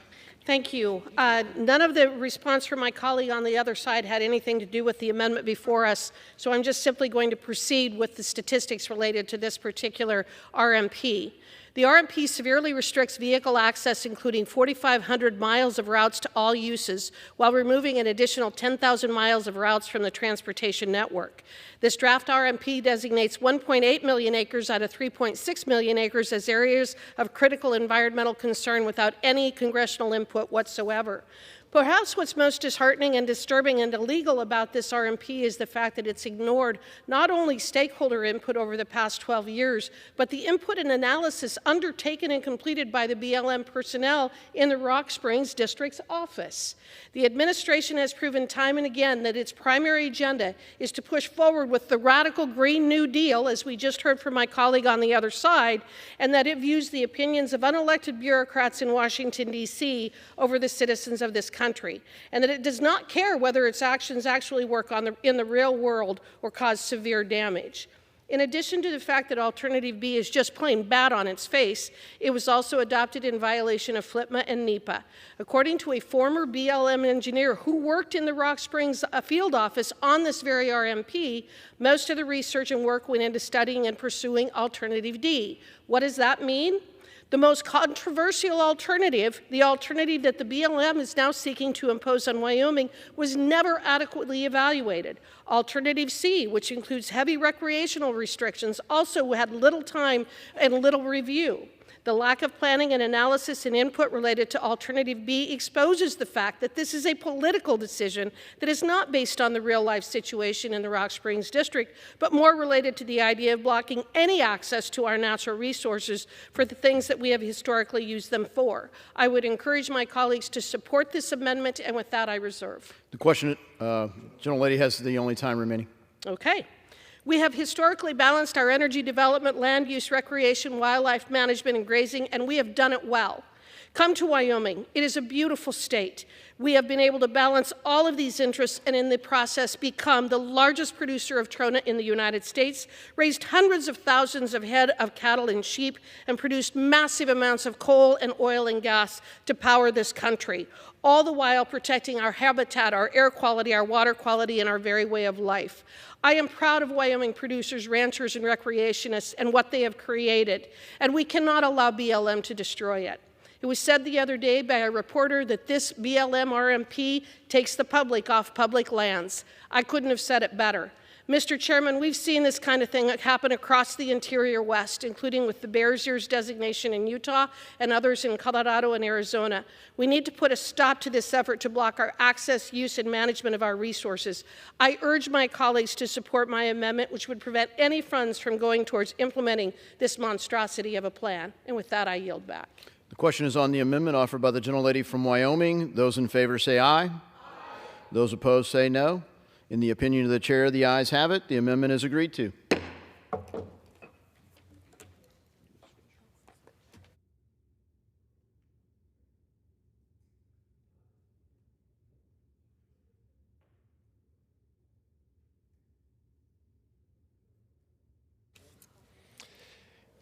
It is now in order to consider an amendment number 66 printed in Part A of House Report 118 to 261.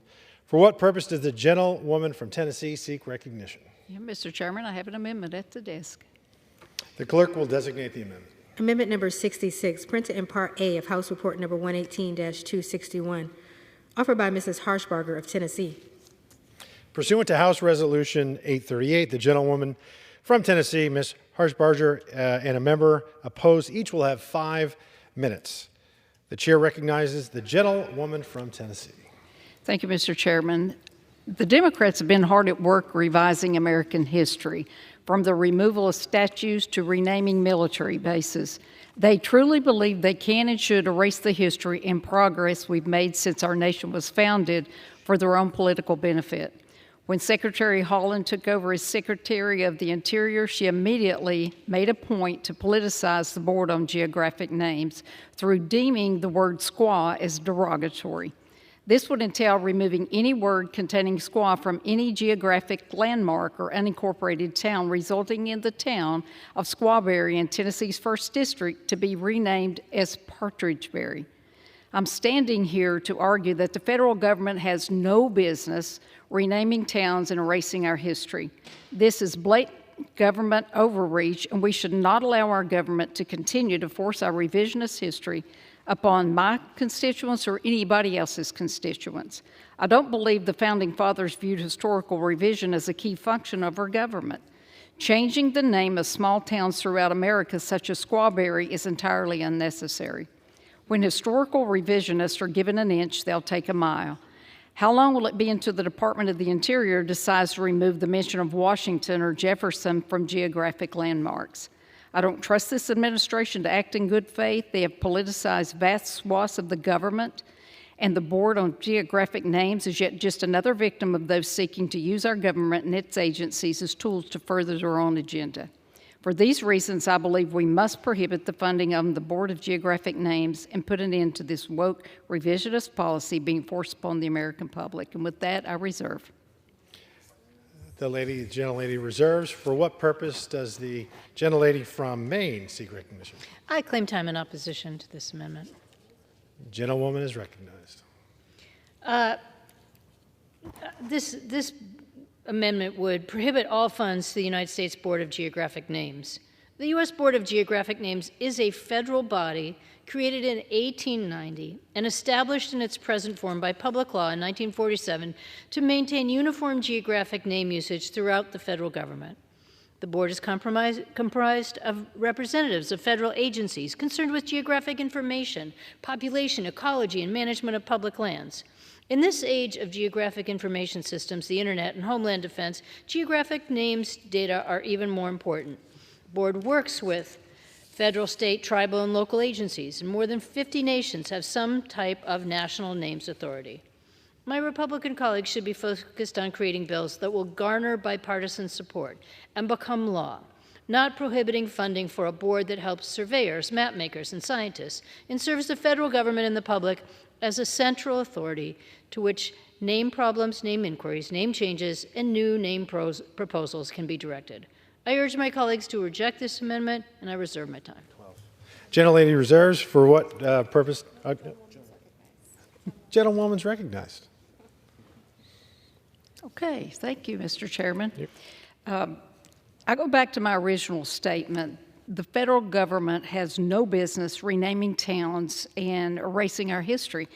That should be left to local and state entities to decide, and with that, Mr. Chairman, I yield back. Gentlewoman yields back. Gentlewoman from Maine is recognized. Thank you so much. I'm not an authority on this, but my understanding is that the federal government could not rename a town in a state. The federal government has authority on public lands, on names that are related to public property. I'm very pleased that we have Secretary Deb Haaland, as the Secretary of Interior right now, and I respect the fact that we have someone, for the first time ever, who is a member of a tribe. Secretary Haaland has made a statement that using of the word squaw is offensive to Native tribes, and I fully agree with her, and many people in my own state agree with her and have changed those names. But in this particular case, I don't believe that the Department of Interior can arbitrarily rename a town in any state in the nation. I reserve. Gentlelady has the only time remaining. Oh, Gentlelady from Maine. I yield back. The question is on the amendment offered by the gentlelady from Tennessee. Those in favor say aye. Those opposed, nay. In the opinion of the chair, the ayes have it. The amendment is agreed to. Thank you. Thank you. Pursuant to Clause 6 of Rule 18, further proceedings on the amendment offered by the gentlelady from Tennessee will be postponed. This one? Thank you. It is now in order to consider amendment number 67, printed in Part A of House Report 118 to 261. For what purpose does the gentleman from California seek recognition? Mr. Chairman, I have an amendment at the desk. The clerk will designate the amendment. Amendment number 67, printed in Part A of House Report number 118-261, offered by Mr. LaMalfa of California. Pursuant to House Resolution 838, the gentleman from California, Mr. LaMalfa, and a member opposed, each will control 5 minutes. The chair recognizes the gentleman from California. Thank you, Mr. Chairman. In 1906, the Antiquities Act was passed by Congress to give the President authority to declare national monuments for historical landmarks and structures. But this act required that declarations be confined to the smallest possible area to do a given job. In 2023, we see the original intent of this bill has become almost unrecognizable. Much like Congress has experienced and the American people have experienced with the Clean Water Act and the definition of the waters of the United States, the executive branch has continually run wild with the authority Congress at one time had granted it. While the Clean Water Act was used by both the Obama and Biden administration in an attempt to put all water under the jurisdiction of bureaucrats in Washington, D.C., so too has been the Antiquities Act been used to take vast tracts, especially in the western United States, out of consideration for people's use, economic development, and responsible land management, such as for fire. Some of the early drafts of the Antiquities Act even mentioned a total limitation of any monuments to 640 acres. A limitation on monument size to 640 acres was the original draft. That's only 1 square mile. By contrast, in August, President Biden designated new lands in the Grand Canyon totaling nearly 1 million acres, or that would be approximately 1,500 square miles. When President Teddy Roosevelt signed the Antiquities Act into law, he did so believing it would allow the U.S. to honor its history and protect public lands. All good things. But today, when word of a new national monument reaches an area such as my area in Northern California, my constituents in Colusa County, they didn't react with hope or an appreciation of history in this particular incident. Instead, anger, frustration, or even fear what it'll mean for lands in their areas. For example, will the federal government still perform necessary forest and land management, an issue we deal with continuously? As we saw in my district in 21, we had a 1 million acre fire known as the Dixie Fire due to lack of Forest Service management of federal land. And another question would be, can we still allow for recreation on these lands?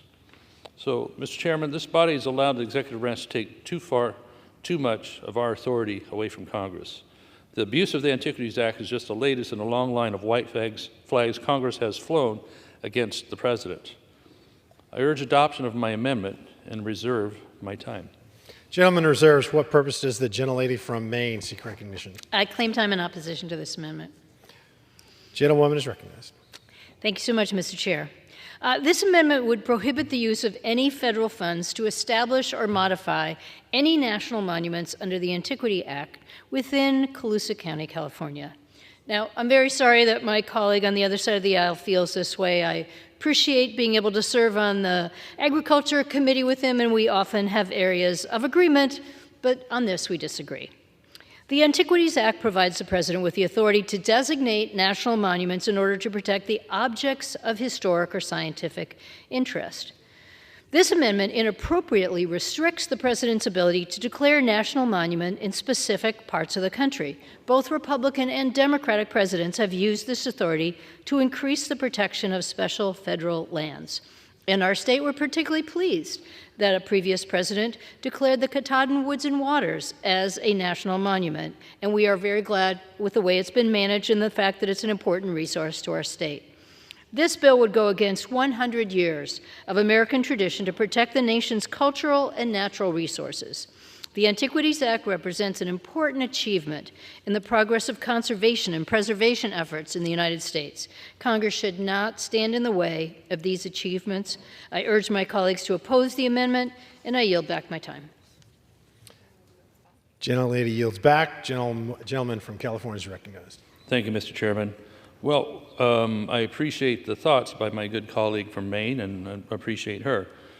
In this particular case, we're limiting, relative to the whole country, a small area. This affects several thousand acres, not the entire country, or the president's whole powers, in one county in my district, Colusa County, Northern California. They've asked to not be included in this monument because it would limit their ability to do important things, such as manage the land for fire danger or recreation. It's really rather sparse land in that area. It's good for deer hunting.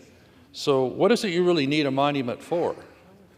If you're going to do extensive things like mining, drilling, putting in pipelines or power lines, you already have to get permits for those. And in the take of the mines that we're going to need in this country, if we're going to electrify everything, they take 20 years to get a mine made, but that's not even being proposed in this area. It's simply to have a little autonomy in the area. Now, when it wasn't affecting Colusa County, the locals there weren't particularly against the monument, as it didn't affect their county, but an additional portion got drawn in. Say, well, wait a minute, this is our county. We already have difficulty in this rural county with revenue and being able to do the things we need to do in a rural economy, an agricultural economy, or what little tourism they can get out that way too. They're having that option taken away from them because a monument, basically you can't do anything on the land, including, in many cases, mechanized forest firefighting. You have to go out with hand tools in some of these areas. And so it just means the fire gets bigger. It just means less options for locals. And I thought the Antiquities Act is supposed to be preserving things for the people's enjoyment, not completely cutting them off. So that's why we're so strongly opposed to this being added to Colusa County in this instant here. So with that, I still oppose. I appreciate being able to work over on the other side with Senator Padilla's office on this conversation and moving forward to say, let us have our autonomy in our areas in Northern California where we don't think a monument works for us in order to manage the land as needed. So, Mr. Chairman, I reserve. Gentleman has remaining time. Pardon? You have the only time left. Oh, then I'll have to yield back. Thank you. Gentleman yields back. The question is now on the amendment offered by the gentleman from California. Those in favor say aye. Those opposed, nay. The ayes have, in the opinion of the chair, the ayes have it, and the amendment is agreed to.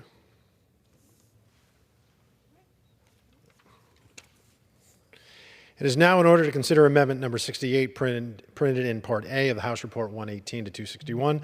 For what purpose does the gentlewoman from New York seek recognition? Mr. Chairman, I have an amendment at the desk. The clerk will designate the amendment.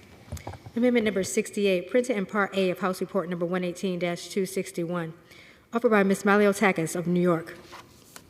Pursuant to House Resolution 838, the gentleman from New York, Ms. Maliotakis, member opposed, will each control 5 minutes. The chair recognizes the gentlewoman from New York.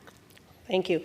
My amendment would prohibit any funding from being used by the National Park Service to enact the terms of the lease to house migrants at Floyd Bennett Field in the Gateway National Recreation Area in Brooklyn, New York, where our mayor, Eric Adams, has set up a tent city for over 2,000 migrants with little supervision. Turning our federal parks into encampments for unvetted migrants from all over the world is unsafe and it's unfair to surrounding communities and the taxpayers being forced to foot the bill. There have already been dozens of arrests at existing shelters in New York City, stabbings, DUIs, and other horrific incidents, And it's wrong that our mayor continues to misinterpret New York City's right to shelter decree, which was intended for homeless New Yorkers, not citizens of other countries. Today, as a matter of fact, there's a group of big city Democrat mayors here in here in Washington, including Mayor Adams, scheduled to meet with the White House for what I assume is requesting more money to add more shelters and more encampments through our cities. Mr. Chairman, President Biden and congressional Democrats in Congress have no intention to stop the flow of migrants at our border, and Congress cannot and will not continue to fund this insanity. And I urge my colleagues to support my amendment, since the Senate refuses to pass our H.R. 2 bill, which would provide border security and stop this unsustainable and unsafe flow. I reserve. Gentlelady reserves. For what purpose does the gentlelady from Maine seek recognition? Thank you, Mr. Chair. I rise to claim time in opposition to this amendment. You're recognized. Thank you. So this amendment would block New York City from completing the terms of its lease agreement with the National Park Service, and it offers no solution for those seeking refuge. This amendment would put up yet another obstacle for the residents of New York City as they try to address this unique challenge. We should be looking for ways to help both the residents of the city and the migrants as they navigate the often complicated and lengthy immigration process. I know a little something about this challenge that cities are facing, because while I don't represent New York City, I represent Portland, Maine, and other cities in Maine that have had a large influx of asylees coming to our state. Now, we're a very welcoming state, but we have some of the same challenges with finding sufficient housing for people while they're navigating this difficult process of asylum seeking. Now, let's just remember, we are a welcoming nation, and asylum seekers are coming from war-torn countries, from political challenges, and the process of seeking asylum can take a very long time. In my state, we have some of the same challenges trying to find sufficient housing. I want to say that we can't forget the fact that again, we are a welcoming nation, we are a welcoming state, and we are a nation of immigrants. I don't know about my colleague across the aisle, but I'm very fortunate that my grandfather had the opportunity to come to this country, and that allowed my family to be a part of the American dream. And so many of the people who are coming here today are leaving, as I said, difficult political situations, war-torn nations, real challenges to get here, and our immigration process is lengthy. They are, for the most part, legal asylum seekers. They need to go through a long court process. And if, in fact, she really wanted to do something that would significantly change the amount of time that people have to be in shelters or in housing, perhaps, I know it's on another bill, but she could support my bill to reduce the amount of time that asylum seekers have to wait to get their work permits so that they could more rapidly go to work, so that they weren't waiting in shelters, in tents, in other places. I don't know about your state, but in mine, our Chamber of Commerce is constantly asking for more workers. We are constantly behind in having sufficient people to do the work. So to say that we do not want to welcome these people who come from war-torn nations in difficult political situations, and that we don't want to find a way to accommodate them, we should be looking for ways to speed up the process, to make sure that people can go to work, and so that they can make sure that they can move forward and become those extremely responsible and hardworking members of American society that they choose to be. I oppose this amendment, and I reserve the balance of my time. Gentlelady reserves. Gentlelady from New York is recognized. Thank you. I would like to respond by saying that we are a welcoming nation. We are a welcoming city. My parents are immigrants as well. However, nobody was required to pay for their housing. My parents did not move into a park that the mayor created to be an encampment, taking away that from the taxpayers. I simply say that we need to have individuals who want to come to this country follow the rules, follow the law. And that's the big difference here. The president has created a crisis, it is of his own making, with his open border policies. And you mentioned war-torn countries, but there's over 120 different countries that are being represented, not to mention it's just completely unsustainable. Not just talking about, you mentioned the 6 million that applied for asylum. I'm sure you know that more than half of those asylum cases are denied in court. I think that's an important thing to point out, which means that they are abusing the asylum process to gain entry into our country. My office in particular has helped nearly 100 people become U.S. citizens. I'm very proud of that, maybe more than anybody else in this chamber, quite frankly.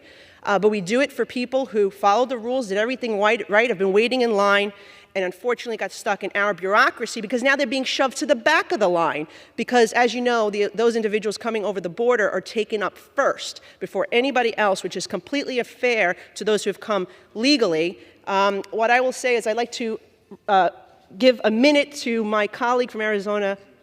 We'd like to reserve and yield a minute to Mr. Gosar of Arizona. Gentleman from Arizona is recognized. I thank the gentlelady from New York. Actually, I participated and went up to New York to see this site. 2,200 men in a camp, right next to soccer fields, right next to ice skating rinks. You're going to have a problem here. In fact, just a couple weeks after that, it flooded. This whole area flooded. So you're going to take a national park. First time this has ever occurred.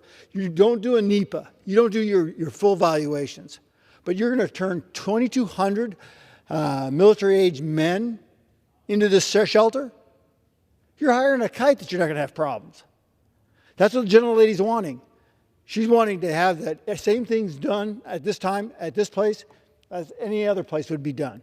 A NEPA, this is not a good idea to do this in this area. It's going to have a harmful effect to those kids, those children that participate here. So I agree with the young lady from New York. This is a bad idea, bad timing, bad place. Let's follow the rules. Gentleman's time has expired. Do I have any time left? Gentlelady has 1 minute remaining. All right. Well, thank you. I would just add that the gentleman made a good point in saying that there has been significant flooding at this particular site. If you care about migrants, then you should care about their safety, that there was nearly a foot of water following the recent rainstorms on this site.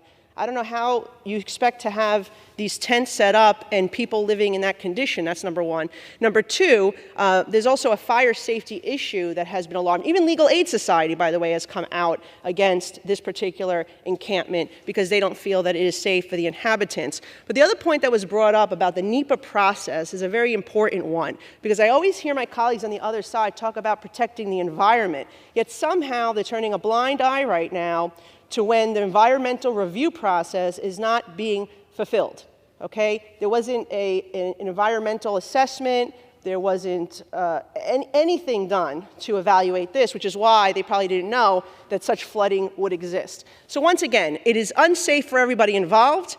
It is not the responsibility of the taxpayer. That's going to cost them $15 billion to have these encampments, and we shouldn't be doing this. Let's just pass H.R. 2 and secure our border. Thank you. Gentlelady from Maine is recognized. Thank you so much. And I'm very sorry. I fully sympathize with the city of New York and the many challenges that they're facing in managing this influx of people. And as I've said, I've had numerous conversations, whether it's the mayor of my own city of Portland or the city council or the many people who are working hard in social service agencies to make sure that we continue to be a welcoming country, that the asylum seekers who are legally in our country but waiting for the long process of their asylum application to be approved or denied, to get through that process, that they require housing. And once again, I'll just say a couple of things. I am sorry also that New York City recently had to experience the foot of water, but I encourage my colleagues to stop opposing measures to reduce the impact of climate change, because once again, they're turning their head at the things that are going to continue to happen more and more to some of our biggest cities in the country and in rural areas as well. And also recommend that people don't have to stay in shelters for so long if we would only let them go to work. We have a provision for asylum seekers to get a work permit, but right now it takes 180 days. Why not just shorten it down to 30 days? Then those people, when you're concerned about the cost of this and the cost of people going to work, we can make sure they actually go to work. I've talked to so many asylum seekers and their families. They're so anxious to go to work, and we have a worker shortage. So this is one thing it seems like we could agree upon on both sides of the aisle. I have no idea, if you block this particular park in New York City, what you're going to do to solve this problem. This seems to me like just a mean-spirited attempt to try to turn away people who have nowhere else to turn, who are anxious to become workers in our society, and who need to go through a lengthy process. We could shorten that process. I oppose this amendment, and I yield back. The question is on the amendment offered by the gentlelady from New York. Those in favor say aye. Aye. Those opposed, nay. In the opinion of the chair, the ayes have it. The amendment is agreed to.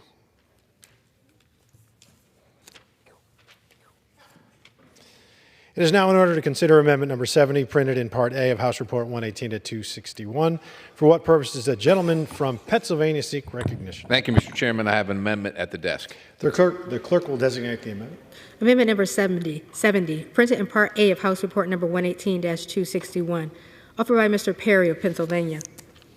Pursuant to House Resolution 838, the gentleman from Pennsylvania, Mr. Perry, and a member opposed each will control 5 minutes. The chair recognizes the gentleman from Pennsylvania. Thank you, Mr. Chairman. This amendment prohibits the use of funds to take retaliatory actions against states that fall short of the EPA mandate pollution reduction goals. Importantly, this amendment would not prevent the EPA from working with states to restore the Chesapeake Bay. For context, in 1985, the states in the Chesapeake Bay region recognized the need to address pollutants in the bay, and through their own initiative, came together to conduct cleanup efforts. These state-driven efforts were largely successful. Water quality improved almost 50% from 1985 until 2010. However, in 2010, the EPA seized the state's authority to determine their own method of compliance and threatened to take over the water quality plans if the states failed to comply. Well, I'm sorry. States are not inferior agents to the federal government. States are not servants to the federal government. This 2010 power grab, known as the Chesapeake Bay TMDL, directly contradicts the intent of the Clean Water Act. Directly contradicts it. The Clean Water Act clearly acknowledges state authority in water quality and requires cooperation, not coercion, between the states and the federal government. Now, these coercive methods have been tried and have failed. Water quality has not improved since the federalization of bay cleanup efforts. It is imperative that we return the rights of states to make their own water quality decisions and restore the local control that has been shown to improve water quality, be effective, because the future of the bay depends on it. With that, I reserve. Gentleman reserves. The gentlelady from Maine is for what purpose does the gentlelady seek recognition? Thank you so much, Mr. Chair. I rise in opposition to this amendment. I claim time in Gentlelady is opposition. recognized. This amendment would allow those that pollute the Chesapeake Bay to ignore Environmental Protection Agency's water quality standards. Restoring the Chesapeake Bay and its watershed continues to be a priority. The EPA established mandatory water quality standards, and Congress has approved over $1 billion for the Chesapeake Bay program to help states, localities, and businesses meet those standards. This amendment would jeopardize that funding and have devastating effects on the health of the Bay. This amendment is not about the well-being of Virginia, Maryland, and the surrounding states. It is about the fact that some industrial operators don't think they should be responsible for controlling the pollution they dump into our rivers and streams across the country. The courts have sided with the EPA in this matter. For more than 35 years, the regional partnership created through the Chesapeake Bay program has sought to restore and protect the nation's largest and most productive estuary. This amendment would undermine decades of work and have lasting damaging effects to the health of the Bay and the economy that it supports. I urge my colleagues to oppose this amendment, and I yield back. Gentlelady yields.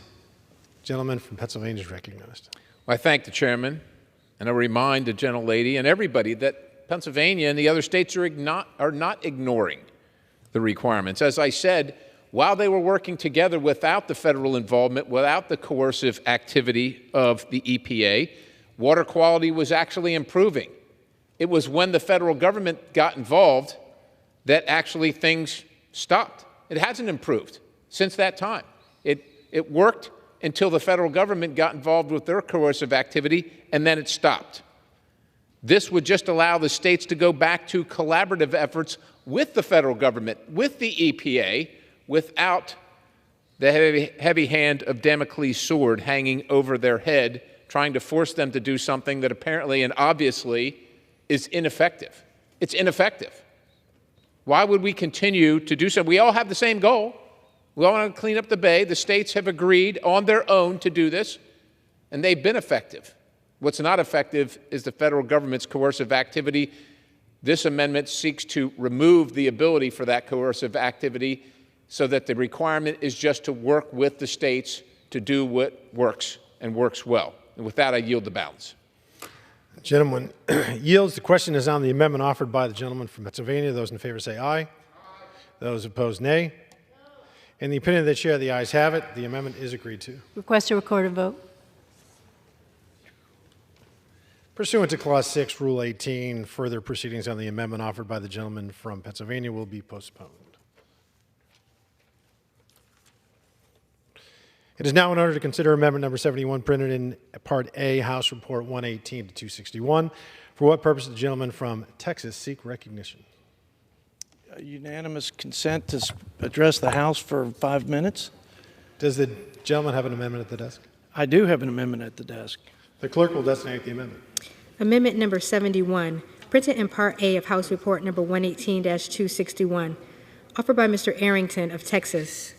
Pursuant to House Resolution 838, the gentleman from Texas, Mr. Arrington, and a member opposed will each control 5 minutes. The chair recognizes the gentleman from Texas. Thank you, Mr. Speaker. I'll rise to encourage my colleagues to support my amendment to the appropriations for the Department of Interior to prohibit any funds from being used to finalize President Biden's proposed rule, which would list 2 species of mussels in the Rio Grande River as, quote, endangered, and their habitat as, quote, critical. Unfortunately, it appears to me that our president cares more about the Mexican mussel and protecting this critical habitat than protecting the American people against violent Mexican drug cartels, who he has ceded control of our border to.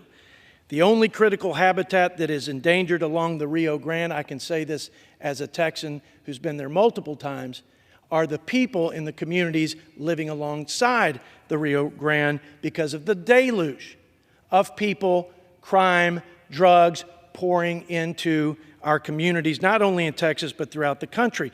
It is clear and evident to everyone in this country that our president has failed in his first and most important job to provide for the common defense, to enforce the laws of the land, and to secure our sovereign border.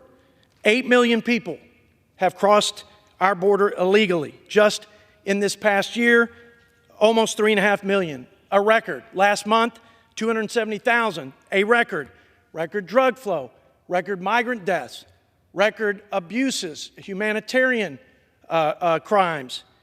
Title 8 of the U.S. Code says that no citizen can induce someone to break the law, and they cannot harbor lawbreakers. But that's exactly what's going on. In Title 8 of the Federal Code, they call it aiding and abetting criminals.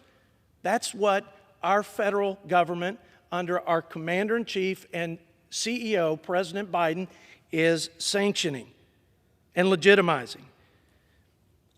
Thankfully, there's a section in the Constitution, Article 1, Section 10, that affirms that states have the sovereign right of self-defense. So when there is an invasion or states experience imminent danger such that will not permit delay, they have the sovereign right to protect themselves. Here's the deal. President Biden isn't only abdicating his first and most important responsibility as president and commander-in-chief, he is infringing on states like Texas in their right to defend themselves and their citizens. And this is the case with this Mexican mussel. He's harassing our governor and our state leaders as they desperately try to do what he has failed to do, and that's secure our sovereign border and protect the citizens of Texas. So, Mr. President, if you want to protect mussels in the Rio Grande River, stop illegal crossings, not the buoys and the states who are desperately trying to protect their citizens. And with that, Mr. Speaker, I yield the balance of my time. He yielded. Gentleman yields. Gentlelady from Maine, for what purpose? Thank you so much, Mr. Chair. I'd like to claim time in opposition to this amendment. Gentlelady is recognized. Thank you. So nature is declining globally at rates unprecedented in human history. More than 1 million species are currently threatened with extinction, many within decades. This amendment seeks to legislate species status rather than providing species with the protections they are afforded under the Endangered Species Act, our principal conservation law, and would potentially increase litigation regarding the government's responsibility to implement the statutory requirements of the Endangered Species Act. Once again, my Republican colleague is disregarding the law. Now look, we can have a legitimate debate on how best to manage our border, how to handle these issues, but that belongs in the Homeland Security Bill, not here under this, and not in talking about the Endangered Species Act. The best available scientific and commercial information, not politics, should determine whether a species is listed as threatened or endangered.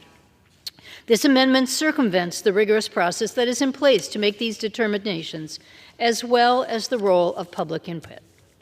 Historical range for these species was throughout the main stem Rio Grande and select major tributaries in Texas and Mexico, but today have been reduced to a single population that occupies only a fraction of this area. Human activities that threaten and diminish animal habitats, pollute nature, and accelerate global warming are driving species extinction and creating unhealthy ecosystems. When we lose a species, impacts reverberate throughout ecosystems. And we all suffer because our economy, health, livelihoods, food security, and quality of life all depend on healthy ecosystems. Defunding the service's ability to list species would work against the clear intent of the Endangered Species Act and would further litigation by outside groups on both sides. It would also undercut the service's ability to work collaboratively with tribes, other federal agencies, states, local communities, and landowners to conserve this species. I urge my colleagues to reject this amendment and protect vulnerable species so future generations benefit from a world with healthy ecosystems and robust biodiversity. I yield back my time. Gentlelady yields without objection. Mr. Speaker, I'd like to reclaim the balance of my time. Without objection? And I ask unanimous consent to do so. So ordered. You're recognized. Look, I just find it rich with irony that the president decides in this administration, after Governor Abbott and our state leaders, again, in a desperate attempt to protect their citizens and our sovereign border as a result of the failure and abdication of border security, which is a national security issue and a responsibility of our federal government, they put out these buoy barriers to prevent people from taking the dangerous trek across the river and to uphold the law of the land. And here comes our president, who I think, and I hate to impugn such bad motives to our president, but I think he's more concerned about appeasing the open border left than he actually is about the Mexican muscle, quite frankly, because he didn't care that there were millions of people crossing the border illegally, trampling this very, quote, critical habitat of the Mexican muscle. Never once was that an issue for the Secretary of Interior or this administration until Texans decided to stand up and fight for the safety of their citizens and to, again, honor and uphold the rule of law and our sovereignty as a state. That, I think, is the indication that maybe this president isn't quite concerned about critical habitat, and it's certainly not the habitat of the law-abiding citizens in Texas. Gentleman's time has expired. I thank you, Mr. Speaker, and I yield back. The question is on the amendment offered by the gentleman from Texas. Those in favor say aye. Those opposed, nay. In the opinion of the chair, the ayes have it. The amendment is agreed to.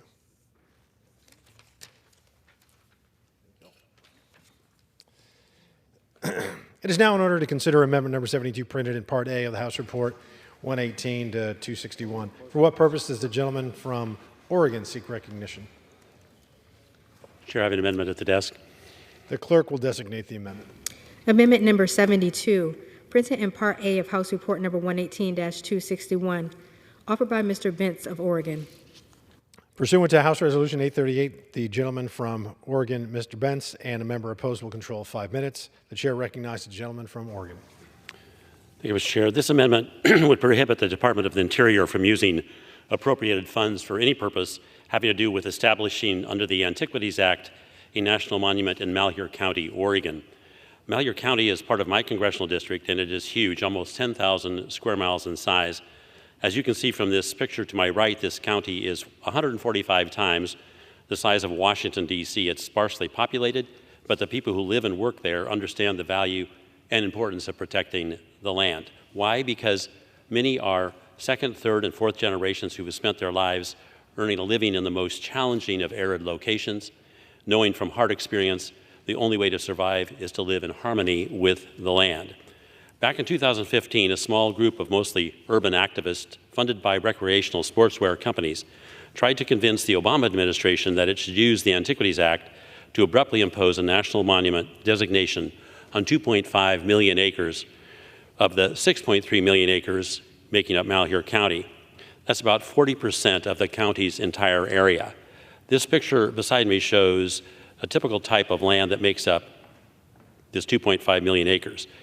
Almost 200 miles of the canyons you see cutting through the sagebrush flats in this picture are already protected with scenic river designations. We don't need a monument stacked on top of those designations.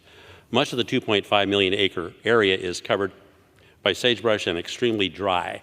The widely separated springs and ephemeral trickles of water trying to pass as streams in this vast environmentally fragile area are generally the site of ranch headquarters operated for generations by ranching families. These ranchers, in addition to being an important part of the economy, provide first responder protection for recreationalists, hikers, hunters, and when wildfire breaks out, the land itself. Their presence also protects against abuse of the land by those who have little regard for its fragility. Back in 2015, when those activists began to lobby the Obama administration for a monument designation, local residents gathered together in opposition. They formed a group of ranchers, hunters, environmental NGOs, and others. For the past 7 years, this group has been meeting, studying, arguing, discussing, and working with landowners, state legislators, county commissioners, congressmen, Senator Ron Wyden, and others to develop a legislative initiative addressing many of the concerns of interested parties.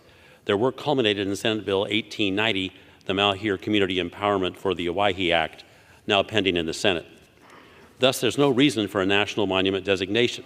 The pending Senate bill, when finalized, plus the federal protections already in place, as shown by the chart beside me, are designed to protect this important area.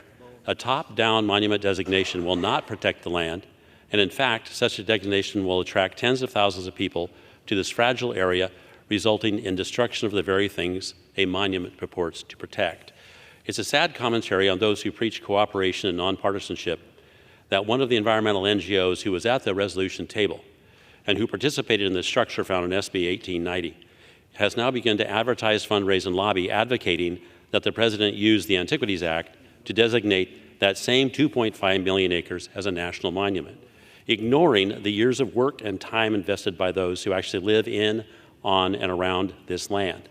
My amendment is designed to stop the use of federal monies for a monument designation, thus allowing the locally driven public land protective process to continue. I, of course, ask for support of this amendment, and I reserve. Gentleman reserves. For what purpose does the gentlelady from Maine seek recognition? Thank you, Mr. Chair. I claim time in opposition to this amendment. Gentlelady from Maine is recognized. Thank you. This amendment would bar the use of any federal funds to create national monuments under the Antiquities Act in Malheur County, Oregon. The Antiquities Act provides the President with the authority to designate national monuments in order to protect objects of historic or scientific interest. But this amendment inappropriately restricts the President's ability to declare national monuments in specific parts of the country. Both Republican and Democratic presidents have used this authority to increase protection of special federal lands.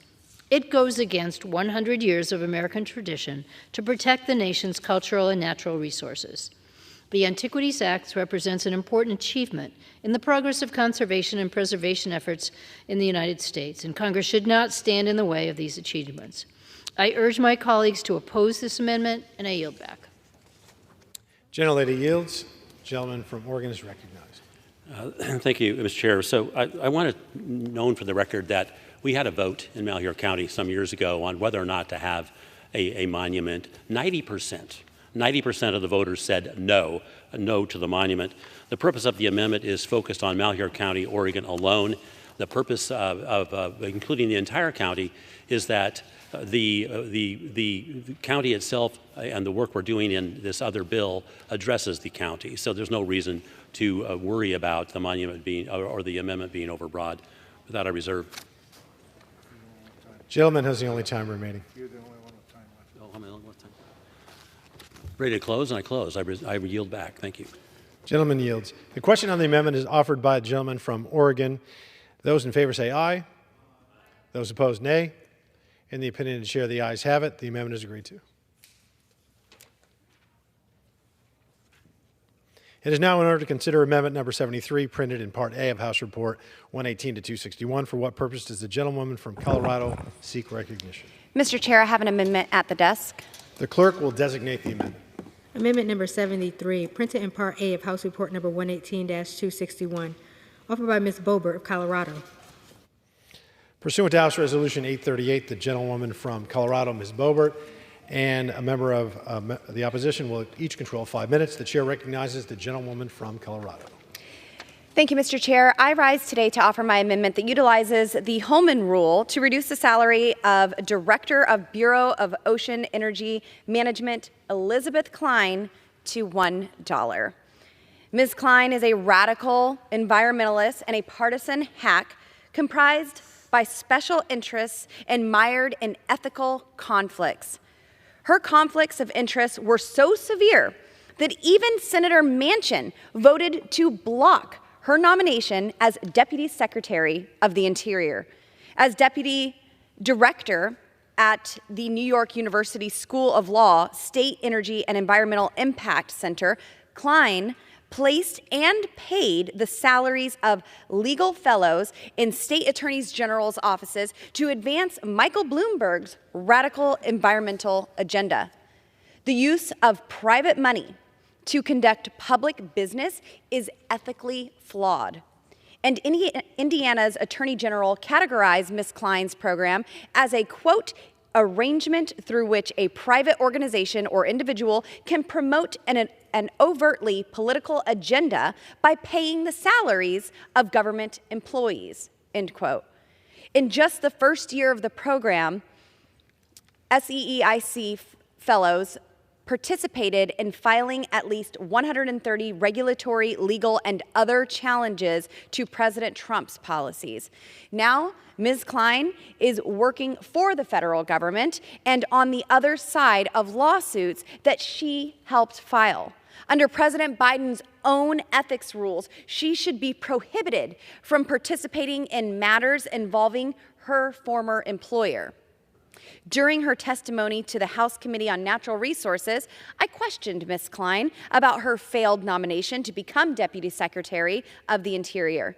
I asked if she had been provided with a recusal list and formally requested that she provide this list to the committee. Ms. Klein told the committee that she was happy to provide the list. Shamefully, it took a letter from the committee and this aggressive committee questioning for Ms. Klein to send the committee a very delayed recusal list that should have been in place almost immediately after her hiring. Ms. Klein spent several years funneling money from Michael Bloomberg to sue the Trump administration and pay for the Green New Deal lawyers she had placed in attorneys general's offices across the country. Given her myriad of federal lawsuits and conflicts, there should be little to nothing Ms. Klein is allowed to work on at any sub-agency within the Department of Interior. Senior federal employees are required to be transparent in their ethical obligations and act impartially, placing their sole loyalty to the Constitution and the laws of the United States. Ms. Klein's history of infiltrating state governments with Michael Bloomberg minions and supporting lawsuits against the federal government makes it impossible for her to meet the ethical obligations that her position of public trust requires. Ms. Klein's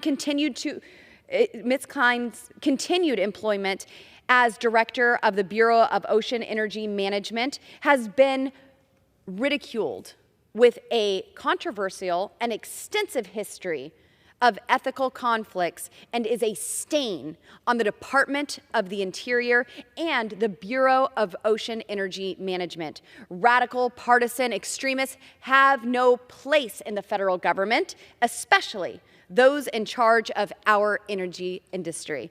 I urge my colleagues to support my amendment to restore integrity to the Department of Interior and the Bureau of Ocean Energy Management. Mr. Chair, with that, I reserve. Gentlelady reserves. For what purpose does the gentlelady from Maine seek recognition?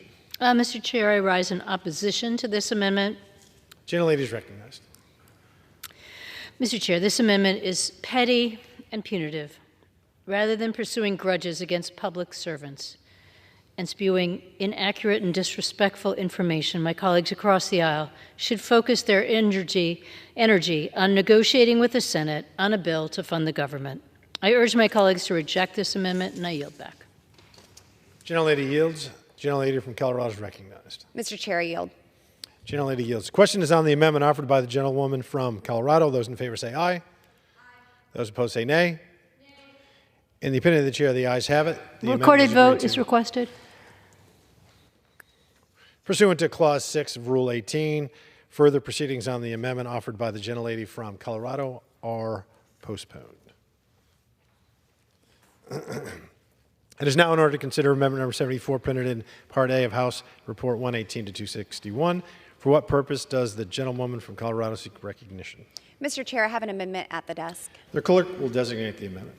Amendment number 74, printed in Part A of House Report number 118-261, offered by Ms. Boebert of Colorado.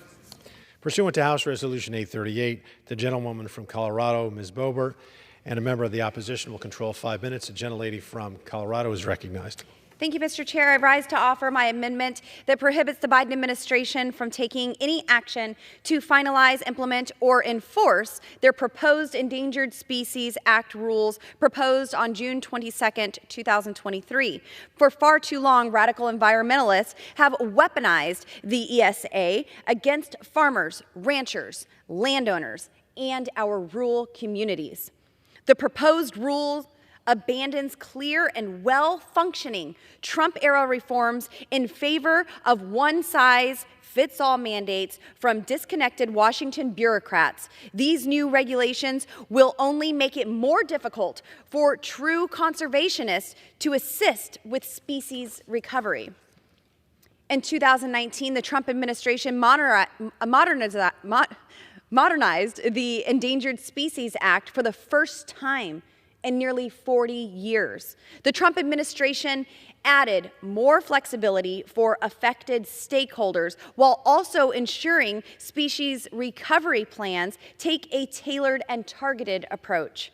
With these proposed rules, the Biden administration moved to repeal and replace these changes with more mandates that don't work for the people on the ground. In 2019, President Trump and his administration recognized the differences between threatened and endangered species. In doing so, FWS rescinded the prior blanket rule that automatically granted endangered level protections to species listed as threatened. Joe Biden's plan to restore this blanket rule will lead to more red tape and burdensome regulations on rural communities, and they simply can't afford that. Similarly, in 2019, reforms to Section 4 regarding listing and delisting of species and designations of critical habitat were a welcome change.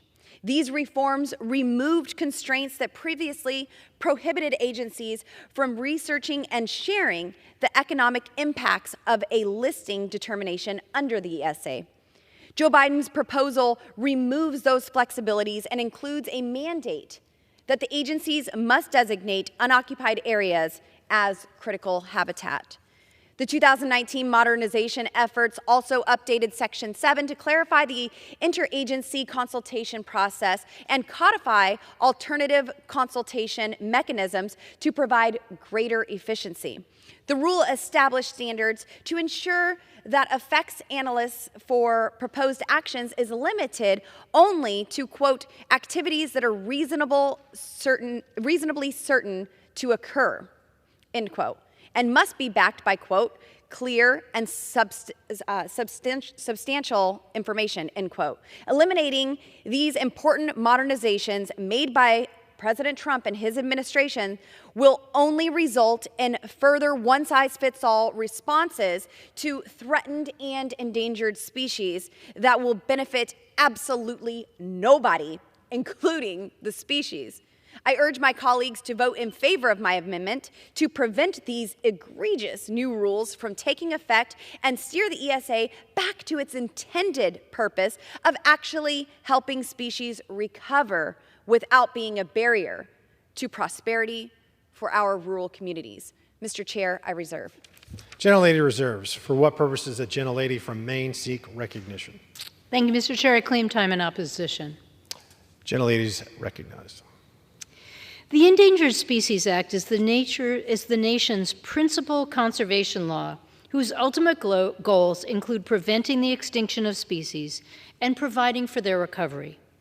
On June 4th, 2021, the U.S. Fish and Wildlife Service and the National Oceanic and Atmospheric Administration's National Marine Fisheries Service announced a plan to improve and strengthen implementation of the Endangered Species Act to address 21st century conservation challenges.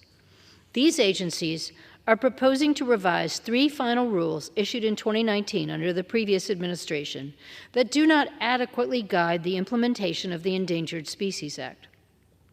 The proposed revisions are intended to improve and clarify the interagency consultation processes, listing, delisting, and reclassification decisions, and designation of critical habitat. Why would anyone object to making regulations clearer, more straightforward, or improving implementation of the Endangered Species Act? The services also propose to reinstate the 4D blanket rule, options for protecting and conserving threatened species. Remember, providing a suite of protections for threatened species will help it avoid becoming an endangered species. These proposed rules are now subject to public review and comment, and the services will carefully consider the comments they receive before finalizing any changes. The proposed revisions do not alter the standards for making listing and delisting decisions, nor will they automatically lead to an increase or decrease in the total amount or area of critical habitat that is designated. These decisions will still depend on the services using the best scientific information available. I urge my colleagues to consider how these revisions will make ESA regulations more consistent and efficient, and to reject this amendment. I yield back. Gentlelady yields. Gentlelady from Colorado is recognized. Thank you, Mr. Chair. I just want to note, we understand how the comment periods work under the Biden administration. Typically, they're for a topic that impacts our rural communities, and in the West, there is a real rural and urban divide, and it's always my effort to highlight that and give our rural communities a strong voice in the efforts that we are promoting. Unfortunately, usually the topics at hand that are impacting our rural communities, the comment period meetings are often held in urban areas where it's difficult for our farmers and ranchers to even travel to so they can have their comments heard. And also, these bureaucrats already have their minds made up. They don't care what they're reading in the comments. They don't care what's being said during the comment time. Their position is solid, and the American people do not want more red tape. I urge adoption of my amendment. Mr. Chair, I yield. Gentlelady yields. The question is on the amendment offered by the gentlelady from Colorado. Those in favor say aye. Those opposed, nay. In the opinion of the chair, the ayes have it. Request to record a vote. Pursuant to Clause 6, Rule 18, further proceedings on the amendment offered by the gentlelady from Colorado will be postponed. It is now in order to consider amendment number 75, printed in Part A, House Report 118 to 261. For what purpose does the gentlelady from Colorado seek recognition? Mr. Chair, I have an amendment at the desk. The clerk will designate the amendment. Amendment number 75, printed in Part A of House Report number 118-261, offered by Ms. Boebert of Colorado. Pursuant to House Resolution 838, the gentlewoman from Colorado, Ms. Boebert, and a member of the opposition will control 5 minutes. The chair recognizes Ms. Boebert from Colorado. Thank you, Mr. Chair. I rise today to offer my amendment that prohibits the Bureau of Land Management from taking any action to finalize, implement, or enforce a draft resource management plan and draft supplemental environmental impact statement to end new oil leases on 1.6 million acres in Colorado.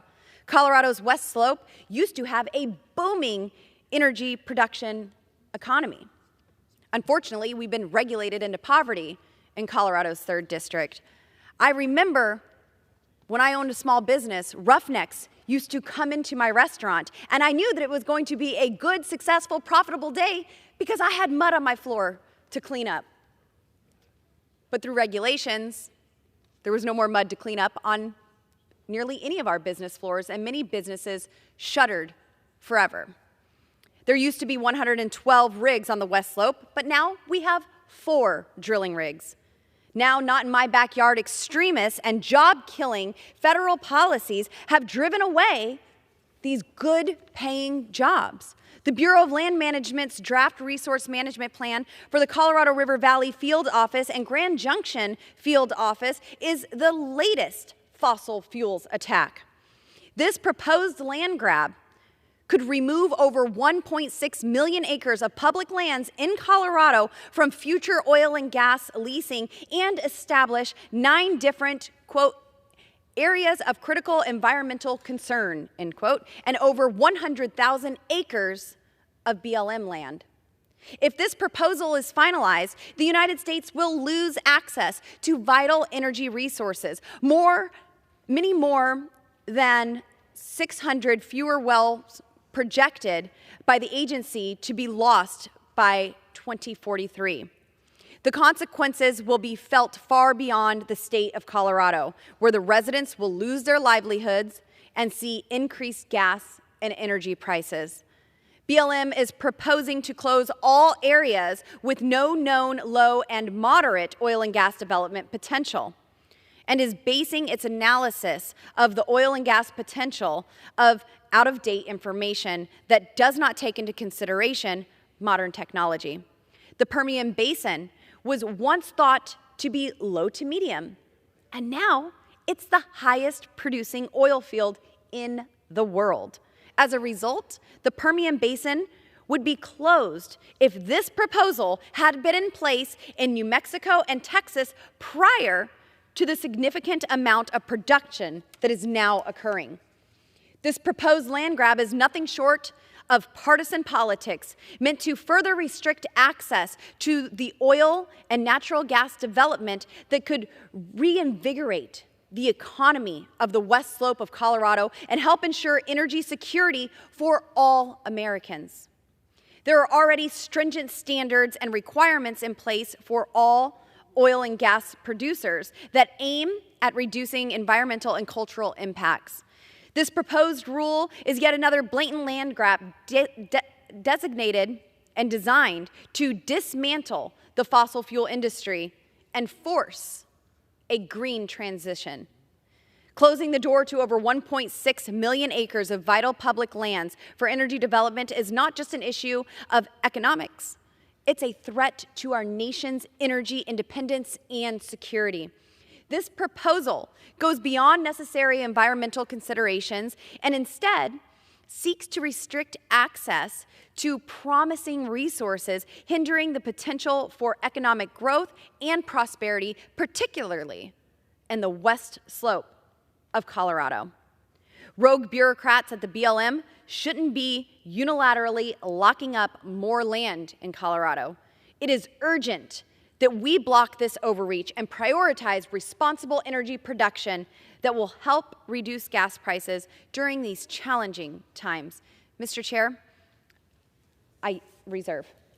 Gentlelady reserves. For what purpose does the gentlelady from Maine seek recognition? Thank you, Mr. Chair. I claim time in opposition to this amendment. Gentlelady is recognized. Thank you. We are now only 15 days away from a government shutdown, and instead of focusing on keeping the government open, we're working on a bill that is going nowhere. The draconian cuts proposed in this bill violate the agreement reached by former Speaker McCarthy and President Biden that were memorialized in statute and public law 118-5, the Fiscal Responsibility Act of 2023. We would not be teetering on the brink of a government shutdown if my Republican colleagues had held up their end of the bargain. We are here to protect the welfare of the American public, and we cannot close our eyes to the impacts of climate change, such as the drought, flooding, severe storm, and wildfire events we are experiencing. As of October 10th, the United States has experienced 24 confirmed weather climate disaster events with losses exceeding $1 billion each. This is a new record. This amendment seeks to prohibit funding for the Bureau of Land Management to finalize, implement, and enforce a draft resource management plan and draft supplemental environmental impact statement that would remove 1.6 million acres of public lands in Colorado from future oil and gas leasing. These lands do not have high oil and gas potential, and BLM's actions protect the important wildlife habitat, recreation areas, water resources, as well as reduce emissions and the impacts of climate change.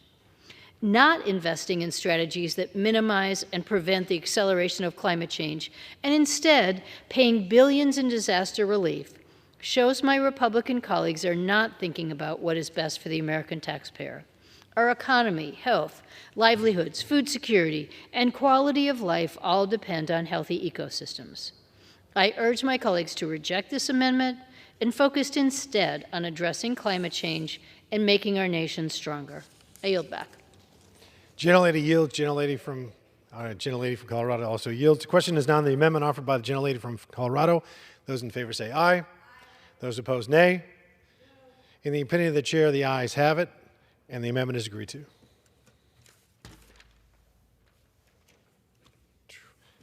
It is now in order to consider amendment number 76, printed in Part A, House Report 118 to 261. What purpose does the gentlewoman from Colorado seek recognition? Mr. Chair, I have an amendment at the desk. The clerk will designate the amendment. Amendment number 76, printed in Part A of House Report number 118-261, offered by Ms. Boebert of Colorado. Pursuant to House Resolution 838, the gentlewoman from Colorado, Ms. Boebert, will control 5 minutes, and a member of the opposition will control 5 minutes as well. The chair recognizes the gentlewoman from Colorado. Thank you, Mr. Chair. From day one in his administration, Joe Biden declared an all-out war on American energy production and exploration. He made it clear that he cares more about appeasing the radical climate change activists than protecting the millions of oil and gas workers and producers in America. I was disappointed, but not surprised, this July when the Biden administration filed this proposed rule entitled Fluid Mineral Leases and Leasing Process, which mandates provisions from the partisan so-called Inflation Reduction Act, better known as the Green New Deal in disguise, which increased the royalty rate for production on federal lands while also increasing and creating new fees for domestic energy producers. This new fluid mineral leasing rule is further proof that Joe Biden is using every tool in his administration to dismantle American energy production. It increases bonding levels for the production on federal lands and proposes ending nationwide bonding and increasing the minimum bond amounts for individual lease bonds and statewide lease bonds from $10,000 to $150,000 and from $25,000 to $500,000, respectively. This significant increase will tie up capital that would otherwise be put back into production and is unjustifiable as there are only 37 orphaned oil and gas wells on BLM-managed land. These increases will impact smaller producers who can't afford to operate in the market. These additional fees will ultimately harm returns and reduce revenues to state and local governments by disincentivizing development on federal lands.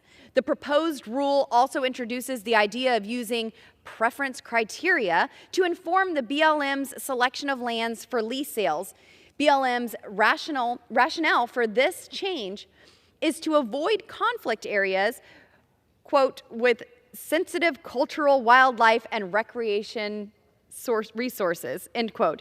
This means that the BLM field offices could avoid leasing in all areas with endangered or threatened species. Maybe that's their goal.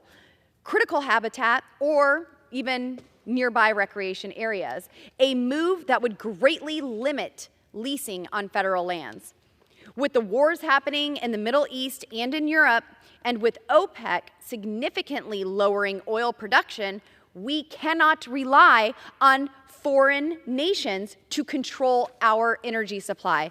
America makes the cleanest energy in the world. American innovation, in particular fracking, has allowed America to be the global leader in reducing emissions since 2000. We need to stop buying oil and gas from Russia, stop begging OPEC, Venezuela, and even Iran to produce energy for us, and start producing more clean, reliable, affordable energy responsibly here in America. We must restore American energy dominance and produce clean, reliable energy right here at home. I urge adoption of my amendment. Mr. Chair, I reserve. Gentlelady reserves. What purpose does the gentlelady from Maine seek recognition? Mr. Chair, I claim time in opposition to this amendment. Gentlelady is recognized. Thank you. This amendment is one more controversial poison pill policy rider that sadly shows extremist Republicans are not interested in bills that can gain bipartisan support and become law.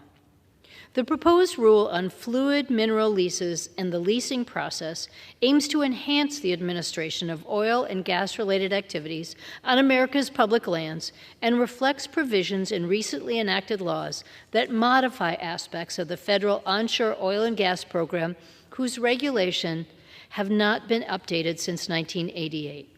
But this amendment seeks to prohibit that. Once again, my Republican colleagues are disregarding the law. This amendment circumvents the rigorous process that is in place to update outdated regulations, which includes opportunities for public input, protect the fiscal interests of the American public, and ensure proper stewardship of public lands and resources for the benefit of future generations. The Government Accountability Office and the Department of the Interior's Office of Inspector General have conducted audits of the BLM's federal onshore oil and gas program and highlighted weaknesses that BLM needs to correct to ensure the American public receives a fair return from oil and gas activities on public lands. I do not understand why my Republican colleagues would seek to undermine the efforts that address those weaknesses and protect the American public. I urge my colleagues to reject this amendment to protect the fiscal interests of the American public and our natural resources so future generations benefit from a world with healthy ecosystems and robust biodiversity. I yield back. Gentlelady yields. Gentlelady from Colorado is recognized. Mr. Chair, I yield. The question is now on the amendment offered by the gentlelady from Colorado. Those in favor say aye. Aye. Those opposed, nay. In the opinion of the chair, the ayes have it. The amendment is adopted.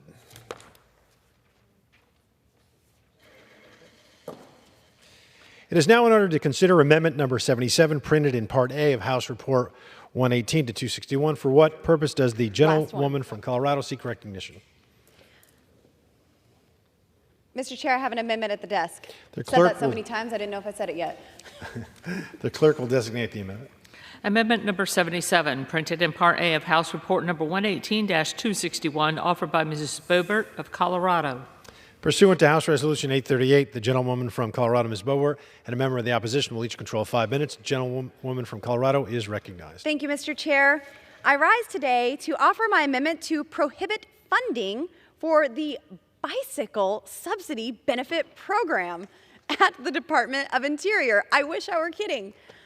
The DOI Bicycle Subsidy Benefit Program provides taxpayer dollars to DOI employees and paid student interns or unpaid student volunteers for the purchase, improvements, repair, storage, and/or maintenance of a non-motorized bicycle that is used as a primary means of commuting to and from work, as well as a monthly stipend.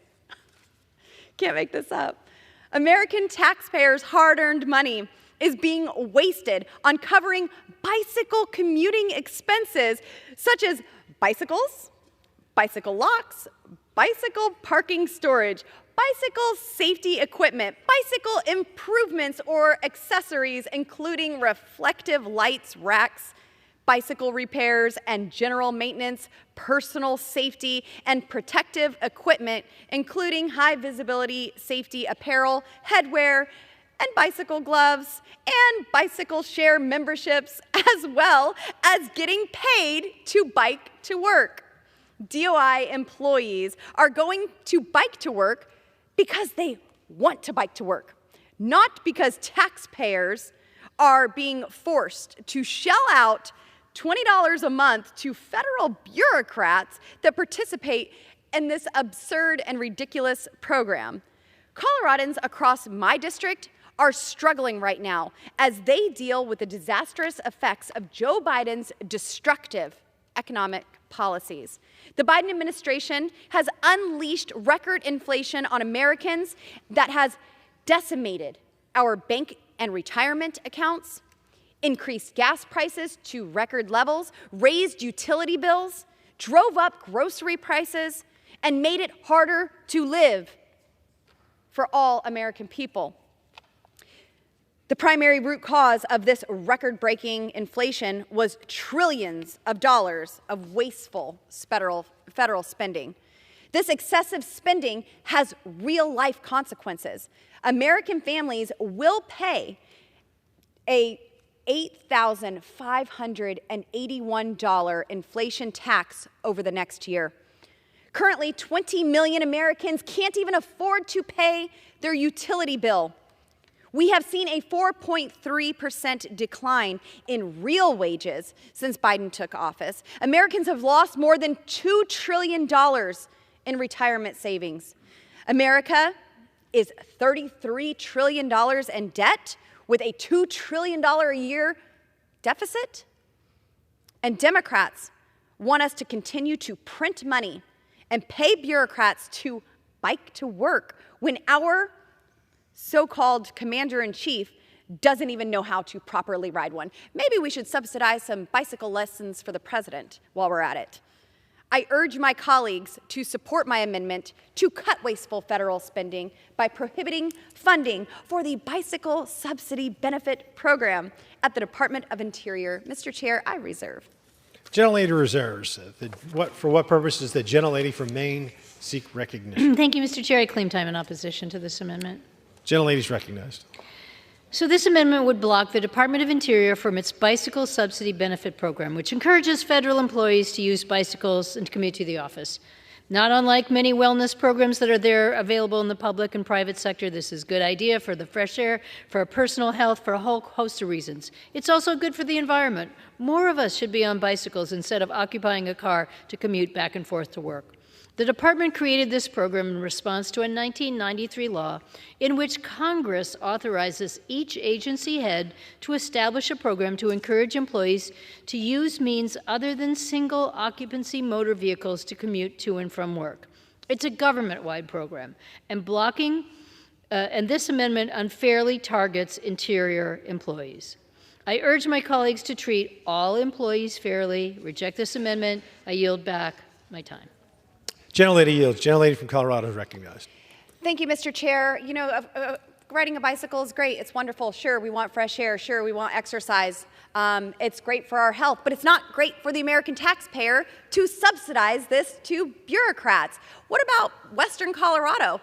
Are we going to subsidize our Bureau of Land Management personnel to ride in horses to work? Do we pay for their feed, for their lot storage? Do we get to pay for all of that as well? It's never ending. And the gentlelady pointed out that this unfairly targets DOI. I'm happy to defund this program in every agency across the federal government. We just happen to be speaking about the Department of Interior right now. Mr. Chair, I urge adoption of my amendment, and I yield. Gentlelady yields. The question is on the amendment offered by the gentlelady from Colorado. Those in favor say aye. Those opposed, nay. In the opinion of the chair, the ayes have it. The amendment is adopted. One more. It is now in order to consider amendment number 78, printed in Part A, House Report 118 to 261. For what purpose does the gentleman from Texas seek recognition? Mr. Speaker, I have an amendment at the desk. The clerk will designate the amendment. Amendment number 78, printed in Part A of House Report number 118-261, offered by Mr. Burgess of Texas. Pursuant to House Resolution 838, the gentleman from Texas, Mr. Burgess, and a member of the opposition will each control 5 minutes. The chair recognizes Dr. Burgess from Texas.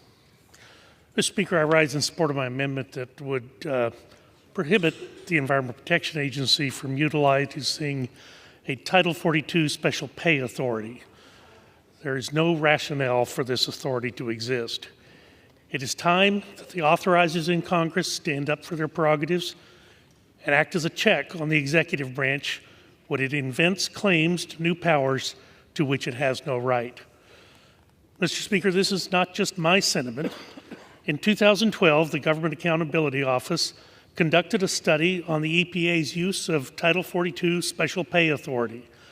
In that study, multiple instances of irregularities were found. Entry-level scientists were hired at much higher than what would be the expected GS pay level. Why would we allow the EPA to continue to use a program when it has clearly and repeatedly demonstrated that it is a poor steward of American tax dollars?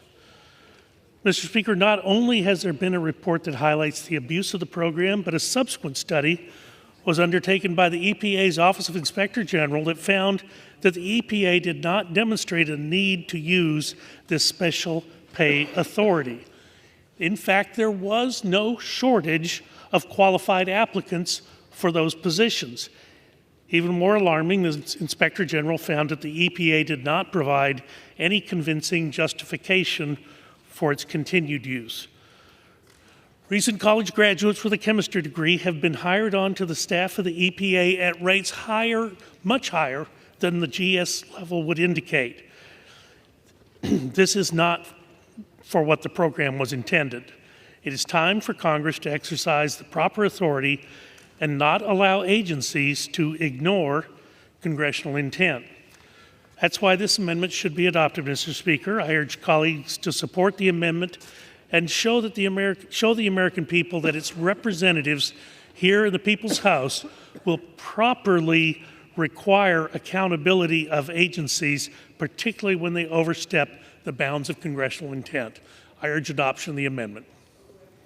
The gentleman reserve? Yes. Gentleman reserves. What purpose does the gentlelady from Maine seek recognition? I claim time in opposition to this amendment. Gentlelady is recognized. This amendment would prohibit the EPA from hiring scientists using its Title 42 authority. Title 42 authority is a flexible hiring mechanism that allows agencies to attract and retain staff with outstanding scientific, technical, and clinical skills. The authority is used by the EPA, the CDC, the NIH, and other agencies that require candidates to have specialized degrees in areas such as medicine, science, and engineering. It is not always easy for the federal government to attract high-level professionals who have invested many years in school and can easily make more in private practice or even in academia. That is why the federal government allows these agencies to provide some additional funding to retain and recruit these employees. I am dismayed that the gentleman does not believe such highly specialized employees deserve the Title 42 recognition. With our nation facing crises like COVID and climate change, we should be investing in our scientists. It's a short-sighted amendment that unfairly attacks federal employees who devote their life to public service. I urge the defeat of this amendment, and I reserve. Gentlelady reserves. Gentleman from Texas is recognized. Mr. Speaker, I would just simply underscore the fact that entry-level chemists at the EPA are hired at much higher than the GSA rate. These are not highly sought-after scientists. These are entry-level applicants, and there is no shortage of applicants for those positions, and I reserve. Gentleman reserves. Gentlelady from Maine is recognized. Thank you, Mr. Chair. I yield to the chair of the committee, Mr. Simpson. I thank the gentlelady for yielding. I rise in opposition to this amendment, but I arise mainly to explain what the Special Hiring Authority is. The so-called Title 42 Special Hiring Authority was provided to the Department of Health and Human Services to allow the agency to pay individuals above the GS pay scale. The authority was created to allow the agency to compete with private sector salaries for the nation's best healthcare experts and scientists, given the critical importance of human health and the federal role in public health. Congress then provided the EPA with this authority for the first time in 2006. Congress provided it. It was authorized by Congress in 2006, arguing that the EPA also conducts human health work such as research and assessment of chemicals. Most recently, the authority of the EPA was renewed in the fiscal year 2022 spending bill, which capped the total number of people that could be hired using this special authority to 100 people. The current authority expires at the end of fiscal year 2025. This amendment allows current individuals to continue to be paid using the special authority, but blocks any additional staff from being hired under this authority. Remember, this expires at the end of 2025, and I would hope that the authorizing committees would take it up and decide what they want to do into the future, but not do this through an amendment. I understand the gentleman's long-standing, very long-standing concerns with this authority at EPA, and I agree that appropriate oversight needs to be provided so that this authority is not abused. But I do oppose this amendment. And I yield back to the gentlelady from Maine. Gentlelady from Maine. I yield back. Gentlelady yields. Dr. Burgess is recognized. Yeah, I urge adoption of the amendment. It's important with the nation, $31 trillion in debt, that we do be good stewards of the taxpayer dollar. And the gentleman's right. I have pursued this for a number of years, but it's because it's a noble cause, and I yield back. Gentleman yields. The question now on the amendment offered by gentleman from Texas. Those in favor say aye. Aye. Those opposed, nay. In the opinion of the chair, the ayes have it. The amendment is adopted. Pursuant to Clause 6 of Rule 18, further proceedings on this amendment offered by the gentleman from Texas have been postponed.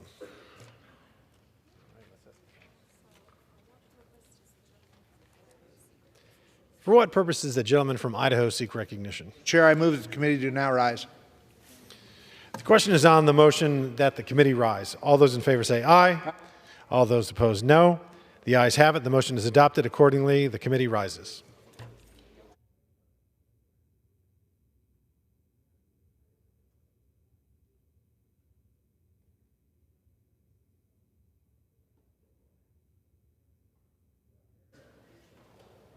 Mr. Speaker, the Committee of the Whole on the State of the Union, having had consideration of H.R.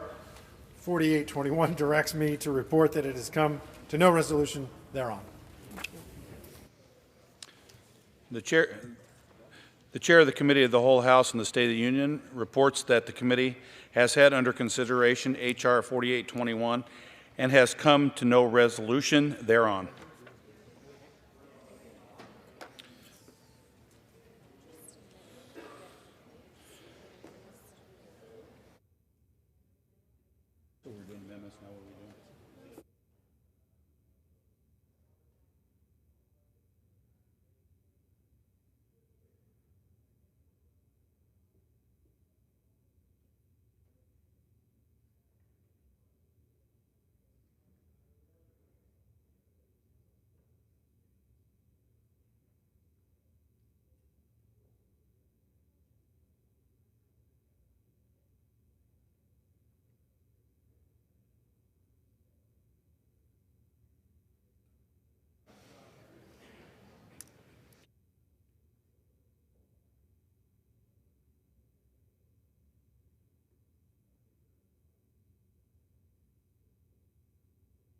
For what purpose does the gentlewoman from Texas, Ms. Granger, seek recognition?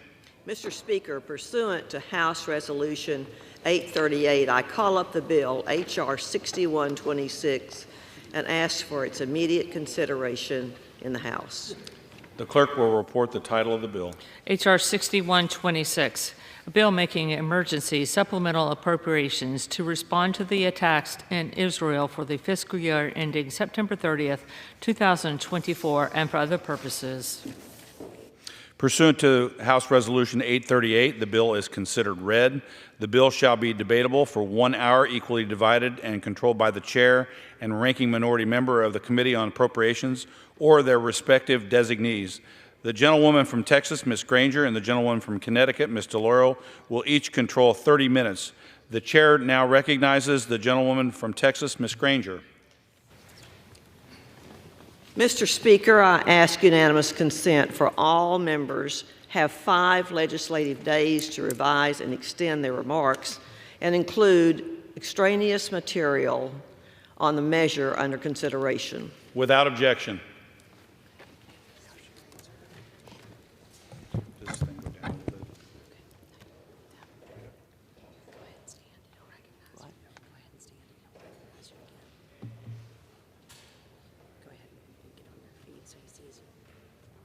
From Texas.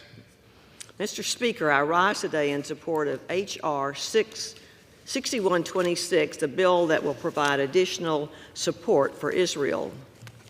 Earlier this month, we saw Hamas carry out its evil attack on the Israeli people. Now, more than ever, we must stand firm with our great ally and do all we can to ensure Israel has what it needs to defend itself. The bill before us provides $14.3 billion in emergency funding for such a need, military construction and assistance. The funding will cover everything requested by the Israelis. Specifically, the bill includes funding for Iron Dome, David Sling, and Iron Beam defense systems, advised weapons systems and services through the Foreign Military Financing Program and the Program of Ammunition. To ensure that our support does not impact our own military readiness, the bill provides $4.4 billion to replenish the items that were sent to Israel. Funds are also provided for the Secretary of U.S. personnel and the safe return of American citizens. This is the first step in the process, and I urge my colleagues to join me in supporting the bill so we can find a way to get funds to Israel as soon as possible. Thank you, and I reserve the balance of my time. Gentlelady reserves. The gentlelady from Connecticut. Mr. Speaker, I yield myself such time as I may consume. Gentlelady is recognized. Thank you. We live with deepening crises around the world, and America's leadership is being challenged like at no other juncture in our history. And you can be sure Putin is watching, Ayatollah Khamenei is watching. Are they going to see a united and a strong America that shows why we are admired and why we are exceptional? This Congress is called to respond to the crises in Ukraine, Israel, the Indo-Pacific, here at home and on our border. And I hoped we would be debating a bill that rose to the seriousness of these crises without delay. But this bill fails Israel. And this bill fails the 1,400 Israelis and 36 Americans who were slaughtered in their homes and on the streets in cold blood. Those brutal massacres were called the Holocaust. This is a Holocaust, a different kind of massacre, and demanded that Israel act against Hamas with the support of the United States. But what the House Republicans have done is unprecedented and will mean any aid to Israel will be delayed. First, it puts a poisoned partisan bill that removes funding to ensure the richest Americans and corporations pay taxes. It is supposedly paid for with cuts to the IRS of $14.3 billion, which the CBO says will nearly double the cost of this bill and add $12 billion to the deficit. It furthers the Republican goal of keeping billionaires and the big corporations from paying taxes. Second, it is conditioning an emergency appropriation. We do not condition emergency appropriations. Understand, this is the first time we have conditioned aid to Israel. Is Israel less important than other national emergencies? Is Israel just a budget line? Is it just more fodder for the partisan wars that polarize America? It is outrageous that a major emergency funding bill in response to the worst attack on Jewish people since the Holocaust is tied to offsets. Israel, our closest ally in the Middle East, is reeling from a terrorist attack and urgently needs our support. This bill tells our allies that should they find themselves in an existential war for their democracy and their freedom, we will not put aside our partisan wars. This bill abandons Ukraine. We will not abandon Israel, and we will not abandon Ukraine. But their fortunes are linked.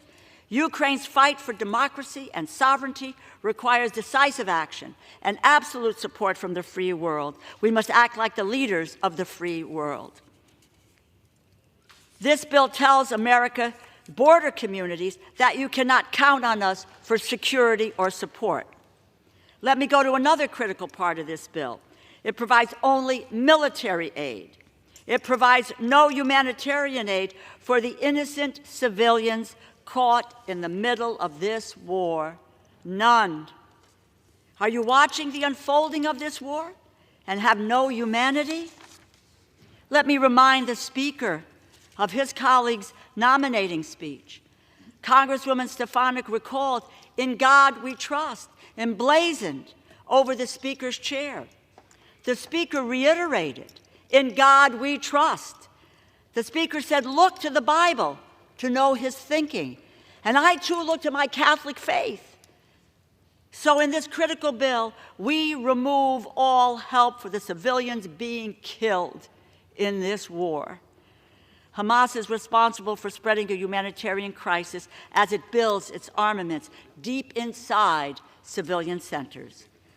But the bombing of the Jabalia refugee camp creates unacceptable civilian losses. We need a humanitarian pause. And that is why we need a serious bill that addresses all the national security crises facing our country and that reaches for support in both parties.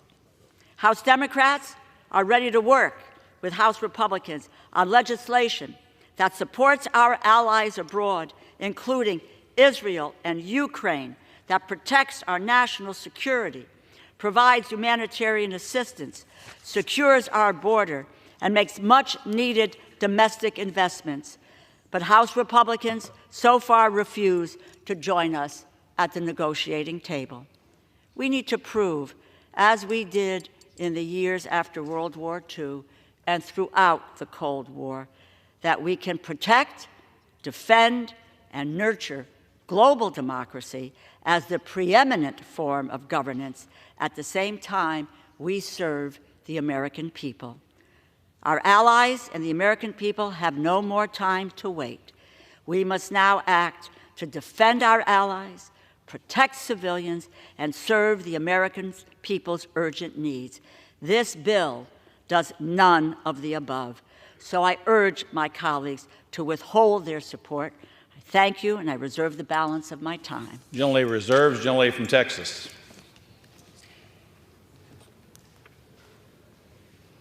I yield to the gentleman from California, the chairman of the Defense Subcommittee, Mr. Calvert, for 2 minutes. Gentleman's recognized. Thank you, gentlelady. Mr. Speaker, I rise today in strong support of H.R. 6126, which provides security assistance to Israel, supports the security of our embassy personnel, enables the evacuation of U.S. citizens, strengthens the ability of our industrial base to respond to this crisis. On October 7th, Hamas terrorists carried out a barbaric attack on Israel that took the lives of more than 1,400 innocent Israelis, including 32 American citizens. Mr. Speaker, I stand firmly behind Israel's right to defend itself and destroy Hamas terrorist organization. The world will be a safer place once that organization is eliminated. Last week, the House of Representatives passed House Resolution 771, a resolution which I co-sponsored by a vote of 412 to 0. That resolution reaffirms the United States' commitment to Israel's security. The bill we are considering today delivers on that commitment. This legislation contains $14.3 billion for Israel. As chairman of the House Appropriations and Defense Subcommittee, I strongly support the bill's robust funding, which includes $4 billion for the Iron Dome and David Sling missile defense systems, $1.2 billion for the Iron Beam defense system, which is promising new technology, which will, I think, be both helpful to Israel and the United States, $800 million for production of 155 millimeter rounds, which we need to get our supply chain rolling again. $198 million for the production and development of small diameter bombs and precision guided rockets, and $4.4 billion to replenish the U.S. stocks transferred to Israel, such as precision guided and other critical munitions, as well as medical supplies for Israeli Defense Forces, and $3.5 billion for foreign military financing program funding for Israel. Mr. Speaker, Israel is at war. Hamas continues to launch rockets at Israel. They still hold hundreds of hostages. Israel must respond to this unprovoked attack on its people, defend itself, fight to prevent future attacks. The United States will stand with them. Voting for this bill will provide much-needed support and send a clear message to Iran and its proxies that we will defend them. I urge support of this bill. I reserve the balance of my time. Gentleman reserved. Gentlelady from Texas reserved. Gentlelady from Texas reserves. Gentlelady from Connecticut. Mr. Speaker, I yield 2 minutes to the gentlewoman from Ohio, the ranking member of the Energy and Water Subcommittee, Ms. Kaptur. Gentlelady is recognized. I thank the gentlelady for yielding. I rise in support of military assistance for Israel, Mr. Speaker, and Ukraine, and the Indo-Pacific, all regions in which our nation has forged critical strategic alliances. Make no mistake, in a dangerous world, these precious alliances help secure liberty forward against all enemies, foreign and domestic. The largest land war since the Second World War is raging on Europe's continent at the eastern edge in Ukraine, following Russia's initial brutal invasion in 2014. The question before us is, what is liberty's worth for our generation? We are not being asked to fight, but only to aid Ukraine's valiant soldiers to drive Russia, the third largest military in the world, out of their homeland. It is day 617 of that brutal war. Few believed Ukraine could shoulder this wretched war beyond a few weeks, but Ukraine's will to win inspires us and subjugated people everywhere. Over centuries, Ukrainians survived the absolute butchery of Lenin, Stalin, and now Putin, all tyrannical mass murderers. No place on earth lost more lives through mass murder and forced starvation than did Ukraine. During the 20th century, 10 to 14 million people, only God knows. Now is the time to turn a page for liberty in the annals of history. This GOP's leadership's willful ignorance of the history of Russian oppression and murder is mind-bending. The necessity for America, the leader of the free world, to defend liberty will prevent the blood of Putin's tyranny running across not just more of Ukraine, but of Europe and likely other places, including the Middle East. Putin has refused to condemn Hamas and gone as far as comparing Israel's defensive actions to Nazi Germany's siege of Leningrad. In return, Hamas has called Russia its friend. They understand these conflicts are connected. Why don't we? Vote no, the imperative vote for liberty, and I yield back. Gentlelady from Connecticut reserves. Gentlelady from Texas.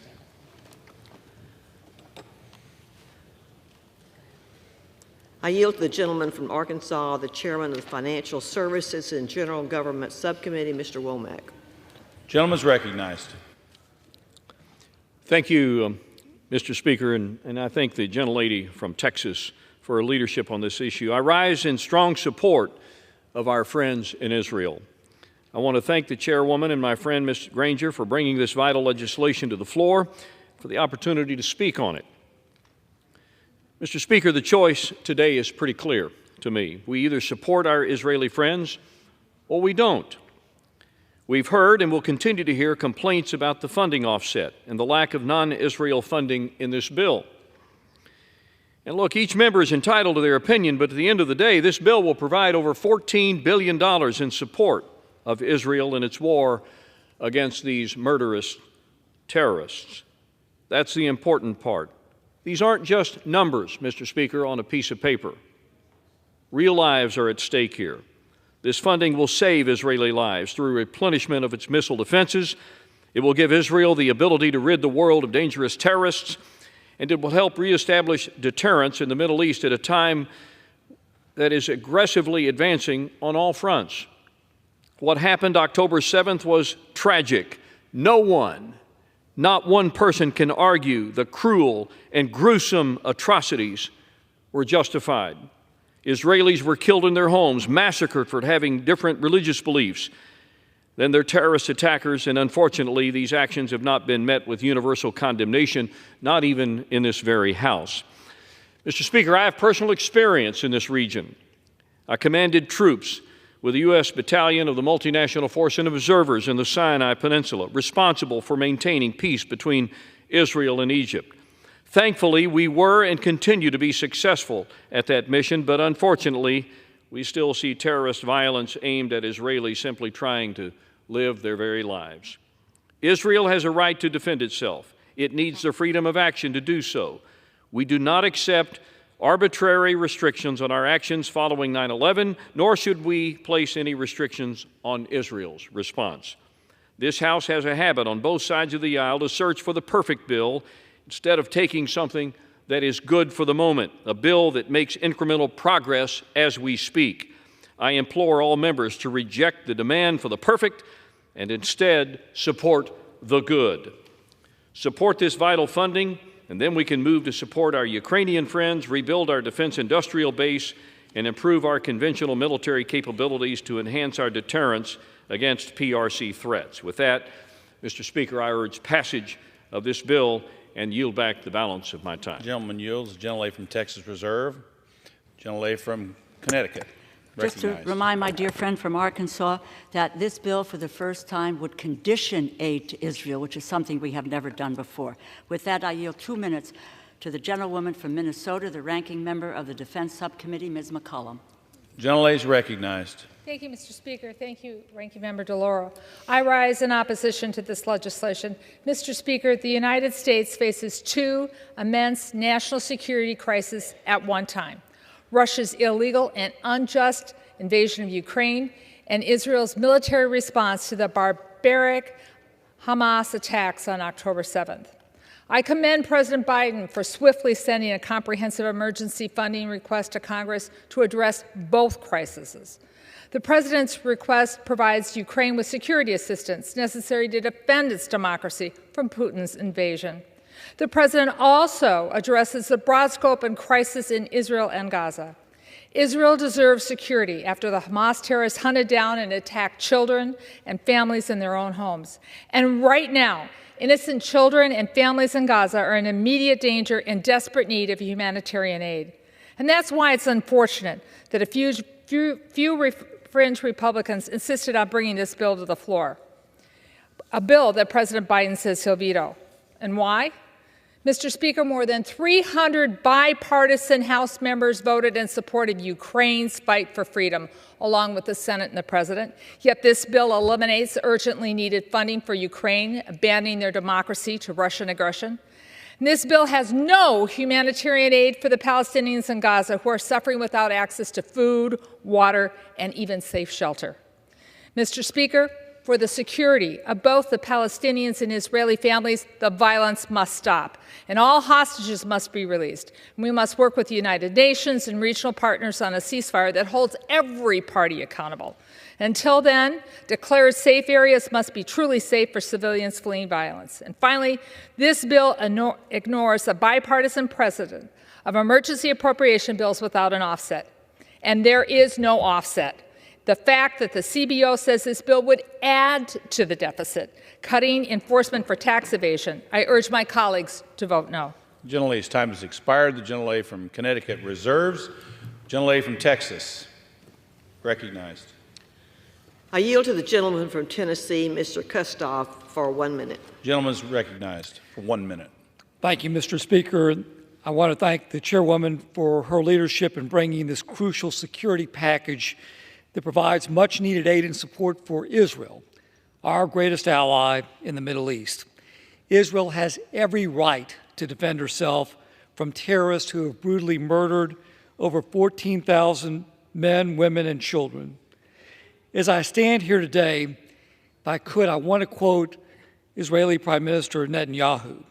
This is his quote: "If the Arabs lay down their arms, there would be no more war. But if Israel lays down its weapons, there would be no more Israel." It is essential that we demonstrate our unwavering support for the State of Israel.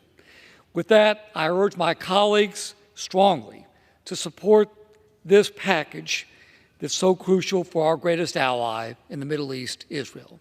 And with that, Mr. Speaker, I yield back. The gentleman yields back. Gentlelady from Texas reserves. The gentlelady from Connecticut recognized. Mr. Speaker, I yield 2 minutes to the gentleman from Maryland, the ranking member of the Financial Services and General Government Subcommittee, Mr. Hoyer. The gentleman's recognized. I thank the gentlelady for yielding. I'll be quick, but hopefully pointed. If the Republicans had not put a poison pill on this bill, it would pass on suspension with over 400 votes. But they did not do that. Mr. Speaker, we must provide Israel with the resources it needs to protect itself and Israelis, a mission that I absolutely support. And we must do it now.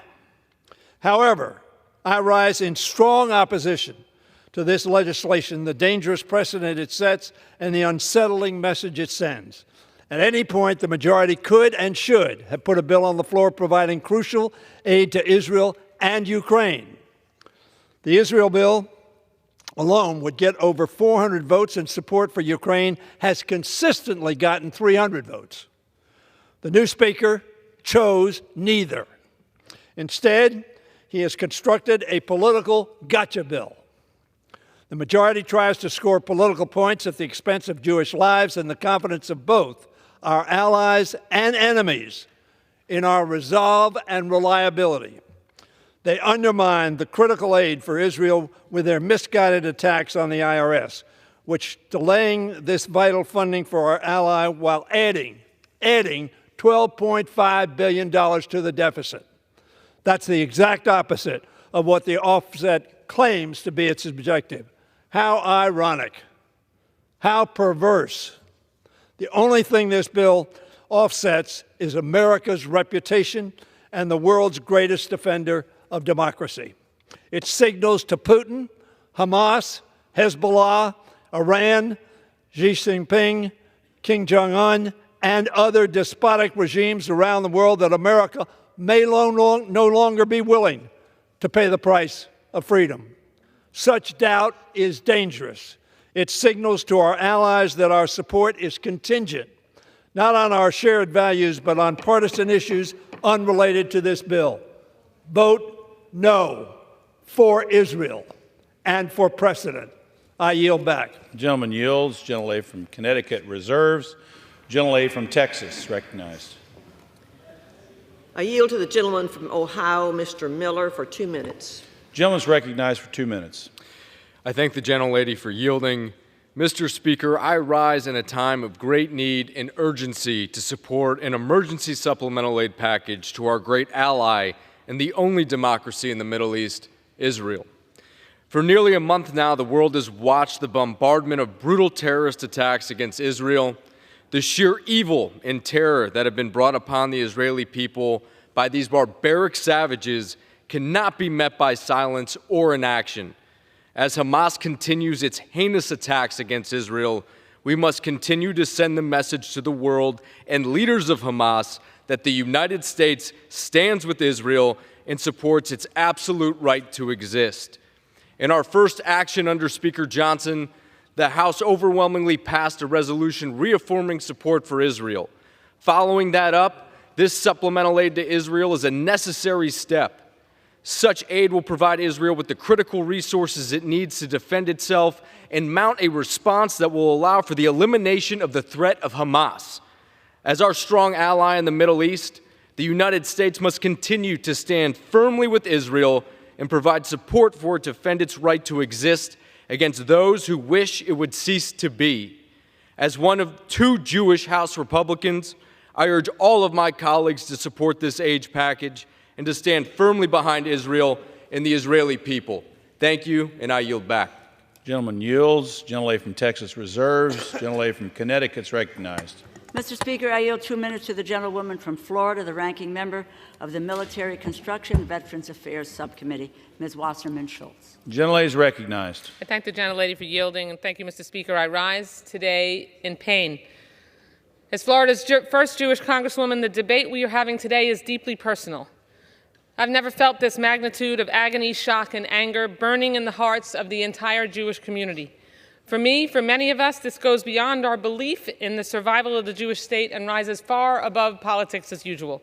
Today should be a moment of unity for this chamber, a time where partisan games and showmanship are put aside. The House should be voting on a simple bill to provide urgent security assistance to Israel in her battle against Hamas terrorists. This same terrorist organization that perpetrated intentional genocidal violence on Israeli civilians on October 7th, who just yesterday vowed to repeat that massacre over and over again. That's why this House should send a clean bill to the Senate. Instead, Speaker Johnson is willingly jeopardizing Israel's security by making support for Israeli assistance contingent on issues totally unrelated to its security. He's taken an unprecedented step, and one with potentially fatal consequences. I've seen statements from colleagues across the aisle since October 7th, ones proclaiming an ironclad commitment to Israel. I've heard their promises over the years to never condition aid to Israel. You know you've looked pro-Israel leaders in the eye and promised that you would never do that. Think about it. But here we are. We cannot send the message to our strongest ally in the Middle East, especially in this dire hour of need, that the U.S. will only support Israel if we can score political points against Democrats. We cannot hold Israel's security captive as she reels with over 230 of its citizens still being held hostage. That is why last night I offered an amendment that would have eliminated this offset, which isn't an offset. It would have eliminated the false choice Republicans are forcing upon us by tying Israeli security assistance to unrelated policy debates. Yet to my dismay, but not surprise, my colleagues across the aisle rejected my amendment, prevented from even being voted on the floor today. When given a chance to fix their mistake, Republicans rejected it, once more opting for political gamesmanship. Our sole Democratic ally in the Middle East deserves better. Don't try to say you have Israel's best interest at heart if you are willing to jeopardize Israel's security in this way. The Israeli people deserve better. I'm Israel High. The gentlelady's time has expired. I remind all members to address your comments to the chair. The gentlelady from Connecticut reserves. The gentlelady from Texas is recognized. I yield now to the gentleman from Georgia, a member of the Appropriations Committee, Mr. Clyde, for 2 minutes. The gentleman's recognized for 2 minutes. Thank you, Mr. Speaker. I am proud to be an original co-sponsor of the Israel Security Supplemental Appropriations Act, which provides $14.3 billion in critical military assistance to our great ally, Israel, while also replenishing our own defense stockpiles and ensuring the safe return of American citizens impacted by Hamas's barbaric terrorist attack on Israel.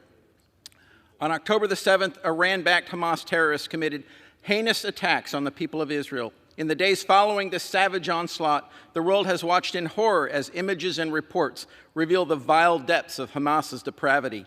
These terrorists have perpetrated barbaric, sadistic, and evil acts against innocent Israelis, including burning and decapitating babies, raping women, abducting families, and murdering over 1,400 people. Tragically, more than 30 Americans were also murdered by Hamas in Israel on that day, while several Americans remain held hostage by the terrorists in Gaza. In response to these atrocities, the Israel Security Supplemental reinforces Israel's defense systems by providing $4 billion to replenish the Iron Dome and David's Sling missile defense systems, $3.5 billion for the procurement of advanced weapons systems, and $1.2 billion for the Iron Beam defense system to counter short-range rockets and mortar threats. This is not a time for a ceasefire or a pause in any way, Mr. Speaker. This is a time to crush Hamas, eliminate their leadership, and obliterate their fighters. And I am so thankful that there is no humanitarian aid here that can possibly get into the hands of Hamas. This bill will help Israel do exactly what it needs to do, and that's defend itself. This bill also provides $200 million for the protection of U.S. personnel in Israel and evacuations of U.S. citizens to ensure that Americans can return safely to the United States. Finally, under Speaker Johnson's leadership, this bill is fully offset by a rescission of the IRS funding, taken out of the Reckless Inflation Expansion Act. This common sense solution ensures that we can assist our strongest ally in the Middle East without further burdening American taxpayers by irresponsibly borrowing billions of dollars. Gentleman's time has expired. To my colleagues, I ask their support. Thank you, and I yield back. Gentleman yields. Gentlelady from Texas reserves. Gentlelady from Connecticut is recognized. Mr. Speaker, I yield 2 minutes to the gentleman from Illinois, the ranking member of the Transportation, Housing, and Urban Development Subcommittee, Mr. Quigley. Gentleman's recognized. Thank you, Mr. Speaker. Mr. Speaker, when I came to this House, I was told a cardinal rule is we are not going to let Israel become a partisan issue. The manner in which this supplemental is moving forward does just that. And it's dangerous and it's unnecessary. It's also a dangerous game my colleagues across the aisle are playing with our national security. Removing Ukraine aid from this package sends a message to Putin and the rest of the world that our aid is conditional on political climate. It's clear that some of my colleagues have forgotten why Ukraine's fight is so important, what it means to democracy across the world. So let's remind them. This past weekend, we traveled to Kyiv and met with President Zelensky. We discussed the critical role U.S. plays in the war and what else has to be done in the coming winter. Munitions are dwindling and the needs are increasing. Not only is Putin certain to view the current crisis in the Middle East as a distraction from Ukraine, that it can be used to his advantage, antagonists in both conflicts are connected through him. Just last week, Russia hosted representatives from Hamas and Iran. Iran is supporting both Hamas attacks on Israel and assisting Putin in his assault on Ukraine. Ukraine believes that 1,000 Iranian-designed drones were used by Russia over the past 6 months alone. We do not have to choose which crisis to respond to. NATO Secretary General Stoltenberg himself said, quote, "We have the capability and the strength to address different challenges at the same time. We don't have the luxury of choosing only one threat and one challenge. If we want to hold Hamas accountable, defeating Putin in Ukraine is also in our best interest. Anyone who tries to argue that a choice must be made between Ukraine and the American people or Ukraine and Israel is presenting a false dilemma. We must help Israel defend itself in the face of terrorism while simultaneously supporting Ukraine in their war against an autocratic invader." I yield back. Gentlelady from Connecticut reserves. Gentlelady from Texas recognized. I yield to the gentleman from Louisiana, the Majority Leader, Mr. Scalise, for 1 minute. Gentleman's recognized.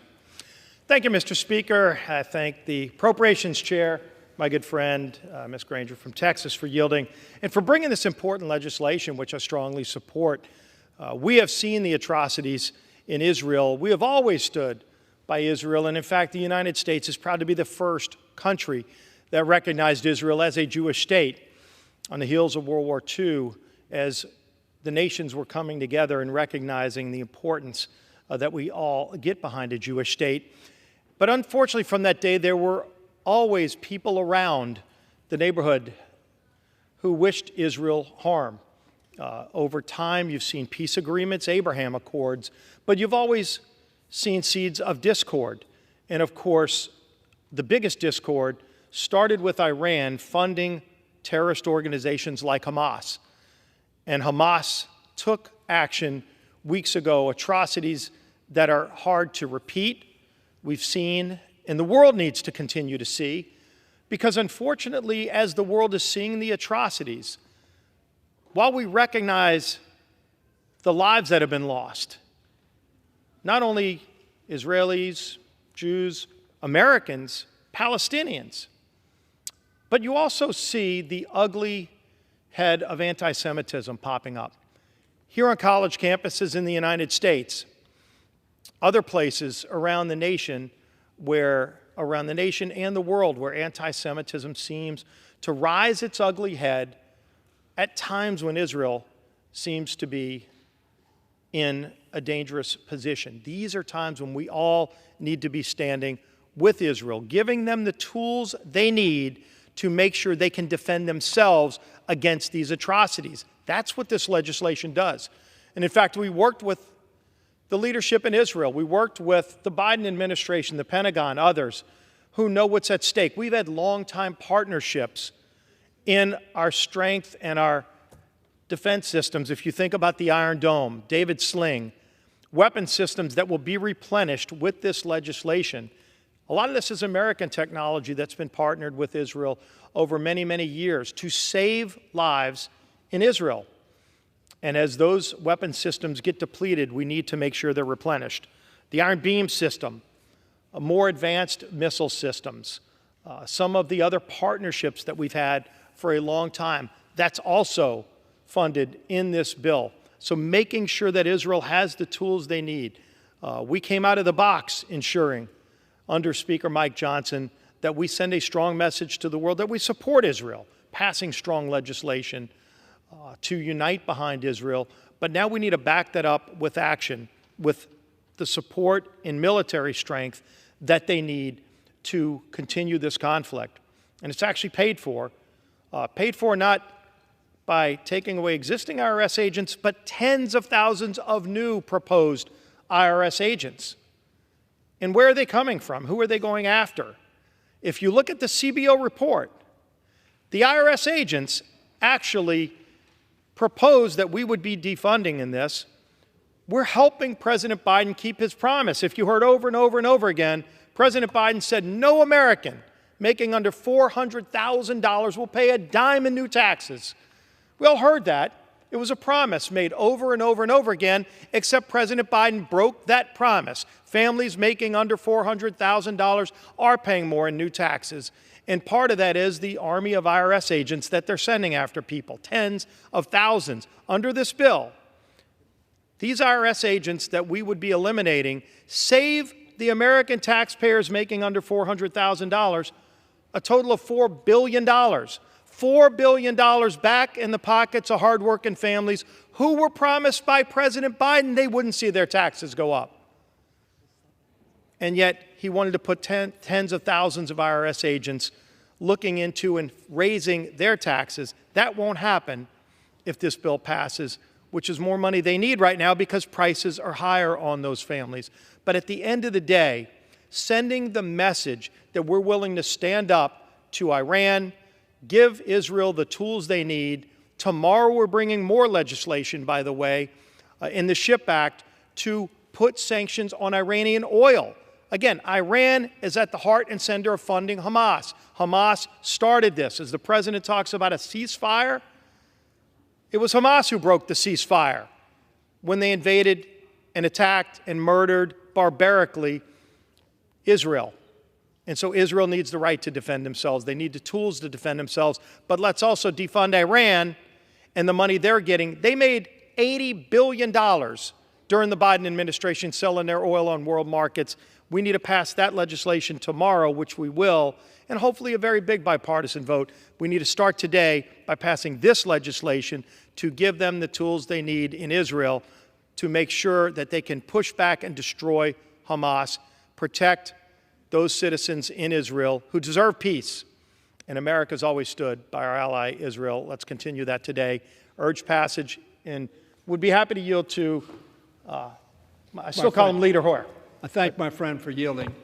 Mr. Speaker, Mr. Scalise and I have been partners in being very, very strong supporters of Israel and making sure that Israel has the funds it needs to be successful, sovereign, secure, and safe. And we remain in that position. And the reason I asked the gentleman to yield, I don't know what's going to happen to this legislation. I do know that the chairman of the Foreign Affairs Committee has said this legislation we're considering is dead upon arrival in the Senate. I don't know whether that's the case. But I would ask my friend, I'm no longer the leader, but I will tell my friend, the leader of the Republican Party, that if you would bring a bill to the floor tomorrow that has this $14.3 billion, I would like it to have Ukraine, but if it doesn't have Ukraine in it, I would like it to have humanitarian relief, but if it doesn't have humanitarian relief, I believe it would pass on suspension overwhelmingly with votes from your side and votes from this side. And I would ask the gentleman to consider that alternative. I thank the gentleman for yielding. And I know the gentleman yielded back, and I appreciate the conversations that the gentleman I had. He's led many delegations to Israel I think most of us have been to Israel and seen firsthand some of those towns. I've been to Sderot, other cities that have come under attack, and the heartbreak, going to some of the kibbutzes, and have heard just harrowing stories. And so we want to make sure they get their relief. I also know this, and obviously as we talk about funding of government, we just passed an appropriations bill last night. We're going to be moving, after we get through this bill, into 2 more appropriations bills. We'll be working, late into the night tomorrow on more appropriations bills to properly fund government.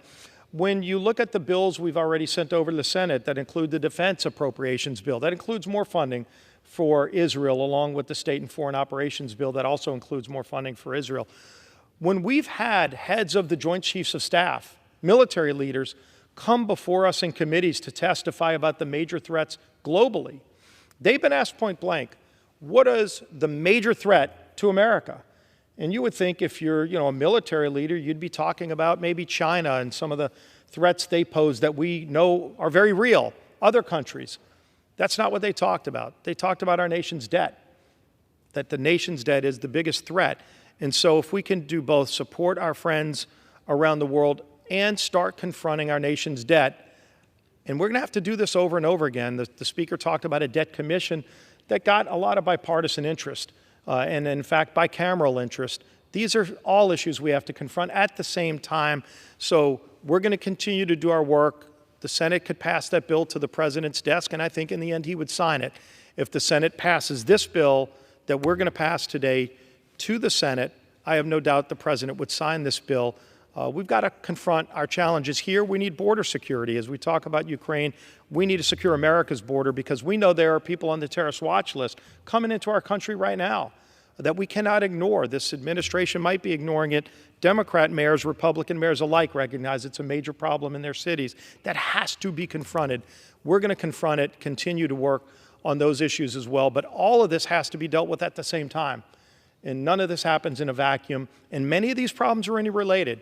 And so we're going to continue to confront all of them and work as we can, hopefully, together. But obviously, today maybe we might not all be on the same page. Tomorrow, I think on that Iran oil sanctions bill, we'll be closer. But we got to keep working through these issues together. I thank the gentleman for his comments. Would you yield for just a short comment? I'll yield one more Thank time. you very much. The gentleman's very generous. The irony, as I pointed out, Mr. Leader, is that in the pay-for that you have used, CBO scores that as a $12.5 billion increase in the debt, not a decrease.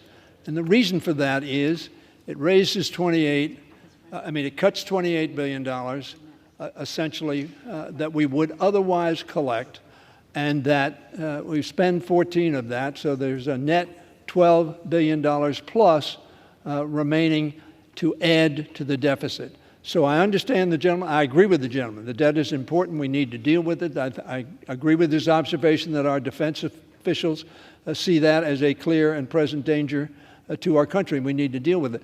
But I suggest respectfully to the gentleman, his offset does not, or not his offset, but the offset, does not accomplish that objective. And I thank you for yielding. And thank you. And a final point on that, obviously, if you look at the history of CBO, they're the referee, the scorekeeper that has to be used. They've often been wrong. I would say often wrong, but never in doubt. But when they're wrong, they're usually wrong to the detriment of taxpayers. And here's a classic example. Only in Washington, where eliminating government positions, they count as something that's going to cost the deficit. Getting rid of the size of government is ruled by CBO as increasing the deficit, but they exposed a dirty little secret about those new IRS agents, and I emphasize new. These are not existing employees. This is tens of thousands of new IRS agents that President Biden wants to hire. It exposed that the only way that they generate money is by raising taxes on families, including those making under $400,000. And in their report, they point this out. If you're an American citizen who believed Joe Biden's promise that you will not pay a dime in new taxes if you make less than $400,000, and he said it over and over again, it's on video, That promise is broken, according to the CBO in this report, to the tune of over $4 billion in new pet taxes that those families will be paying. Not existing taxes, new taxes those families will be paying. So if you want to save $4 billion in taxes, and you're one of those families that bought the promise, and frankly, in times of high inflation, high interest rates, high costs for everything from gas to groceries, no family should be paying more in new taxes. I would argue this bill will save those families a lot more money than what those new IRS agents were going to collect in new taxes, and we're doing them all a favor while also helping address a serious spending problem in Washington and standing with our ally, Israel, most importantly. That's why we need to pass the bill, and I yield back the balance of my time. Gentleman yields. Gentlelady from Texas reserves. Gentlelady from Connecticut. Yes. Mr. Speaker, I yield 1 minute to the gentlewoman from Florida, a member of the Appropriations Committee, Ms. Frankel. Gentlelady is recognized. 1 minute. Mr. Speaker, I'm standing here as a member of Congress because my grandfather, Abe, was able to flee Europe as the Nazis took over. Then on October 7th, it happened again. Hamas' barbaric attack on Israel was the deadliest day for Jews since the Holocaust. And make no mistake, Hamas are terrorists out to kill all Jews and destroy Israel, and other enemies in the region are on the same mission. Reaffirming Israel's right to exist, Golda Meir said, Jews have nowhere else to go.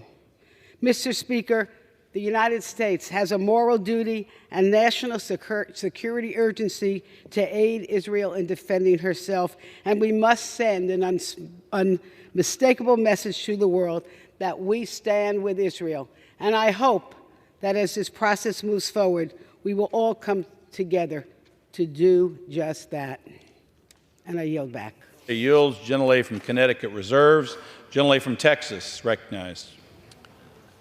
I yield to the gentleman from New Jersey, Mr. Van Drew, for 2 minutes. Gentleman's recognized for 2 minutes. I thank the gentlelady, my friend from Texas, for yielding. Peace through strength. This is the principle that is called upon us today. If we are truly the beacon of democracy for all the world, we must help our greatest ally, Israel. We must help them from the threats to its very existence. It is a message to the world that we stand with our allies, that we will help shield Israel from the rockets of Hamas, that we will help shield Israel from the death, the torture, the rape of babies and children and mothers and fathers and grandmothers and grandfathers. We have seen the face of evil.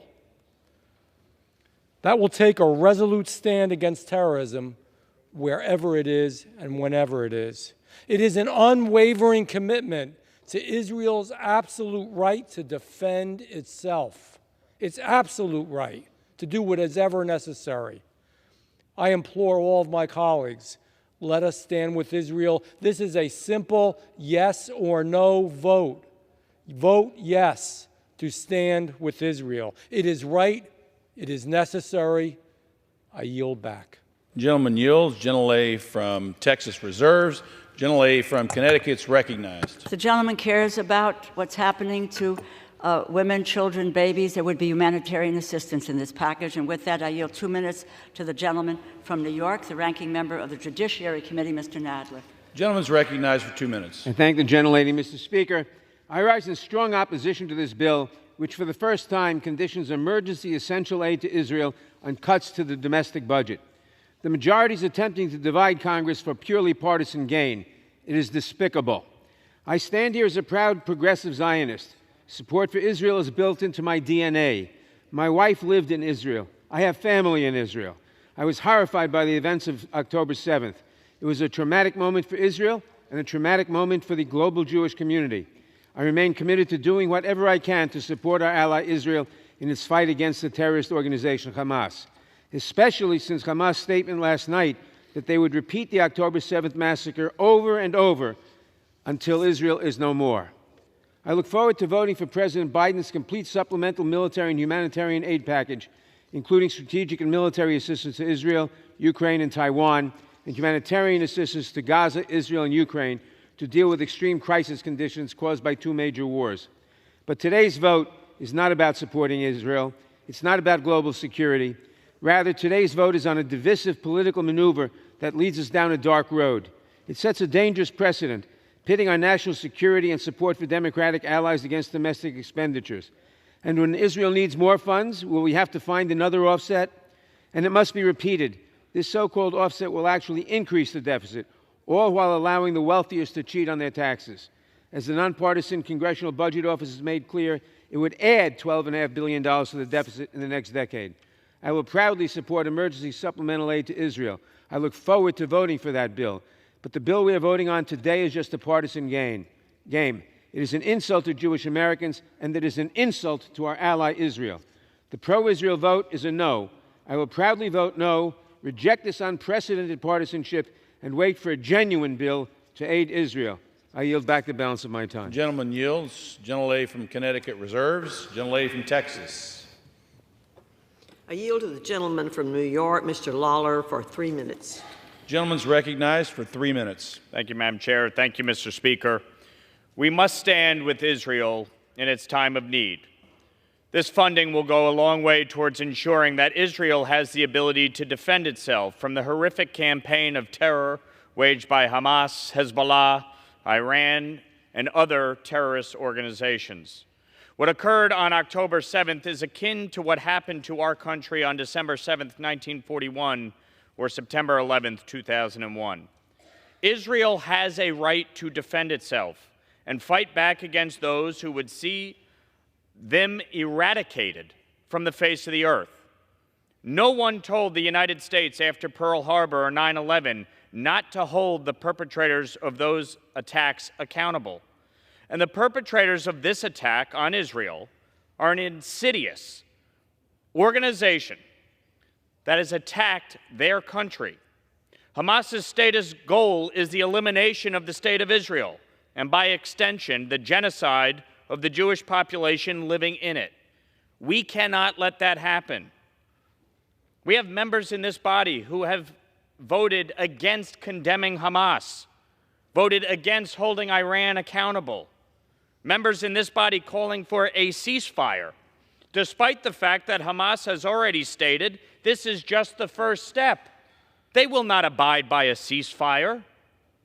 This legislation before us today would provide $14.3 billion in aid to Israel.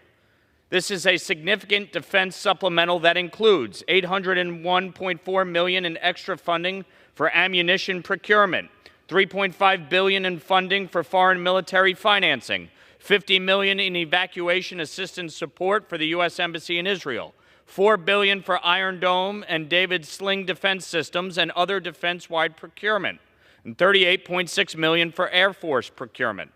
This bill is necessary for our closest ally in the Middle East, which is why I urge my colleagues on the other side of the aisle to join us in passing this critical aid for Israel and show our support for this beacon of hope and freedom in the Middle East. We cannot let our differences divide us on this critical issue. We cannot allow the bright candle of democracy in the Middle East to be extinguished by Hamas, Hezbollah, and Iran. We cannot allow Israel to lose. This legislation is not conditioning aid. It's paying for it. Apparently, my Democratic colleagues still don't understand that we cannot just continue to borrow and print new money at every opportunity. We have a debt that is approaching $34 trillion. It costs money, and we have to pay for it. So to oppose this simply because you don't like the fact that there is an offset is absurd.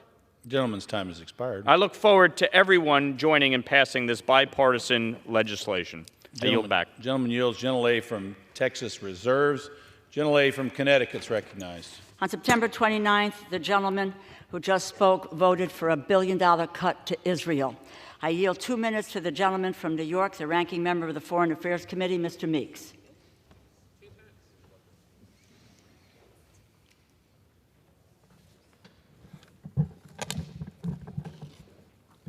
Gentleman's recognized. Mr. Speaker, I rise to oppose this measure. First, let the record be clear. There's no question that we all support Israel. Fact of the matter is, Chairman McCall and I worked very hard together to make sure that there was one voice on the very first vote, once the Speaker was selected, to say that we all support Israel, bringing us together. You know, there are some decisive votes that we take as members of Congress that will stick with us. And one of those votes is this one, H.R. 6126. Congress has a proud bipartisan tradition of acting rapidly to pass emergency funding for critical national security needs. This legislation breaks that long and important tradition. Once we set the precedent of conditioning assistance to partners and allies in essential fights with poison pills, it is hard to go back. We can't unring that bell. We have stood in a bipartisan way to prevent conditioning of aid to Israel, and yet here we are considering a bill today that does exactly that.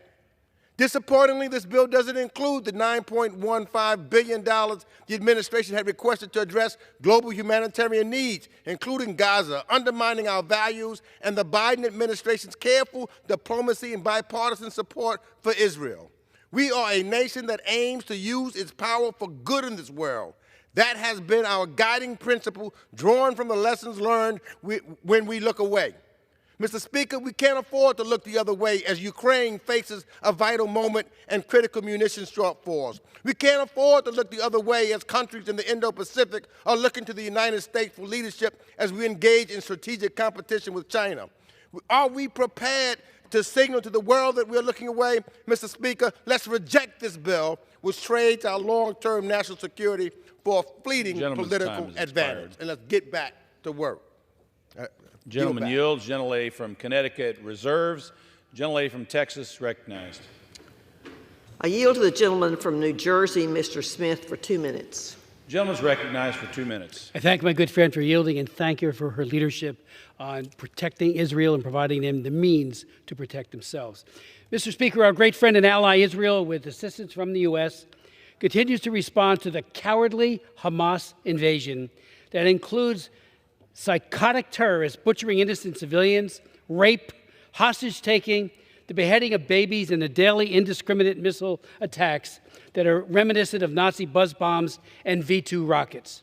Israel Prime Minister Benjamin Netanyahu has said that he would never allow a second Holocaust, nor should we.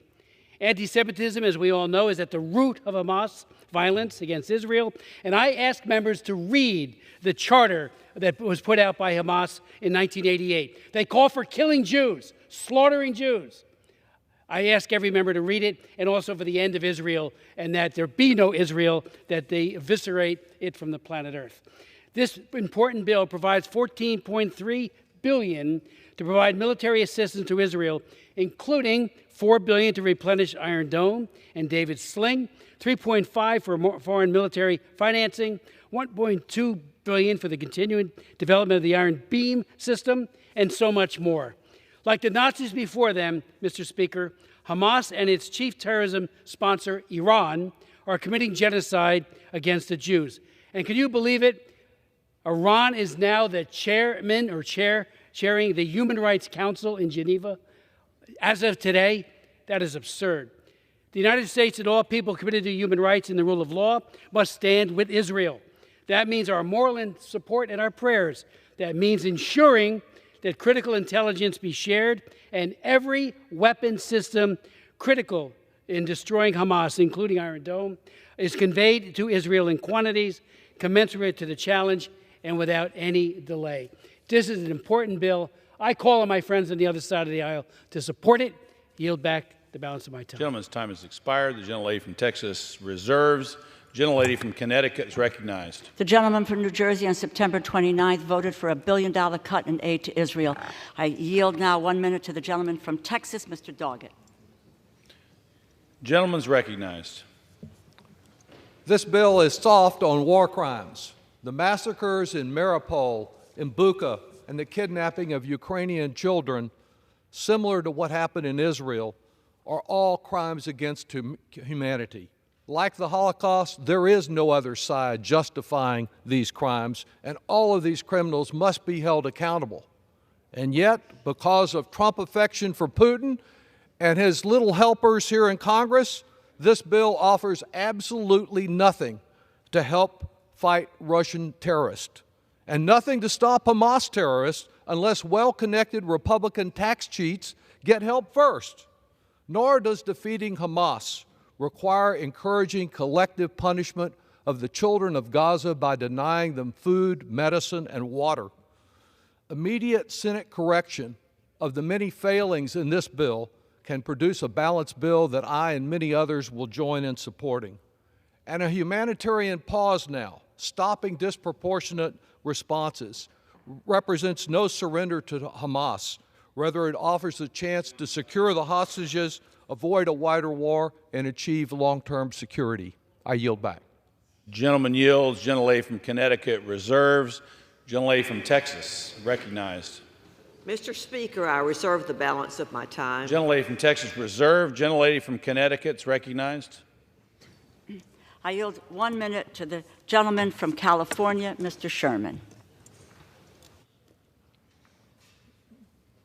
Gentleman's recognized for 1 minute. Speaker Johnson brought to this floor a bill to prevent the IRS from auditing the wealthy. Because every time a billionaire cheats on his taxes, a member of the Freedom Caucus earns his wings. Speaker said today that Israel can't wait for this critical aid. Then he brings to the floor a bill that he knows is dead on arrival in the Senate, and he knew full well that all he had to do was bring it up without the IRS provisions, and it would pass overwhelmingly in this House or the Senate, be on the President's desk in a day. For 50 years, every Israel bill that came to this floor passed with overwhelming bipartisan support. And that is critical because Israel has one friend in the world, and if Israel becomes a partisan issue, then Israel has one half of one friend in the world. Hamas was willing to kill, to decapitate, and to die to undercut world support for Israel, particularly bipartisan support here in the United States. No one has done more than our new Speaker to help Hamas achieve that objective. Gentlelady from Connecticut reserves. Gentlelady from Texas. Mr. Speaker, I reserve the balance of my time. Gentlelady from Texas reserves her time. The gentlelady from Connecticut. Mr. Speaker, I yield 4 minutes to the gentleman from Illinois, Mr. Schneider.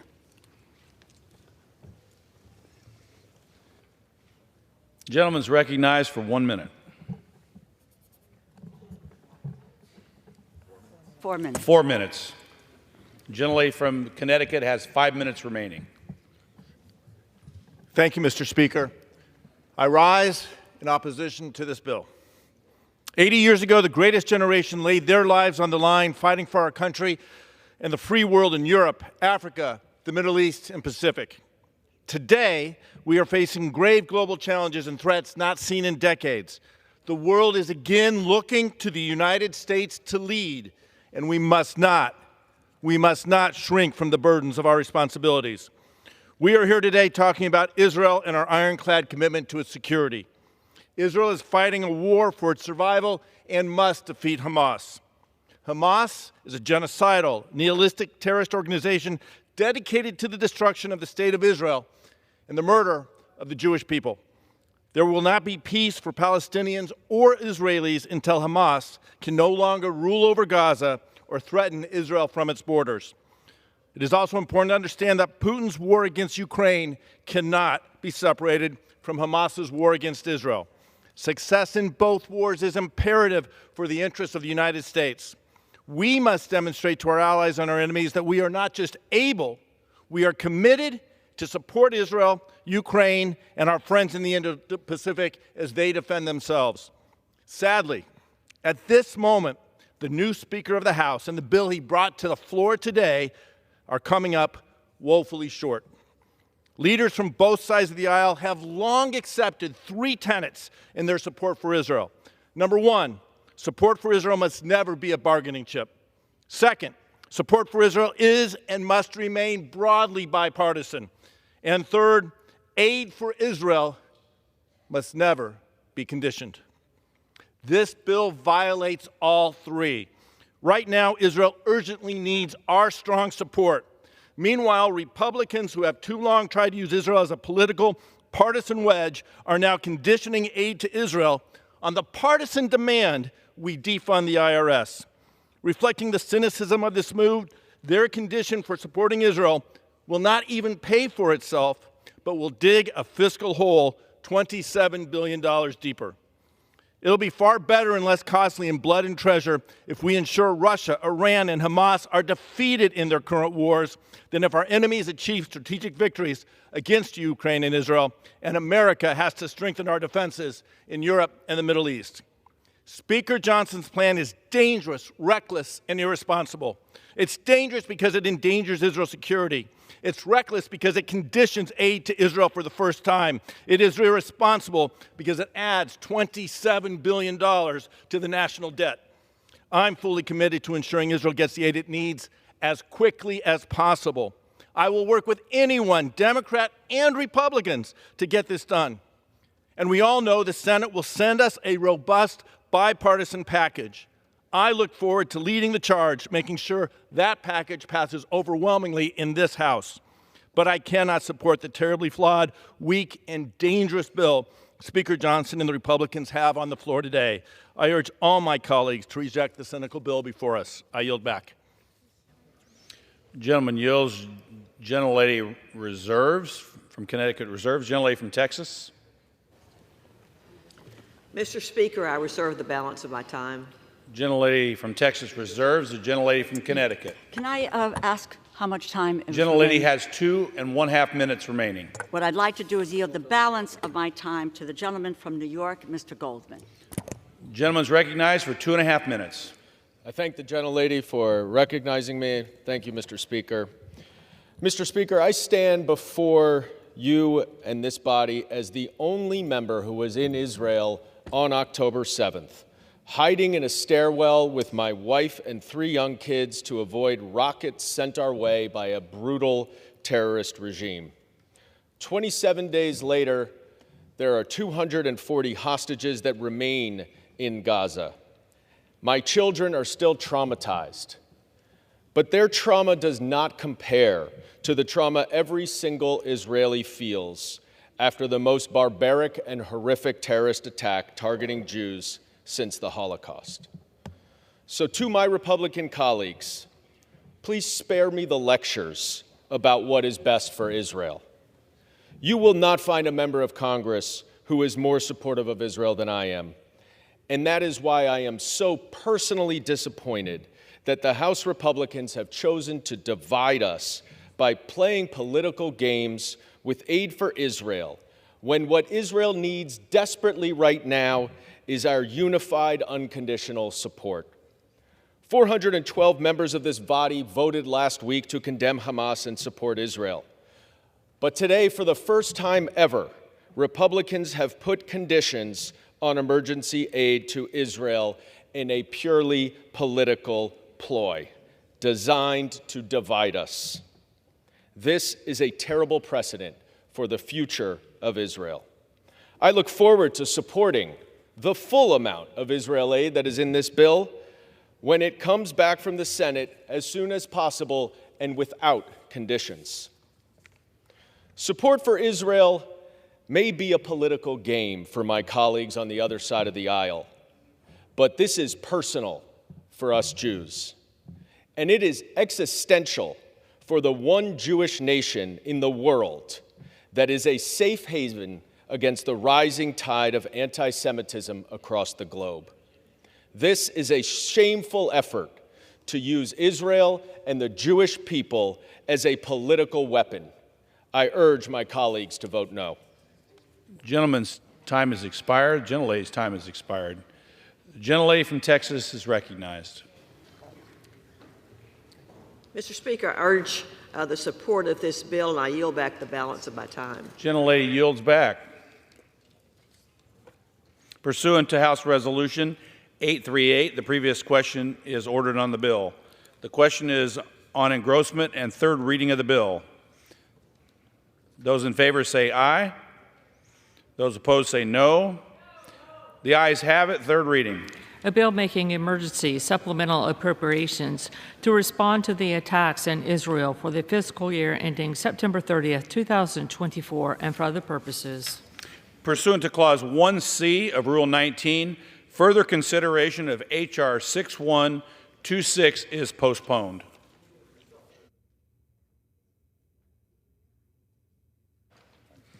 Pursuant to House Resolution 838 and Rule 18, the Chair declares the House in the Committee of the Whole House on the State of the Union for further consideration of H.R. 4821. Will the gentleman from Nebraska, Mr. Flood, kindly take the chair?